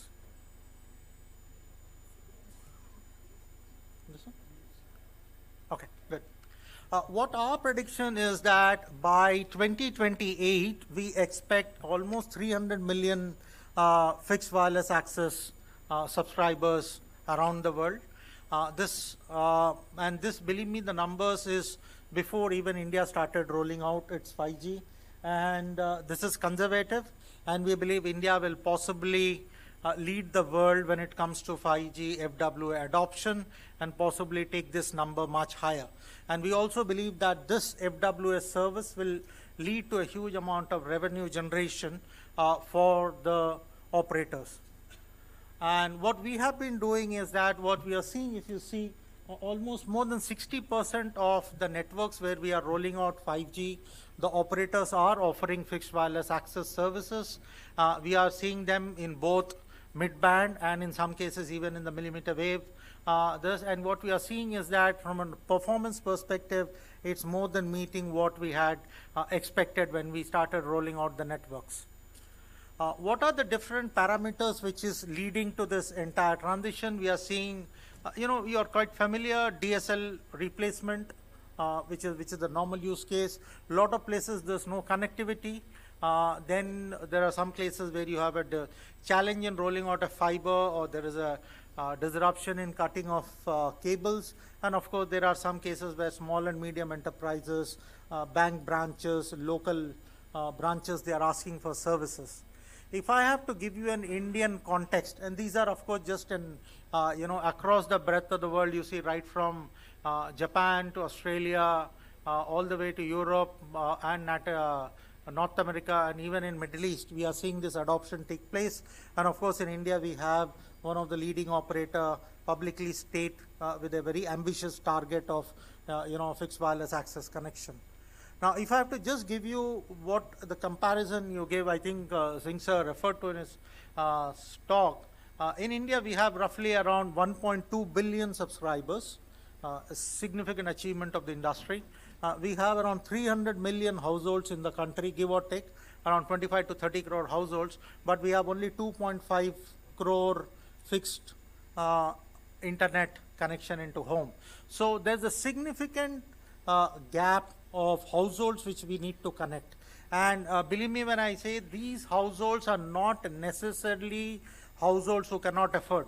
Unfortunately, there are a large section of households who can afford, but due to various reasons, connectivity, I'm talking about very high-speed broadband has not reached their home.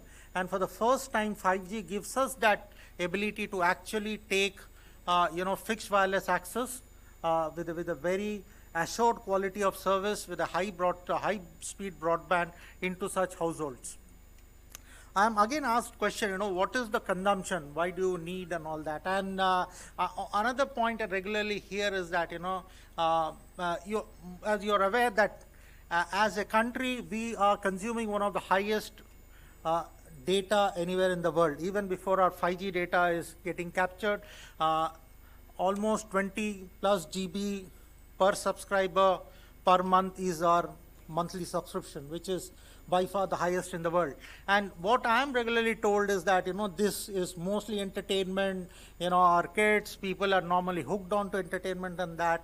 I have a different view on that. My request is, it will be very interesting to see the kind of data that Indians are consuming. And I think a simple thing is that if you go onto a YouTube platform and just look for if you have a problem, say in agriculture, horticulture, you're in animal husbandry, let's say you have goats and that goats has particular kind of infestation, and you just do a search on YouTube and you will be surprised to see the number of content that is available, created by Indian users in local vernacular language addressing that problem. I'm just talking a very small thing like, goat cultivation. Get into aquaculture, you will find that, solutions right further it is Tamil Nadu, Bihar, UP, or even Rajasthan and Gujarat, you will find localized content there. This is the content that is getting consumed on that 20 GB. So my request is if you will still believe that this 20 GB is all about entertainment, song and dance, that's not the case. There's a huge amount of local generated content in vernacular language which is getting consumed. And all of it is video. Yes, if you're asking me, is that in a written text form? No, but it's mostly video content generated by the users themselves. The second is just a sample. If you see in a typical household, if you take, this is the kind of speeds that we need, and this is very clearly demonstrate that if you want to give the kind of experience what they demand in home, you will need a high-speed broadband in homes today. Let me move on. What we are trying to say is that there are different segments, but all of them are looking for this. This is how we have seen globally segmentation, how operators are going to carve the segments, which is basically where there is absolutely no connectivity, connect the unconnected, and where there is obviously there is fiber and all, possibly compete with them, offer as an alternate service. And of course, there will be certain part of households, if you see, which will still remain unconnected, where we will have to look at alternate technologies. And of course, this is well known. What are the challenges which we have in different? Obviously, the best solution is fiber.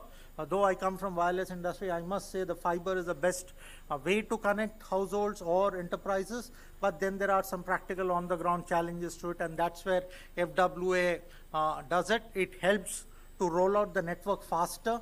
You're able to give services at a much faster turnaround time.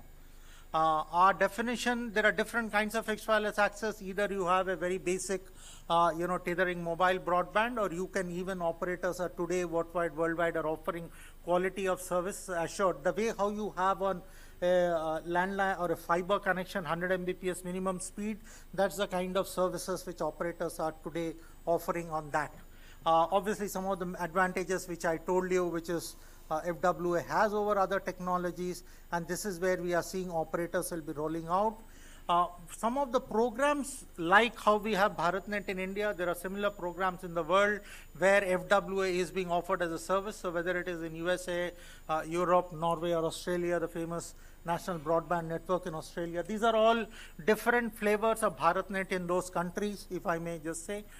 They are all deploying fixed wireless access in their networks through the operators. And this is where we are seeing an increased adoption of fixed wireless access. And if you can see, this is some of the service, which is there. So if I may just draw your attention, best effort is what basically connect the unconnected, and you will find quality of service. So depending on what the kind of service people prefer, you can look into that.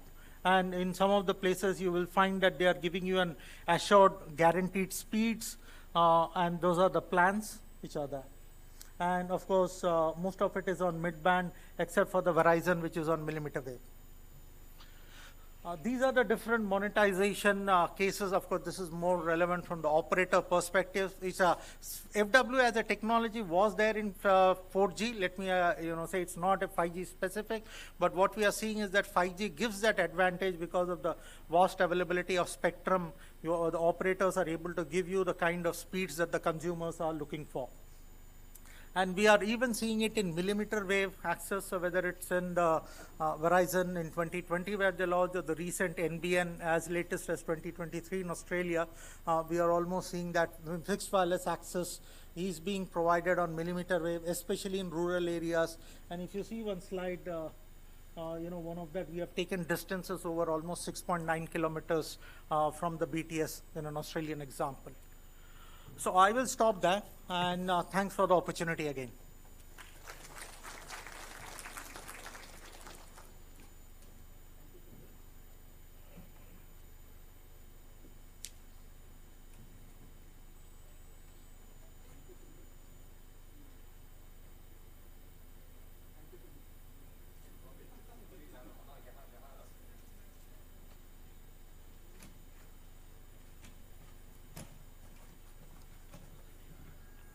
Thanks, Subrat. Subrat has covered the how the existing network or the upcoming 5G network, by deployment of FWA, the last mile can be a reliable last mile can be created. We also have with us a representative from HFCL who will be covering about how the unlicensed band can be used for last mile connectivity.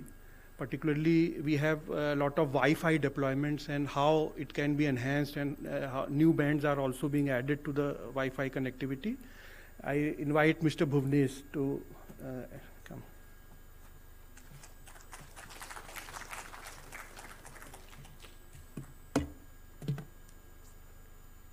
Thank you, sir. Thank you, everyone, for giving me an opportunity to be here and present my thoughts and views on how we can leverage unlicensed bands to provide a very cost-effective last-mile connectivity. This has been one of the areas which we have been talking since morning, and while we are talking about having a solution to offer last mile connectivity, it becomes very important, and one of the points that has been covered again and again is that it has to be a cost-effective connectivity. We may have solutions, we may have technology, but if it is not cost-effective or affordable so that it can reach all the masses, then the purpose of the technology is not fulfilled as we want it to be.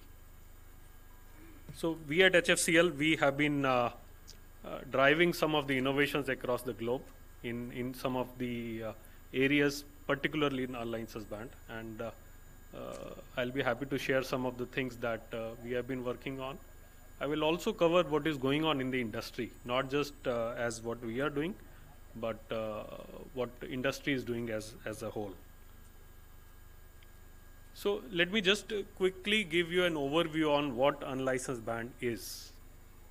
It seems to be a slightly technical slide, but let me try and give you an overview so that everyone can understand. Typically, there are two unlicensed bands which are prevalent across the world. One is in 2.4 gigahertz, one is in 5 gigahertz. They are called ISM band, industry, scientific, and medical use, and they are free for use for all. Recently, there has been talks of opening up 6 gigahertz as an unlicensed band. It's not available in India yet, but there has been discussions going on. A lot of industry representations have been going on to make it an unlicensed band. There have been debates going on. What are the advantages, disadvantages, whether it is possible, not possible. So all this, while we debate on specific India use cases, but if we talk about unlicensed bands, we have about 60 megahertz spectrum available in 2.4, about 605 megahertz of spectrum available in 5 gigahertz and approximately 1200 megahertz of spectrum available in 6 gigahertz. Of course, 2.4 and 5, we have this spectrum available for use in India. 6 gigahertz we have been discussing. There are many countries who have opened it already. Some of them have opened it fully, all 1200 megahertz. Some of them have opened half of it, some of them slightly even lesser. But let's talk about how it helps. So if we just look at the number of channels which are available for use, while we have only 3 channels available in use in 20 megahertz, we have about 59 channels available for use in 6 gigahertz. So that means that we have a very large spectrum available to offer the services and the quality of services which we are talking about when we say that we want to provide a broadband connectivity to the end customer. What are the pros and cons of unlicensed band? Let's talk a bit of what are the advantages. Most fundamentally, it is free. The spectrum is free for all to use. So anyone who is deploying this spectrum or using the spectrum to deploy any services, they do not have to pay any license fee. So that makes it really affordable, because the license fee which is associated with a licensed spectrum is very, very high. Second, if we compare it with the licensed band infrastructure, whether it is a licensed band point-to-point radio or licensed band FWA, the cost of infrastructure itself is very, very low. I'll come to that, what it means and why it is low. We have a significant size of spectrum available. So we have a very large spectrum available, as I mentioned, in 5 gigahertz and 6 gigahertz. If it opens up, even if we just talk about 5 gigahertz, there is a 605 megahertz of spectrum, which is pretty big. And above all, the efficiency in terms of power consumption, unlicensed band devices have proven themselves to be really, really power efficient, which makes them the choice of technology for areas where power availability is a challenge. I'll come to that, how it helps. What are the cons? Basically, if broadly, if we talk about what are the disadvantages which people face or which have been in discussion or in deployments from some time now. One is, of course, if the spectrum is available to all, there is a lot of interference. Everyone is free to use the spectrum. So interference, it is an interference-prone spectrum. And being an unlicensed spectrum, regulatory of any country, including India, we cannot transmit very high power in that. So EIRP is limited, which means the kind of coverage you can achieve is limited. You cannot go as high as being a licensed spectrum, because their spectrum is owned by a party or an operator. So they can operate at higher transmit powers. Here the ARP is limited, coverage becomes limited. I'll talk about that, how it can be mitigated.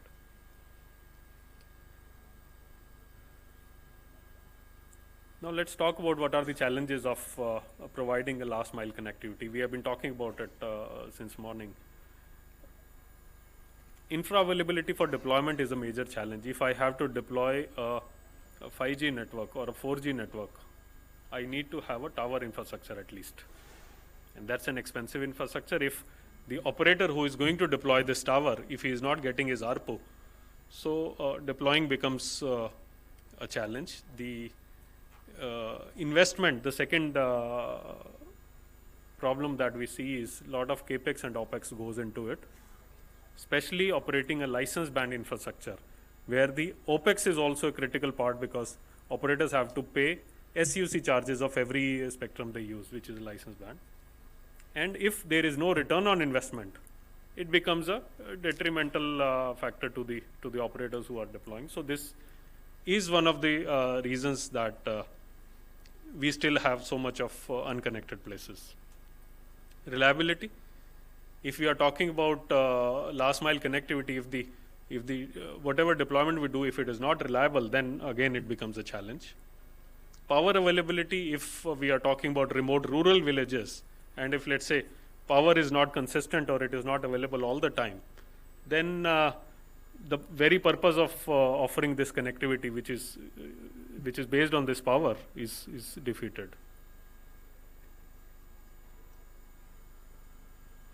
Now let's talk a bit on what are the innovations that are happening in unlicensed band. And I'll cover after talking about these how all the challenges that I talked about, they can be met using this last mile, using unlicensed band, and why unlicensed band becomes the favored choice of technology these days and is being deployed by many operators, not just in India, but across the world. If I talk just 1 year back, the maximum modulation that was available for connecting a point-to-point link over unlicensed band was typically 256 QAM. Today we are talking about 4096 QAM, which is equivalent or better than any licensed technology today. We are talking about higher channel sizes available now. I'm not talking about India here, but across the world. In 6 gigahertz with the 1200 megahertz of band available, we have an opportunity to utilize channel sizes as big as 320 megahertz. We are talking about, the MIMO has been in discussion for over a decade now. We are talking about 8x8 or even higher MIMOs for some time now. But now, as we speak, the technology has become available to masses, which means that even the higher end MIMOs, 8x8 MIMO, 4x4 MIMOs, they are available off the shelf as a solution, and it becomes very affordable for the masses. Multi-link operations. We have been talking about a device connecting to a base station over a single link. Now, technologies are available, especially with the recent standards which are coming out in Wi-Fi. We can have a single device connecting to a single base station over multiple links, which offers reliability, which offers higher connectivity, higher bandwidth, higher throughput, better experience. So all these innovations are typically targeting to provide a wider throughput to the end last mile. If we combine all these 4096 QAM with a higher channel size, 8x8 MIMO, multi-link operation, we can actually achieve a 10 Gbps throughput in an unlicensed band, which was never heard of maybe a couple of years back. Today it is possible, it is being deployed. We are doing trials already in India, and it is being deployed across the world. We talked about bringing in fiber connectivity to the Gram Panchayat over 10 Gbps. Now even an unlicensed band link can offer this kind of a connectivity. Reliability used to be a concern in an unlicensed band, especially when we say that there is a unpredictable interference environment, because the band is free for use to all. There is a possibility of heavy interference in the band that you are using. Plus, it becomes even difficult to handle scenario when the AIRP is also limited. You have limited transmit power, you have limited AIRP, which makes it difficult to handle. So typically when we used to plan UBR links or unlicensed band links, I'm typically talking about point-to-point, point-to-multipoint links, we used to talk about 4.9 availability, 99.99%. Whereas if we talk about any licensed band link, it could be planned for 4.95 or 5.9 availability. Now with the recent innovations, especially in interference mitigation, HFCL has done a lot of work in that. We are filing patents for this algorithm that we have implemented. We can actually achieve 99.995% availability even in unlicensed band, even in an interference scenario.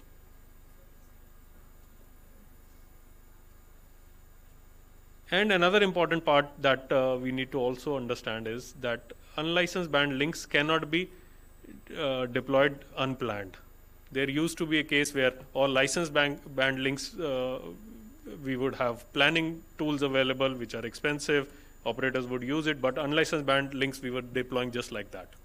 Now we have come out with technology where we can plan our unlicensed band links to as accuracy and as efficiency as any other licensed band link, and the tool is available free of cost. So for any even small enterprise, if they have to deploy a point-to-point link, they do not have to really spend a lot of money. They do not have to depend on any licensed band technology anymore. So what are the further innovations that are going on in this area, which actually make it even more lucrative technology of choice to consider when we are talking about last mile. There are active antenna systems which are available today, wherein within the same ARP, we are able to actually achieve links as high as 30 to 35 kilometers. With the same ARP, which is defined as the limit by the regulatory, we are able to achieve that kind of links without violating the ARP guidelines.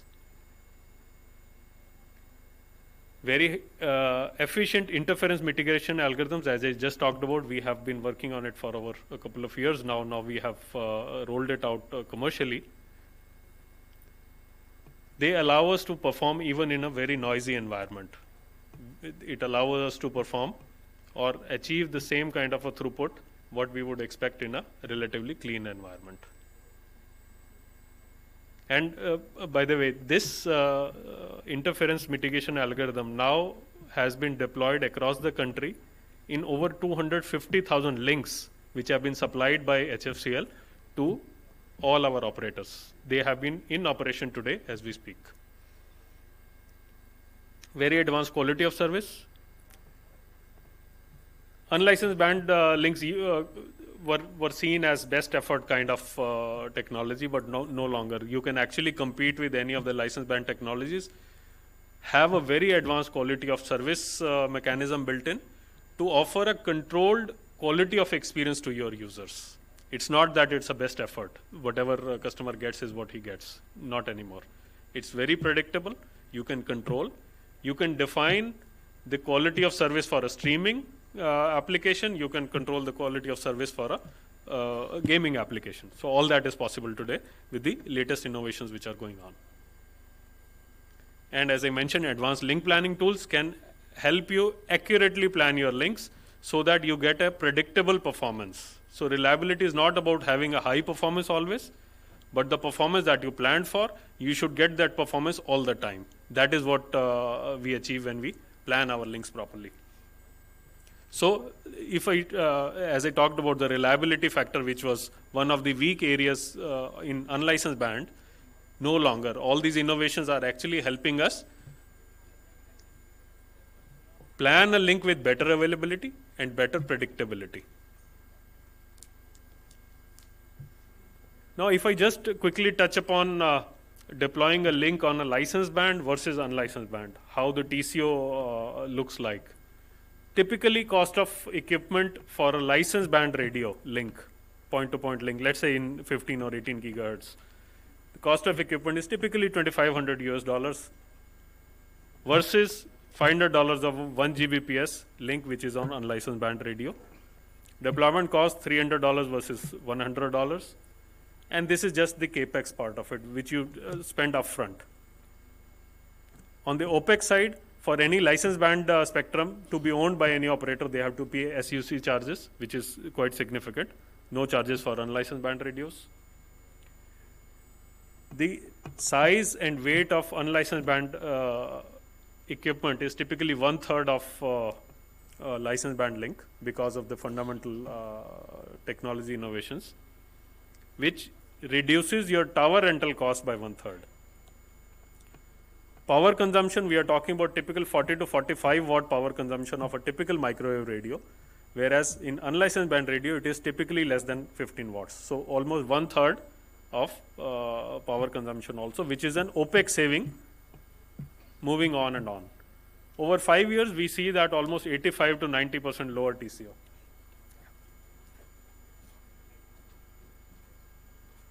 Yet, we are able to offer a higher capacity on this link than any licensed band radio, because there the spectrum is only limited to 28 megahertz, especially in India. We are talking about here using 80, even 160 megahertz of spectrum.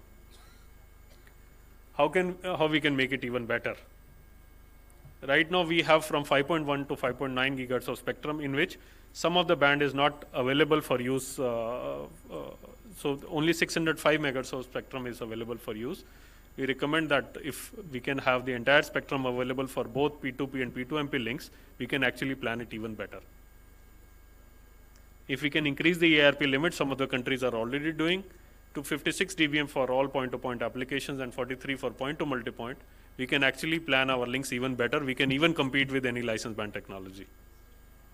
And of course, 6 gigahertz, we have been representing in many forums that 6 gigahertz band, if it is available for use in as an unlicensed band, it can open up a completely new level of applications for use at a very, very affordable rates. I will not go into the details. This is quickly about our company, and in the previous talks, one of my colleagues mentioned that we are the only company in India who is producing optical fiber cables. That's not true. HFCL is one of the largest optical fiber companies also. So I always encourage people to know about your competition before making statements and claims, so it's always good that way. We have been one of the innovators in the field of wireless communication. We are now known in the world to become the first company to launch Wi-Fi 7 access points in the world. And that was launched in India Mobile Congress this year. After that, all the international companies started rolling out their products. The standard is still not out, and it is still not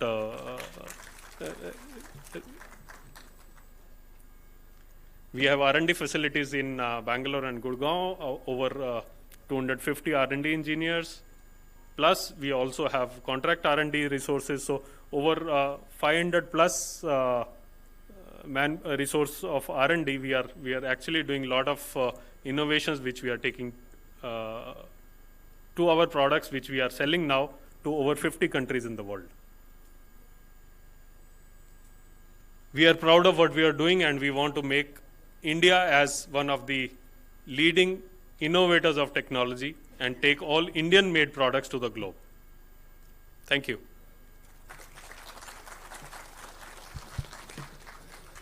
Thank you, Bhuvnesh. We have seen how innovations will be happening in the licensed band, unlicensed band. Innovations can happen in the existing network, and innovations have to happen in the regulatory framework also. We have with us today Professor Rohit from MDI Gurgaon, and he will be throwing some light on the innovations or new things what can happen in the regulatory and licensing framework.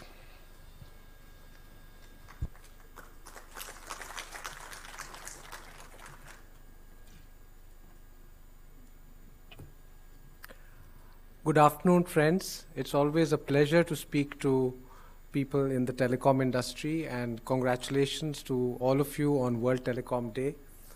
I see many friends here who I have seen at MDI Gurgaon. So if you were sleeping during my lecture there, you may have a chance to catch up now.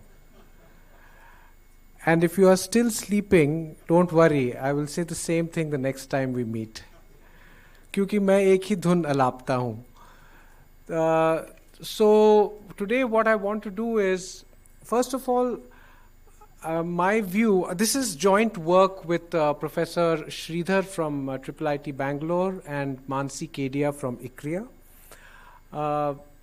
It is our view that private enterprise and local entrepreneurship have to be the engines of innovation.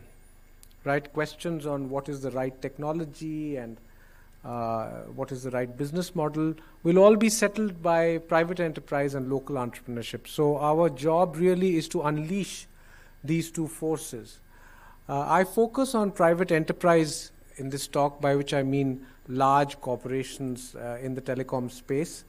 But I do have several questions with regard to whether we are doing enough to unleash the power of local entrepreneurs, and I look forward eagerly to hearing from the 4 Bharat Udyamis later.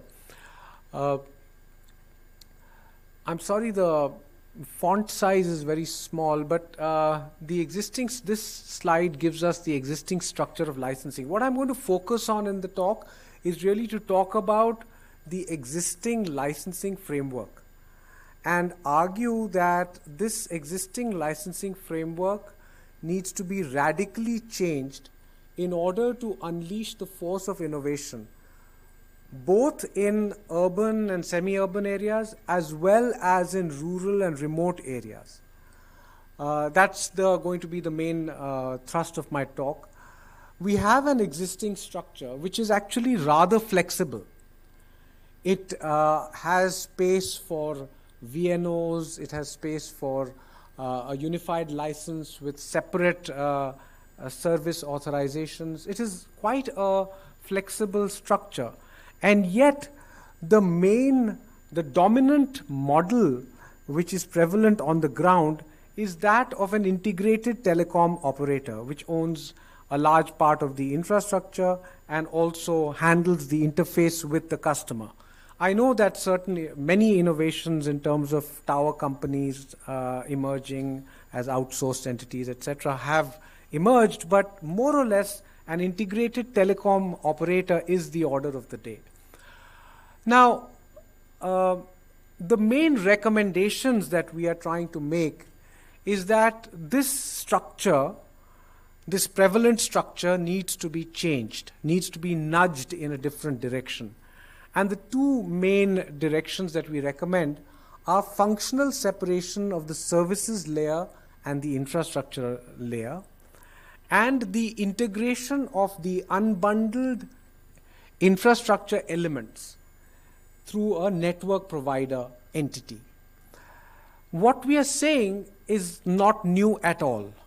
There is a long history of these ideas, starting from the Communications Convergence Bill of 2001, where they imagined the convergence of infrastructure functions in an integrated entity they called the Network Infrastructure Facilities Provider, the functional separations of services from infrastructure.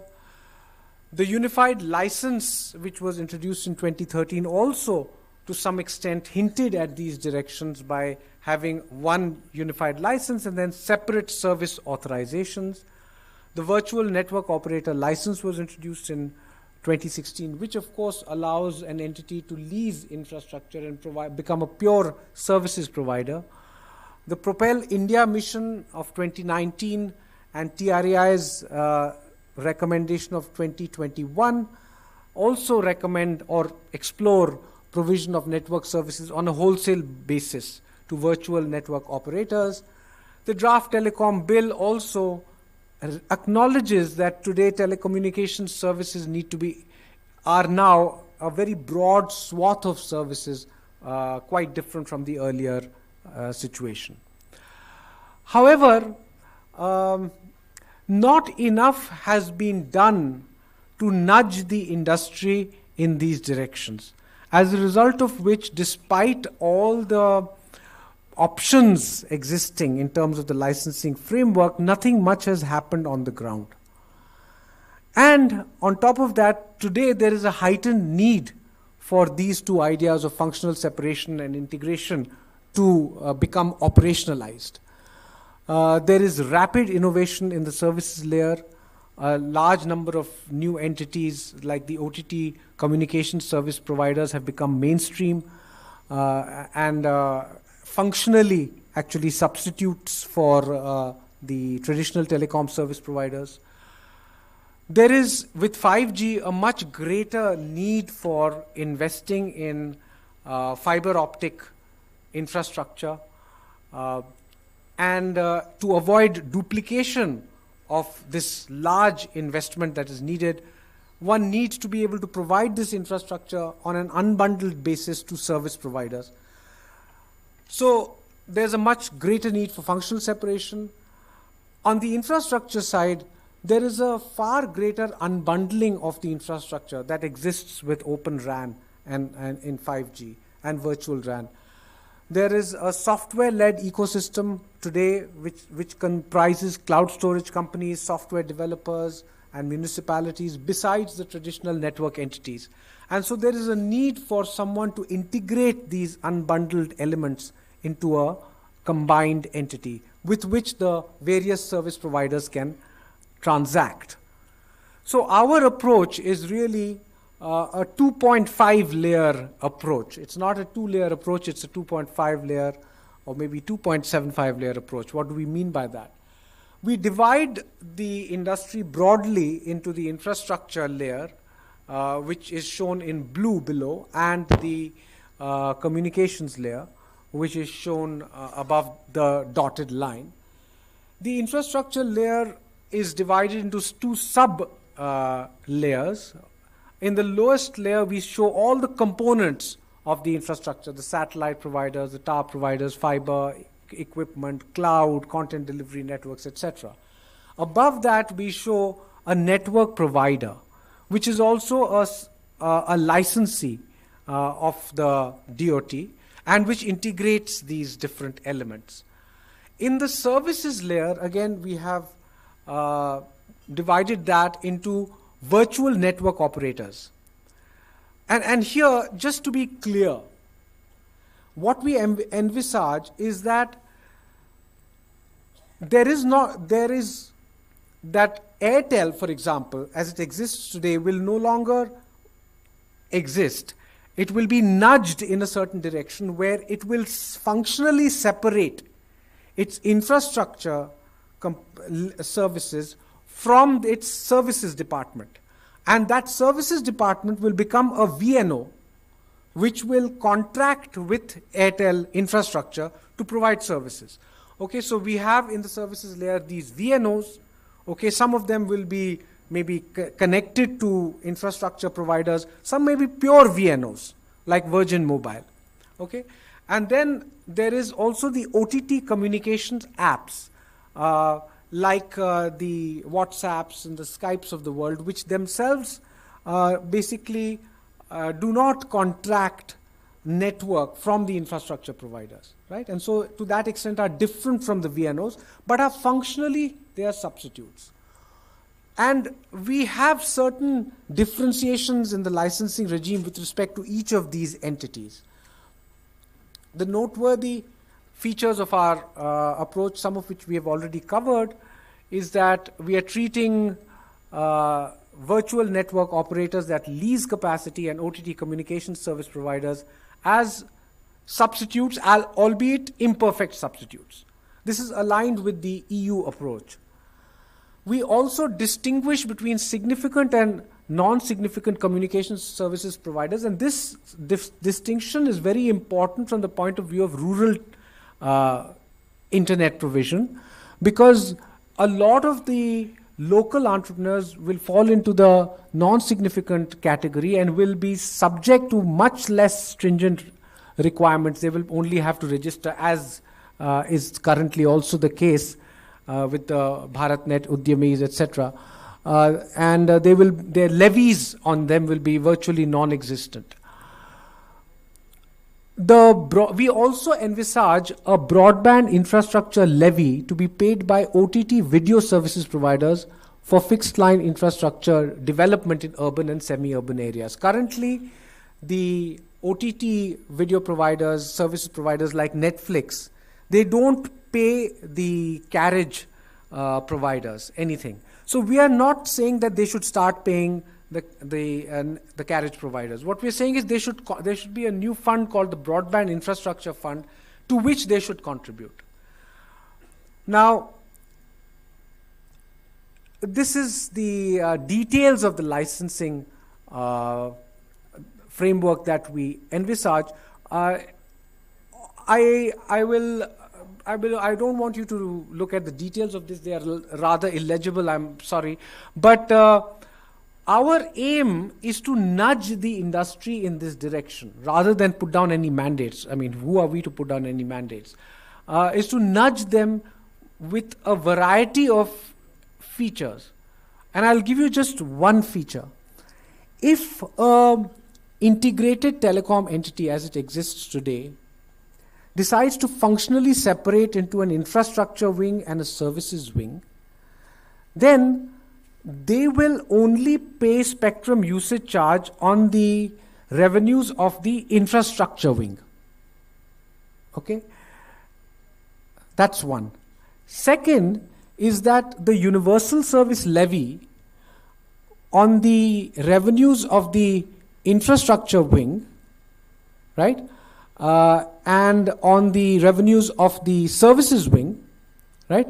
They are different, with a lower levy for the services wing. And of course, there is some double counting of revenues involved here, which we will have to address in a sensible way. This is just one way in which we hope that the industry will be nudged in this direction. And of course, if they feel that the complementarities from having an integrated entity which has both infrastructure and services combined in it, if those complementarities outweigh the benefits that we are providing, then they are most welcome to do so. So that's as much as I want to say, and I'll be happy to answer questions later if they arise. Thank you so much.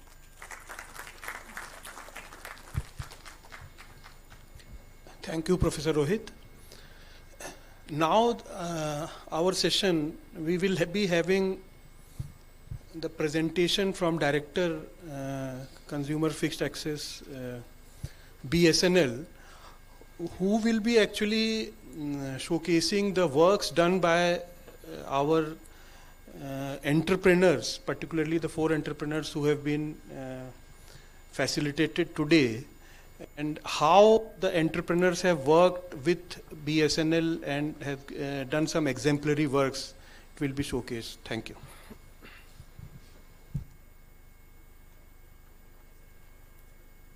So good evening, respected Rajaraman sir, Secretary Telecommunication and Chairman DCC, members of the Telecom Commission, DCC, member services, all the senior officers from the DOT, all my friends, and all the dignitaries on the dais. So, just a sigh of relief, this is the last presentation. Rest of the people sitting on the dais will not be giving any further presentation. It's a collective presentation presented by the 4 BharatNet Udyamis sitting on the dais, which I am compiling and presenting it to you. सुबह से हमने बहुत सारी technologies, product, policies, innovation, industry, BharatNet project, past, present, future, इसके बारे में बहुत कुछ सुना. इन अ लाइटर मोड, अभी one of the friends from the industry has also told कि जो क्लेम किसी एक ने किया था वो सही नहीं है. उन्होंने अपनी बात कही थी, मैं अपनी बात कह रहा हूं. मैं अभी अगले 10 मिनट आपको जो बता रहा हूं वो इट्स अ क्रक्स ऑफ जो सारा दिन हमने डिस्कस किया कि कैसे सारी चीज़ों को इंटीग्रेट करके जो एक हमारा मेन फोकस और मेन ऑब्जेक्टिव है कि अल्टीमेट एंड कस्टमर यूज़र को उसके यूज़ केस के लिए सर्विसेज डिलीवर करना.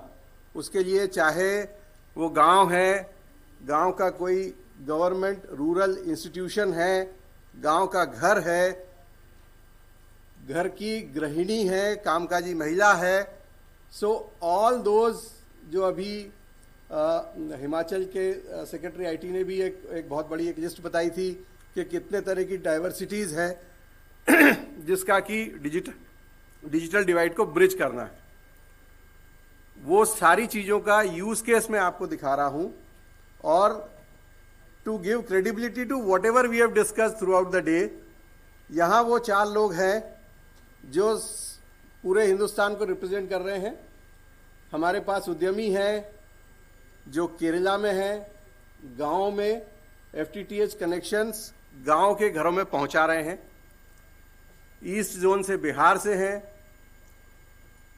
वेस्ट जोन से मध्य प्रदेश से हैं, और of course you can always make out from the beautiful turban north zone Punjab से हमारे उद्यमी पार्टनर्स हैं. सो हर जोन की 4 स्लाइड्स हैं. पहली स्लाइड ये बता रही है कि क्या स्टैटिस्टिक्स हैं. Mister Rajeev Shukla from DSTS, तकरीबन 1300 घरों को इन्होंने जोड़ा है, ग्रामीण घरों को. 9 OLTs लगाई हैं 49 पंचायतों में, करीब करीब 80 गांवों में, और 41 लोगों की टीम है जो इनका फ्रंट एंड और बैक एंड मैनेज करती है अक्रॉस दीज विलेजेस. अब ये अगियाव ब्लॉक है, अगियाव ग्राम पंचायत है पटना जिले में, जहां पर पंजाब नेशनल बैंक की एक मिनी ब्रांच है। आपको ध्यान होगा पहले एक्सटेंशन काउंटर हुआ करते थे जब हम लोग कॉलेज में पढ़ते थे, तो एक्सटेंशन काउंटर पे हमारी स्कॉलरशिप, हमारी फीस, उसके चालान्स, एग्ज़ाम फीस, वो सारी हम भरा करते थे। इसी तरह की गांव की एक स्पेशल मिनी ब्रांच है जिसको बिना कनेक्टिविटी के ऑपरेट करना शायद बहुत मुश्किल होता, और FTTH के लगने से अब वो बहुत अच्छी तरह से वो मिनी ब्रांच ऑपरेट कर रही है। जो PDS शॉप है खोपीरा पंचायत में, आजकल हम लोग तो अब राशन लेते नहीं PDS से, लेकिन PDS में आधार का ऑथेंटिफिकेशन बायोमेट्रिक से होता है, तो जब तक कनेक्टिविटी नहीं होगी राशन ही मिलना मुश्किल है। तो PDS शॉप को इस FTTH कनेक्शन से सीमलेस पूरे समय राशन की उपलब्धता वहाँ के लोगों को हो सके, ये कनेक्टिविटी खोपरा गांव में भारत नेट के FTTH उद्यमी के द्वारा FTTH कनेक्शन प्रोवाइड करके दी गई है। उसके बाद एक ऑनलाइन कैफ़े अगियाव में ही एक और यूज़ केस है, जहाँ पे कि एक ऑनलाइन कैफ़े चल रहा है जिससे कि गांव के लोग, क्योंकि हर आदमी वहाँ कंप्यूटर और लैपटॉप नहीं अफोर्ड कर पाता, शायद उतनी ज़रूरत भी नहीं रहती, तो एक कैफ़े के रूप में एक एंटरप्रेन्योर हैं जो ये सर्विसेज दे रहे हैं गांव के लोगों को, और उन कैफ़े को, एंटरप्रेन्योर को सर्विसेज हमारे भारत नेट उद्यमी दे रहे हैं। मध्य प्रदेश अशोकनगर से हमारे भारत नेट उद्यमी हैं misters village level entrepreneur society, mister Shyam Raghuvanshi. इन्होंने तकरीबन 800 घरों को जोड़ा है, 12 OLTs हैं, 21 पंचायतें हैं, 29 गांव हैं, और इनके पास भी 15 लोगों की टीम है जो बैक एंड फॉरएंड में इन कनेक्शंस को मैनेज कर रही है और नए कनेक्शंस को दे रही है। ये एक आंगनवाड़ी केंद्र है अशोकनगर जिले में महाना पंचायत में, जहां पर सारी डिजिटल सर्विसेज और इंफॉर्मेशन पोर्टल आंगनवाड़ी केंद्र में महाना पंचायत के अंदर FTTH भारत नेट उद्यमी के जरिए दिया जा रहा है। एक कथा मोहारी राय गांव में हुई, उसके लिए चूंकि वो टीवी पर लाइव चैनल है, काफ़ी पॉपुलैरिटी होती है उसकी, तो वो भी एक इन्होंने एक लीज सर्किट अपने इस FTTH के जरिए इस कथा को लाइव टेलीकास्ट करने के लिए आस्था टीवी चैनल पे दिया, चूंकि गांव में FTTH के लिए सर्विसेज प्रोवाइड करने के लिए भारत नेट उद्यमी के तौर पे रघुवंशी जी वहां थे। पंजाब से बनी इंटरनेट सर्विसेज परमजीत सिंह जी, इन्होंने 1500 से ज़्यादा घरों को कनेक्ट किया है, 41 पंचायतें हैं, और पंजाब में खासियत ये है कि जितने गांव हैं वो सभी पंचायत हैं, इसलिए गांव और पंचायत का आंकड़ा आपको एक ही दिखेगा, और 25 लोगों की टीम है जिनके साथ ये इन 41 पंचायतों में 12 OLT के नेटवर्क के जरिए मैनेज कर रहे हैं। यहाँ बरनाला जिले में चिन्नीवाल खुर्द पंचायत है जहाँ पे CSC है और मतलब कस्टमर सर्विस सेंटर, तो सारी तरह की जो सुविधाएं एक CSC की होती है वो इस नेटवर्क के जरिए गांव वालों को मिल रही है। गांव में ही ये सुविधा उपलब्ध है, कहीं उन्हें जाना नहीं पड़ता। बीच में एक स्कूल की बात हुई थी कि किस तरह से स्कूल में FTTH परिवर्तित कर रहा है जीवन को। तो ऊपर ये 2 हिस्सों में ये पिक्चर है, ऊपर के हिस्से में क्लास है जो स्मार्ट क्लासरूम की तरह से शायद ऑपरेट हो रही है, और नीचे के हिस्सों में ये सारे कंप्यूटर हैं जो बच्चे ऑपरेट कर रहे हैं। ये 2-3 राज्यों में जब हम इंटरेक्ट करते तो पता चला कि कंप्यूटर के लिए फंड था, कंप्यूटर स्कूल में आ गए हैं, लेकिन चूंकि किसी तरह की कनेक्टिविटी नहीं है इसलिए उनका उपयोग बच्चे नहीं कर पा रहे हैं। तो भारत नेट उद्यमी के जरिए जब FTTH की कनेक्टिविटी उन स्कूल्स में दी गई तो अब ये सारे कंप्यूटर उपयोगी हो गए और बच्चे इनका उपयोग कर पा रहे हैं, स्कूल अपने आप मॉडर्नाइज हो गया। ये एक और SBI का कस्टमर सर्विस सेंटर है महलकला पंचायत में बरनाला जिले में, जिसमें वही सारे काम हो रहे हैं जो एक बैंक के नॉर्मल ब्रांच में ऑपरेशन के जरिए किए जाते हैं।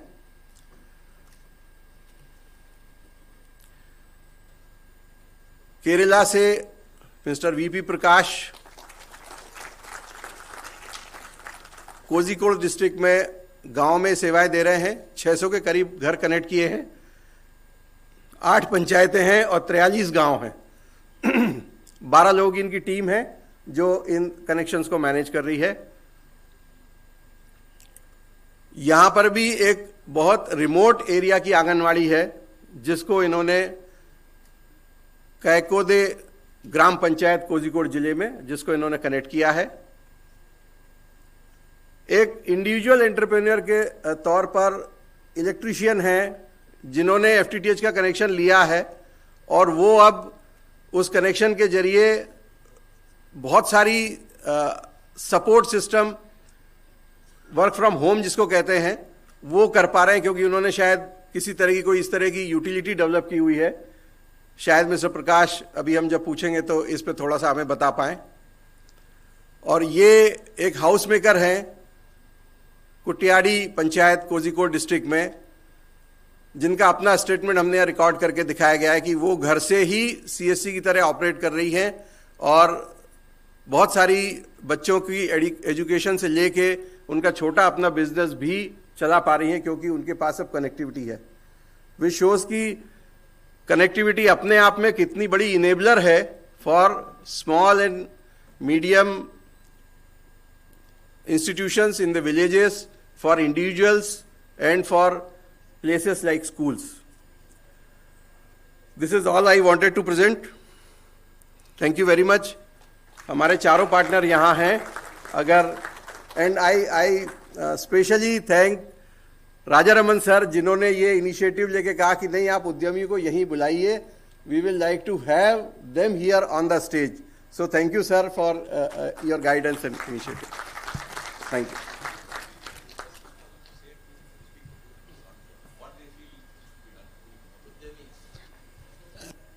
उद्यमी से रिक्वेस्ट करेंगे कि वे कुछ शब्दों में अपने एक्सपीरियंस बताएं। I will start with Rajeev Shukla. Sir, I started off by doing the 2 pilot projects, one in Bihar and one in MP. The biggest problem we faced over there was initially was the adoption. Bihar में आरा जिला था जहाँ पे connectivity थी ही नहीं, लोगों को पता ही नहीं था कि इंटरनेट होता क्या है। उनको समझाना कि इंटरनेट क्या होता है और उसको लगवाना, that was one challenge.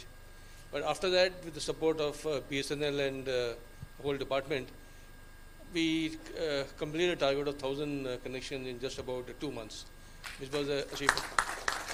Secondly, sir, in Shahpura, it is a tribal belt. They're all tribals over there. Bhil हैं, उनको पता ही नहीं इंटरनेट क्या होता है। But still, we employed the local bheels. We trained them how to speak in the local language, and then they convinced the others in the whole district, and we achieved the 1,000 target within 2 months again. So both these experiences, but I must congratulate the government of India, Secretary Saab and the BSNL for coming up with this Bharat Udami scheme. At close quarters, I have seen the way the whole village, the whole district, the whole block, how it transforms from a totally illiterate, computer illiterate people to people who are fighting with us, using bad language against us when it goes down. I mean, within just about 2-3 months, they know how to do it. Thirdly, sir, the third challenge is making them pay for it. They think that anything which comes from the government of India is free. Payment करने की जरूरत ही नहीं. So currently we are facing a problem of making them pay. And because of the delay in payment, there are some billing issues which are being resolved by BSNL also very nicely. Thank you so much, sir, once again. Hello, my name is Parman Singh. I am from Punjab, from Bani Communication. And मैं आज आपके सामने बैठा हूँ, बहुत ज़्यादा happy feel कर रहा हूँ और ये सभी को सब BSNL की मौजूदगी में हुआ क्योंकि उन्होंने मुझको अपॉर्चुनिटी दी in front of you sitting there and so मेरे पास कोई जॉब की अपॉर्चुनिटी नहीं थी तो मैंने है ना जब मैंने BSNL ऑफिस गया तो खुद कनेक्शन लगवाने के लिए गया था तो वहाँ के BBC थे उन्होंने बोला मुझको परमित हमारे पास एक अपॉर्चुनिटी है अगर आप कर सकते हो तो करना चाहे तो कर सकते हैं तो उन्होंने बोला भी एक उद्यमी स्कीम चली है गवर्नमेंट की तरफ से तो आपको ऐसे आपने इस टाइप इन्वेस्टमेंट करनी है और लोगों को कनेक्शन देने हैं। तो पहले ही मैं इस चीज़ में इंटरेस्टेड था, क्योंकि मैंने अपने गांव में टीपी लिंक के एक्सेस पॉइंट लाकर अपने गांव के लोगों को इंटरनेट की सर्विस दी थी। तो ये अपॉर्चुनिटी मेरे लिए बहुत बढ़िया थी। तो मैंने अपनी तरफ से इन्वेस्टमेंट की और रूरल एरिया में कनेक्शन देना स्टार्ट किया। और वहाँ पर ये खासियत बात, मैं BSNL की तरफ से BSNL ने फ्री में कनेक्शन देने स्टार्ट किए लोगों को, और रूरल एरिया में लोगों का रुझान बढ़ता गया। उन्होंने कनेक्शन लगाने स्टार्ट किए, और इस इंटरनेट की सुविधा से उन्होंने अपना वर्क टू होम स्टार्ट किया। तो जैसे अभी स्लाइड में देखा आपने, CSC सेंटर हैं और स्कूल में बच्चे हैं, तो वैसे ही कंप्यूटर पड़े हुए थे, वैसे यूज़ नहीं कर रहे थे, और with the help of internet they learning about they study by sitting in the front of computer. तो ये मेरे लिए बहुत बड़ी बात है, और आज मैं बहुत खुश हूँ। और ड्यू टू दी BSNL की तरफ से तो मुझको हेल्प मिल रही है। तो आज मैं मंथली 3.5 लाख अर्न कर रहा हूँ due to the video of BSNL help. Thank you sir.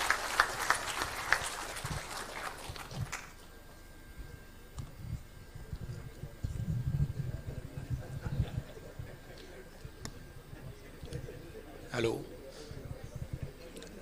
मेरा नाम श्याम रघुवंशी है। मैं अशोकनगर डिस्ट्रिक्ट मध्य प्रदेश से बिलोंग करता हूँ। हाँ, मैं BSNL में लगभग 4 साल से जुड़ा हूँ। BSNL का फर्स्ट फेज़ का पंचायतों का मेंटेनेंस का मैं काम करता हूँ वहाँ पे। तो लोगों का एक ही क्वेश्चन होता है वहाँ पे कि सर इसमें इंटरनेट कब चलेगा। लगभग ये 2014 से इक्विपमेंट पंचायतों में लगे हैं, लेकिन उनमें अभी तक इंटरनेट चालू नहीं हुआ है। सभी का एक ही क्वेश्चन होता था। इस क्वेश्चन को बार बार सुन के मैं भी परेशान हो गया था। तो BSNL ने भारत उद्यमी स्कीम लाई। इसके तहत मैंने 19 GP 792 कनेक्शन उन पे कनेक्शन दिए लोगों को। आंगनबाड़ी में, ग्राम पंचायतों में, लगभग लोगों के सभी घरों में, जिसमें कि उनको लाइव TV, OTT वगैरह इन सब सर्विस उसको मैंने दिया। पंचायत भवनों में लोगों को ऑनलाइन सर्विसेज जैसे कि उनका आय प्रमाण पत्र, मूल निवासी, इन सब की भी सुविधाएं इसके थ्रू मिल रही हैं। Thank you. Good evening. First of all, thank you BSNL for giving me a chance to come over here and present ourselves. And also let me take the opportunity to congratulate DOT for coming up with 5G in a very indigenous way. मैंने एक छोटे से गांव में से केरल का, north Kerala का Calicut district में से। So I have started this business in the year of 2020 after leaving a job from my Bangalore-based company. तो BSNL मुझे एक मौका दिया हुआ है एक बिजनेस स्टार्ट करने के लिए गांव में। तो वहाँ पर एक 50% of places that there is no other network where I have given the connections. So वहाँ पर जो बच्चे लोग हैं उनको अभी पढ़ाई ठीक से घर से कर पा रहे, और उन्होंने जो बिजनेस लोगों को थोड़ा बिजनेस स्टार्ट कर पाया गांव में, जो CSC वगैरह चलाने के लिए उनके लिए बहुत चांस मिला हुआ है इसके ऊपर से। So once again let me thank BSNL for the chance given to me. Thank you.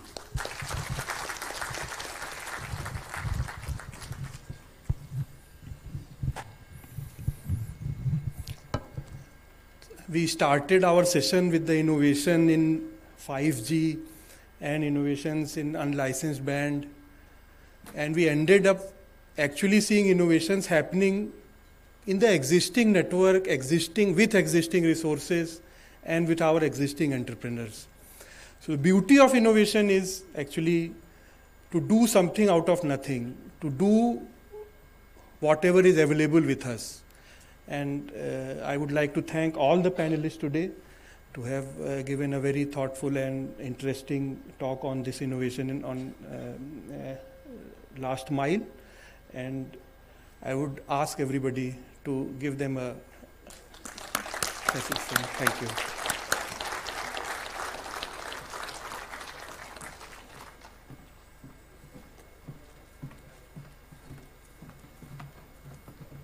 Thank you so much, sir, for sharing such insights with us. I would like to thank all the panelists once again. Let us have a huge round of applause, ladies and gentlemen, for all the panelists in the house. Well, we keep on talking about digitization, but when it comes to the grassroots level, is the work is really happening? Well, we have people to ensure that if a child is sitting in the village or a child is in the city, we talk about equality. They both have equal opportunity to study online, to conduct their projects online. Well, this is the magic of digital India. Well, with this, ladies and gentlemen, I would like to thank the eminent set of panelists we have today. I request our moderator, Shri S.P. Singh Ji, to kindly felicitate our speakers. To start with Shri Bhuvanesh Sachdeva Ji. जोरदार तालियों के साथ धन्यवाद करें.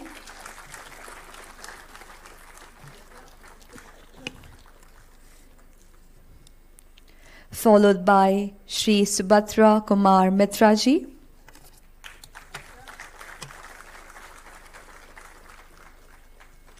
Mr. Vivek Bansal Ji.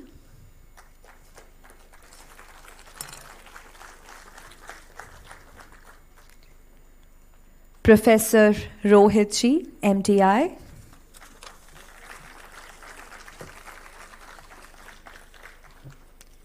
And our Udyamis, Mr. Rajiv Shokla Ji.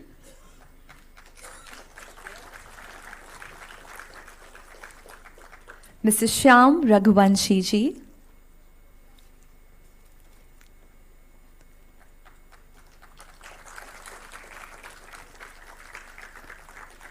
Mr. Paramjeet Singh.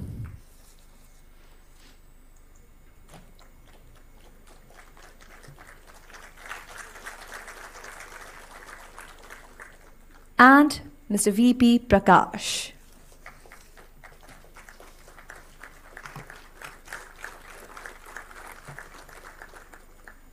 Thank you so much. I request all the panelists to kindly come forward for a group picture. Well, ladies and gentlemen, we talk about energy. What is the most sustainable way of creating energies in this hall? Applauses. Well, we lit up the whole atmosphere when we applaud, when we smile. So let us do that. This is the last panel discussion of the day.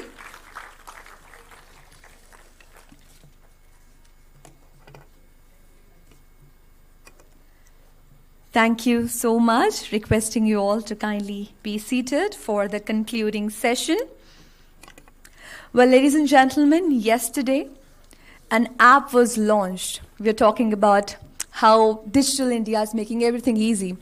What is the first thing that you would do when you lose a phone? Or how would you know that how many numbers are registered on your name? How can you block them? How can you trace your phone? Well, the first thing that comes into our mind when we talk about a lost phone is that we file a complaint against it.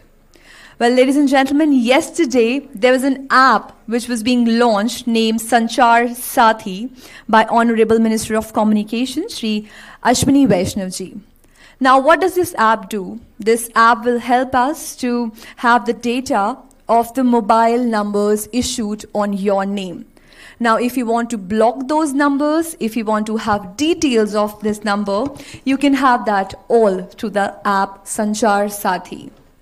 Not just that, ladies and gentlemen, you can also raise a request to discontinue the number as well. You can block or trace a lost phone through the Sanchar Sathi app. So now if someone loses a phone, you can tell them there's this app called Sanchar Sathi, which can help you trace the lost phone.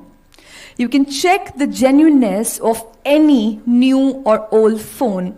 If you buy a new phone, you can check the genuineness of the phone through this app called Sanchar Sathi. Now we'll have a list of people who have done great work and they've made valuable efforts in building this app and making it a huge success. We'll take this moment to felicitate all the contributors. But to start with, I would like to invite Shri Rajaramanji, Secretary, Telecom, to kindly come on the dais. Let us welcome sir with a round of applause. I would also like to invite Shri Uma Shankar Pandeji, Member Services, to kindly join us on the dais. Shri Anand Singh Ji, Joint Secretary, Telecom, to kindly join us on the dais.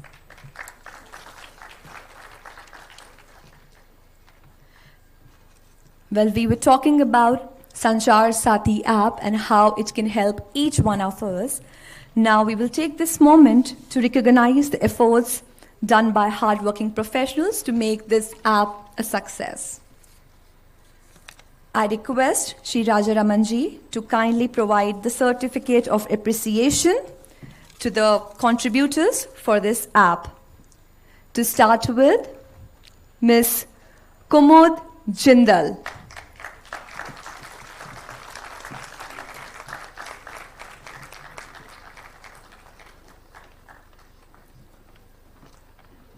We would like to express our gratitude and thank you so much for your contribution for the Sanchar Sati app.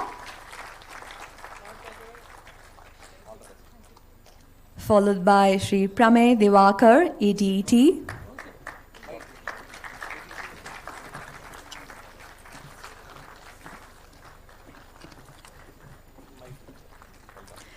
Congratulations. Shri Raj Anoopji, ADG, APLSA.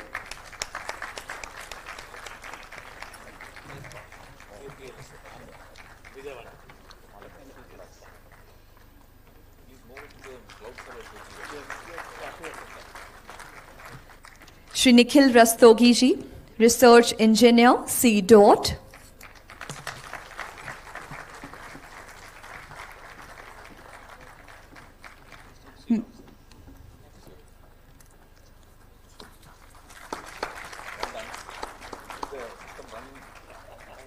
Ms. Achal Agrawal, Senior Research Engineer, C.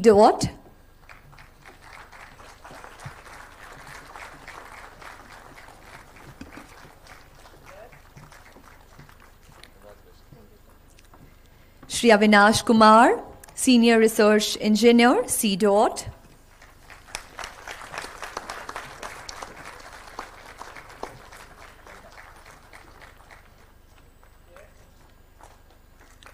Congratulations.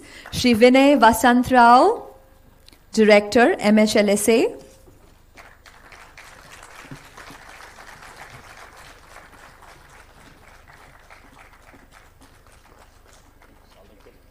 Congratulations. Shri Majati Ramakrishna, Director, APLSA.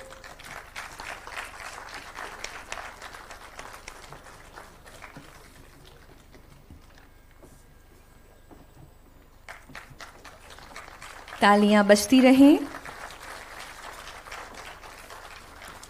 Shri Vijay Krishnamurthy, Director, Compliance.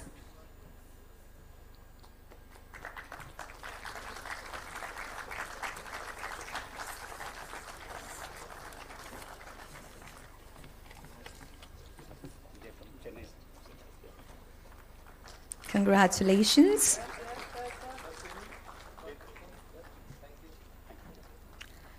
Shri Abhishek Srivastav, Team Leader, C.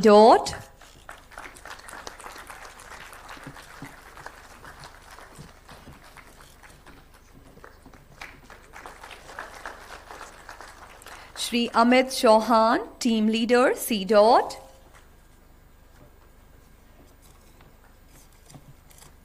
Round of applause.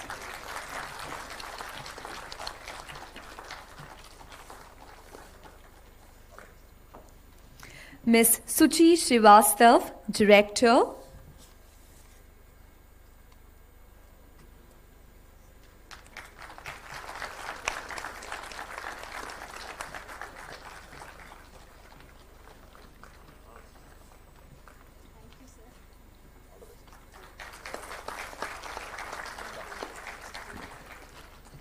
Shri Mahesh Mangalji, DDG.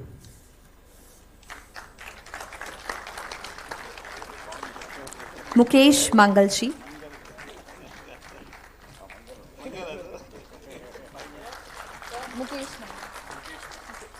Shri Mukesh Mangalji, DDG. Shri Shri Uma Shankar Pandeji, Member Services.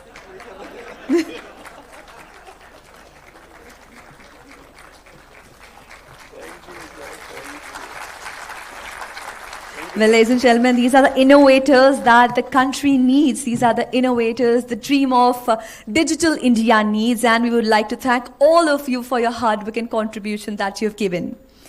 Ladies and gentlemen, with this, we come to an end of this spectacular event.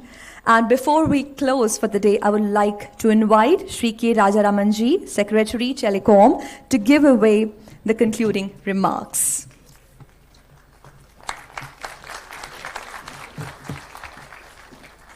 So, good evening to all of you, friends. I think it's been a long day for all of us. So, a lot of good work which has been done over the last 1 year. I mean, some of it has been recognized here. I know there is a lot of other work which is still to be recognized. I think, I'm sure that there will be more opportunities in the future. I think we still have a number of events scheduled. So there will be, there are many people who have contributed in very, very different ways. I think so. Though we have, obviously, we cannot recognize everybody, but some people from select events and select achievements have been shortlisted for this kind of work. So the short point is that all of us have worked together to achieve a lot of things which go towards creating a safe, secure environment for all the citizens of this country. In terms of getting connectivity. So today, during the various panel discussions, especially in the last panel discussion, we saw how in the last mile, a lot of very ordinary people are transforming the landscape by working hard to get the connectivity down to the poorest of the poor people, with a lot of challenges. The challenges, and some of them have said that collecting the bills is a big challenge in some of the poorest areas. So this is, obviously the ability to pay is a very important challenge when connectivity is provided. One has to afford it. But at the same time, services have to be priced right so that they are sustainable. So this is an obvious contradiction, between sustainability and affordability. So you have to strike a right balance. So especially when you are reaching the unreached, I think, and the last mile, I think obviously this challenge is going to be even more formidable as we go and reach the last crore of the people who are still not connected. So this challenge has to be met through technology and innovation. I think I'm sure that innovation will teach us as to how to make services even more and more affordable. I think it has to become even more and more cheap, more and more affordable, at the same time sustainable. So I think this is the situation that we are in. India is a very strange country where I think we have got some of the high spectrum prices, but at the same time the lowest ARPU. I think obviously none of this is determined by the department. It is the market which decides all this. So therefore, this, be that is as it may, I think still we have to ensure that the quality of services are met. I think this is very, very important, because unless we can't be, just because it is a low ARPU, it doesn't mean that the quality of services is thrown to the winds. So this is a great challenge before all of us. So this today, I think, before I end my address, I would like to say that there are 2-3 things that all of us have to need to do together. I think so. One is, of course, the department as such. I think there are 2 things that needs to be done. One, the hunger for learning and piloting new technologies must be there. I think so. At the end of the day, some of us get caught in implementation that sometimes we forget what is happening in the world. I think so. Obviously, there's a lot of technology development happening. Technology life cycles are becoming shorter and shorter. So that is the biggest challenge before any investor. And obviously, when somebody is putting money on the table, he or she wishes to recover it over a period of, say, 5, 6 years or 7 years. But today, technology is changing so fast that within 3, 4 years, you find that something else is on the table, which is better and even cheaper than what you offered 2 years ago. So therefore, in this kind of a challenge, I think it is very important for the department to stay ahead of the curve by being very informed about all the latest developments in the world. So I would request all the officials here, I think, especially from the Department of Telecom, to stay abreast of all the latest developments in the field. I think it's very important for you to read technical journals, visit pilots which are happening across the country, be it in the private sector, in research labs, or maybe in some of the BSNL or other CDOT or other establishments. So this hunger for learning must be kept alive constantly. Otherwise, I think what would happen is that the policy making will get stuck. If the policy makers are not able to understand what is the latest in technology, obviously policy will not move ahead, right? It will be stuck in time. So therefore, please be agile. So, all officials should take the time off, at least once in a couple of months to go and immerse themselves in some of these latest developments. Be it in an IIT lab, we have a 5G test bed going. There are many, like the IIT Hyderabad, which we had visited some month back for the G20 event. There are latest developments happening in 6G. I think some of the latest patents have been filed from the IIT Hyderabad labs. So, many of the LSAs here, the LSA officials who are here, the senior officials in the DOT headquarters, BSNL, from the ISPs and other licensees who are here, all of you should stay abreast with latest technology. You must try to expose yourself constantly to what is happening. So staying ahead of the technology life cycle is very, very paramount. The second message I would like to tell all the officials from DOT is that we need to work constantly towards to bringing down the cost of doing business and improving the ease of doing business. Today you saw how the challenges in rolling out services, in ensuring that they are sustainable, and so on and so forth. So unless policy ensures that the cost of doing business comes down drastically over a period of time, we must constantly find out where the costs are coming from and try and see how we can help the industry to actually bring down the cost of doing. Unless we do that, investment will become difficult. Because investment, as I already mentioned, is always under threat from various angles, especially technology changes, from the competition in the market, and so on and so forth. So our job fundamentally as a department is to ensure that the investors are able to make good profit so that they are able to reinvest and actually expand the services that are available in the market. Unless services expand, we cannot afford to, we cannot think of, even dream of reaching the unreached. So therefore, it's very important that there is a positive investment climate in the sector, in the telecom sector, and for that, policy should be constantly moving towards on how to reduce the cost of doing business, eliminating cost elements, eliminating hassles, etc., etc. The government of India, under the leadership of the Honorable Prime Minister, has actually, and our Minister for Communications and the Minister of State, I think, constant efforts have been made in the last several years in actually cutting away at those layers of bureaucracy, cutting away at the various cost elements, etc., etc. And that was starting with September 21 reforms and many other reforms that have been done. So more reforms needs to be done. I think the last word on reforms has not still been said. There are many, many areas. Like for instance, though in mobile communications we are fairly doing well, I think in terms of fixed wireline broadband we are nowhere. If you look at the percentage of households covered in India as a percentage of the total number of households, we've nearly about 3 crore connections in a population of 30 crores, right? So where are we, I think? So, hardly about say 8 to 9% or maybe 10% at best. Whereas most of the developed world, I said about 40%, 50% of the total population covered or households covered is even more. So I think there are some pockets of communications which still require a lot of hard work, especially in fixed wireline broadband. It's very expensive to operate a network, maintain the network. So therefore, we have to bring down the cost of operations, and that remains a challenge. Though there are no promises made here, we have to work on policies that make it happen. And one more thing I would like to say is that all policies, whenever we make them, have to have policy certainty. This is something which we have been constantly discussing in some of our internal forums. When somebody decides to invest, put 1 crore on the table, there must be visibility that there is some certainty in the policies over the next 5 years or 10 years or whatever. Otherwise, there is always that risk that my investment will go bad. So therefore, if that investment promotion has to be done, I think our policy should say very clearly that, okay, I'm guaranteeing you that for the next 5 years or 10 years, my policy will remain this. Though, of course, the market forces will constantly change. Technology will change, the competition will change, the customer preferences will change. That all cannot be controlled. But at least policy should remain something which is depended upon, that can be dependable, that can be reliable, which is free of uncertainty. So I think our policy should be written in a manner that probably it actually creates that confidence in the private sector. So this is very, very important.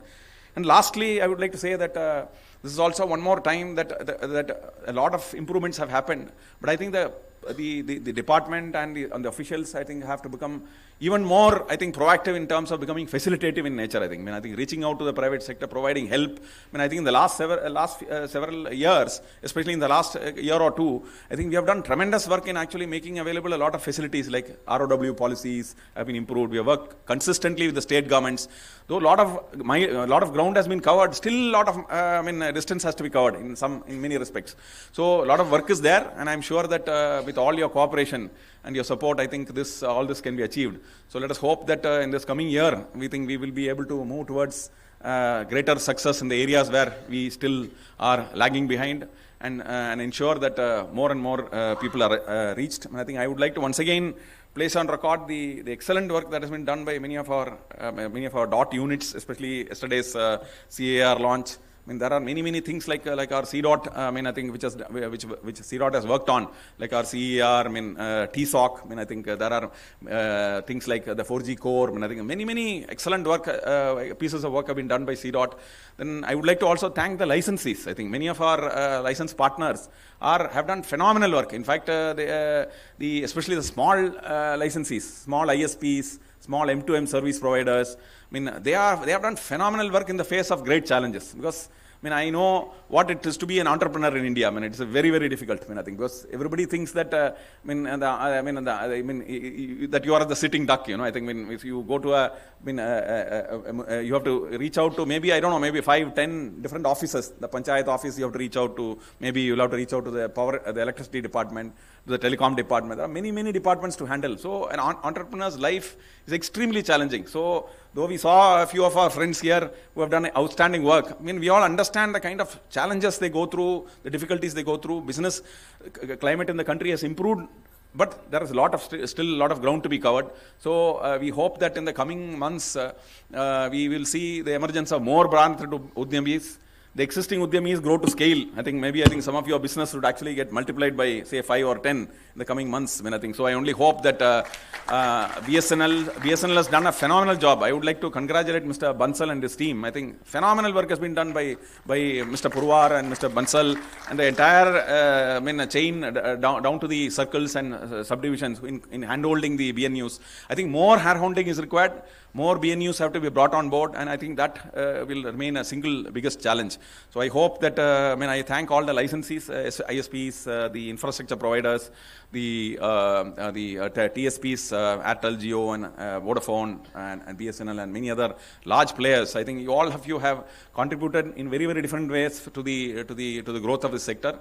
On this day, I once again congratulate all of you and express our heartfelt thanks to all of you for making all this happen. Thank you and Jai Hind.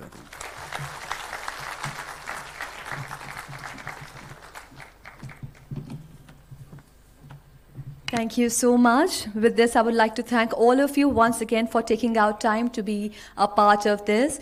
Well, the foundation has been laid. The building has been raised. Now it is the responsibility of each one of us to contribute towards it. And it is very important that in this process, we take care of ourselves. When we take care of ourselves, we are able to take care of many things. People who are happy are better in life. So try to stay fit, try to stay happy. And with this, we conclude today's event. Thank you so much once again for joining us here. Namaskar.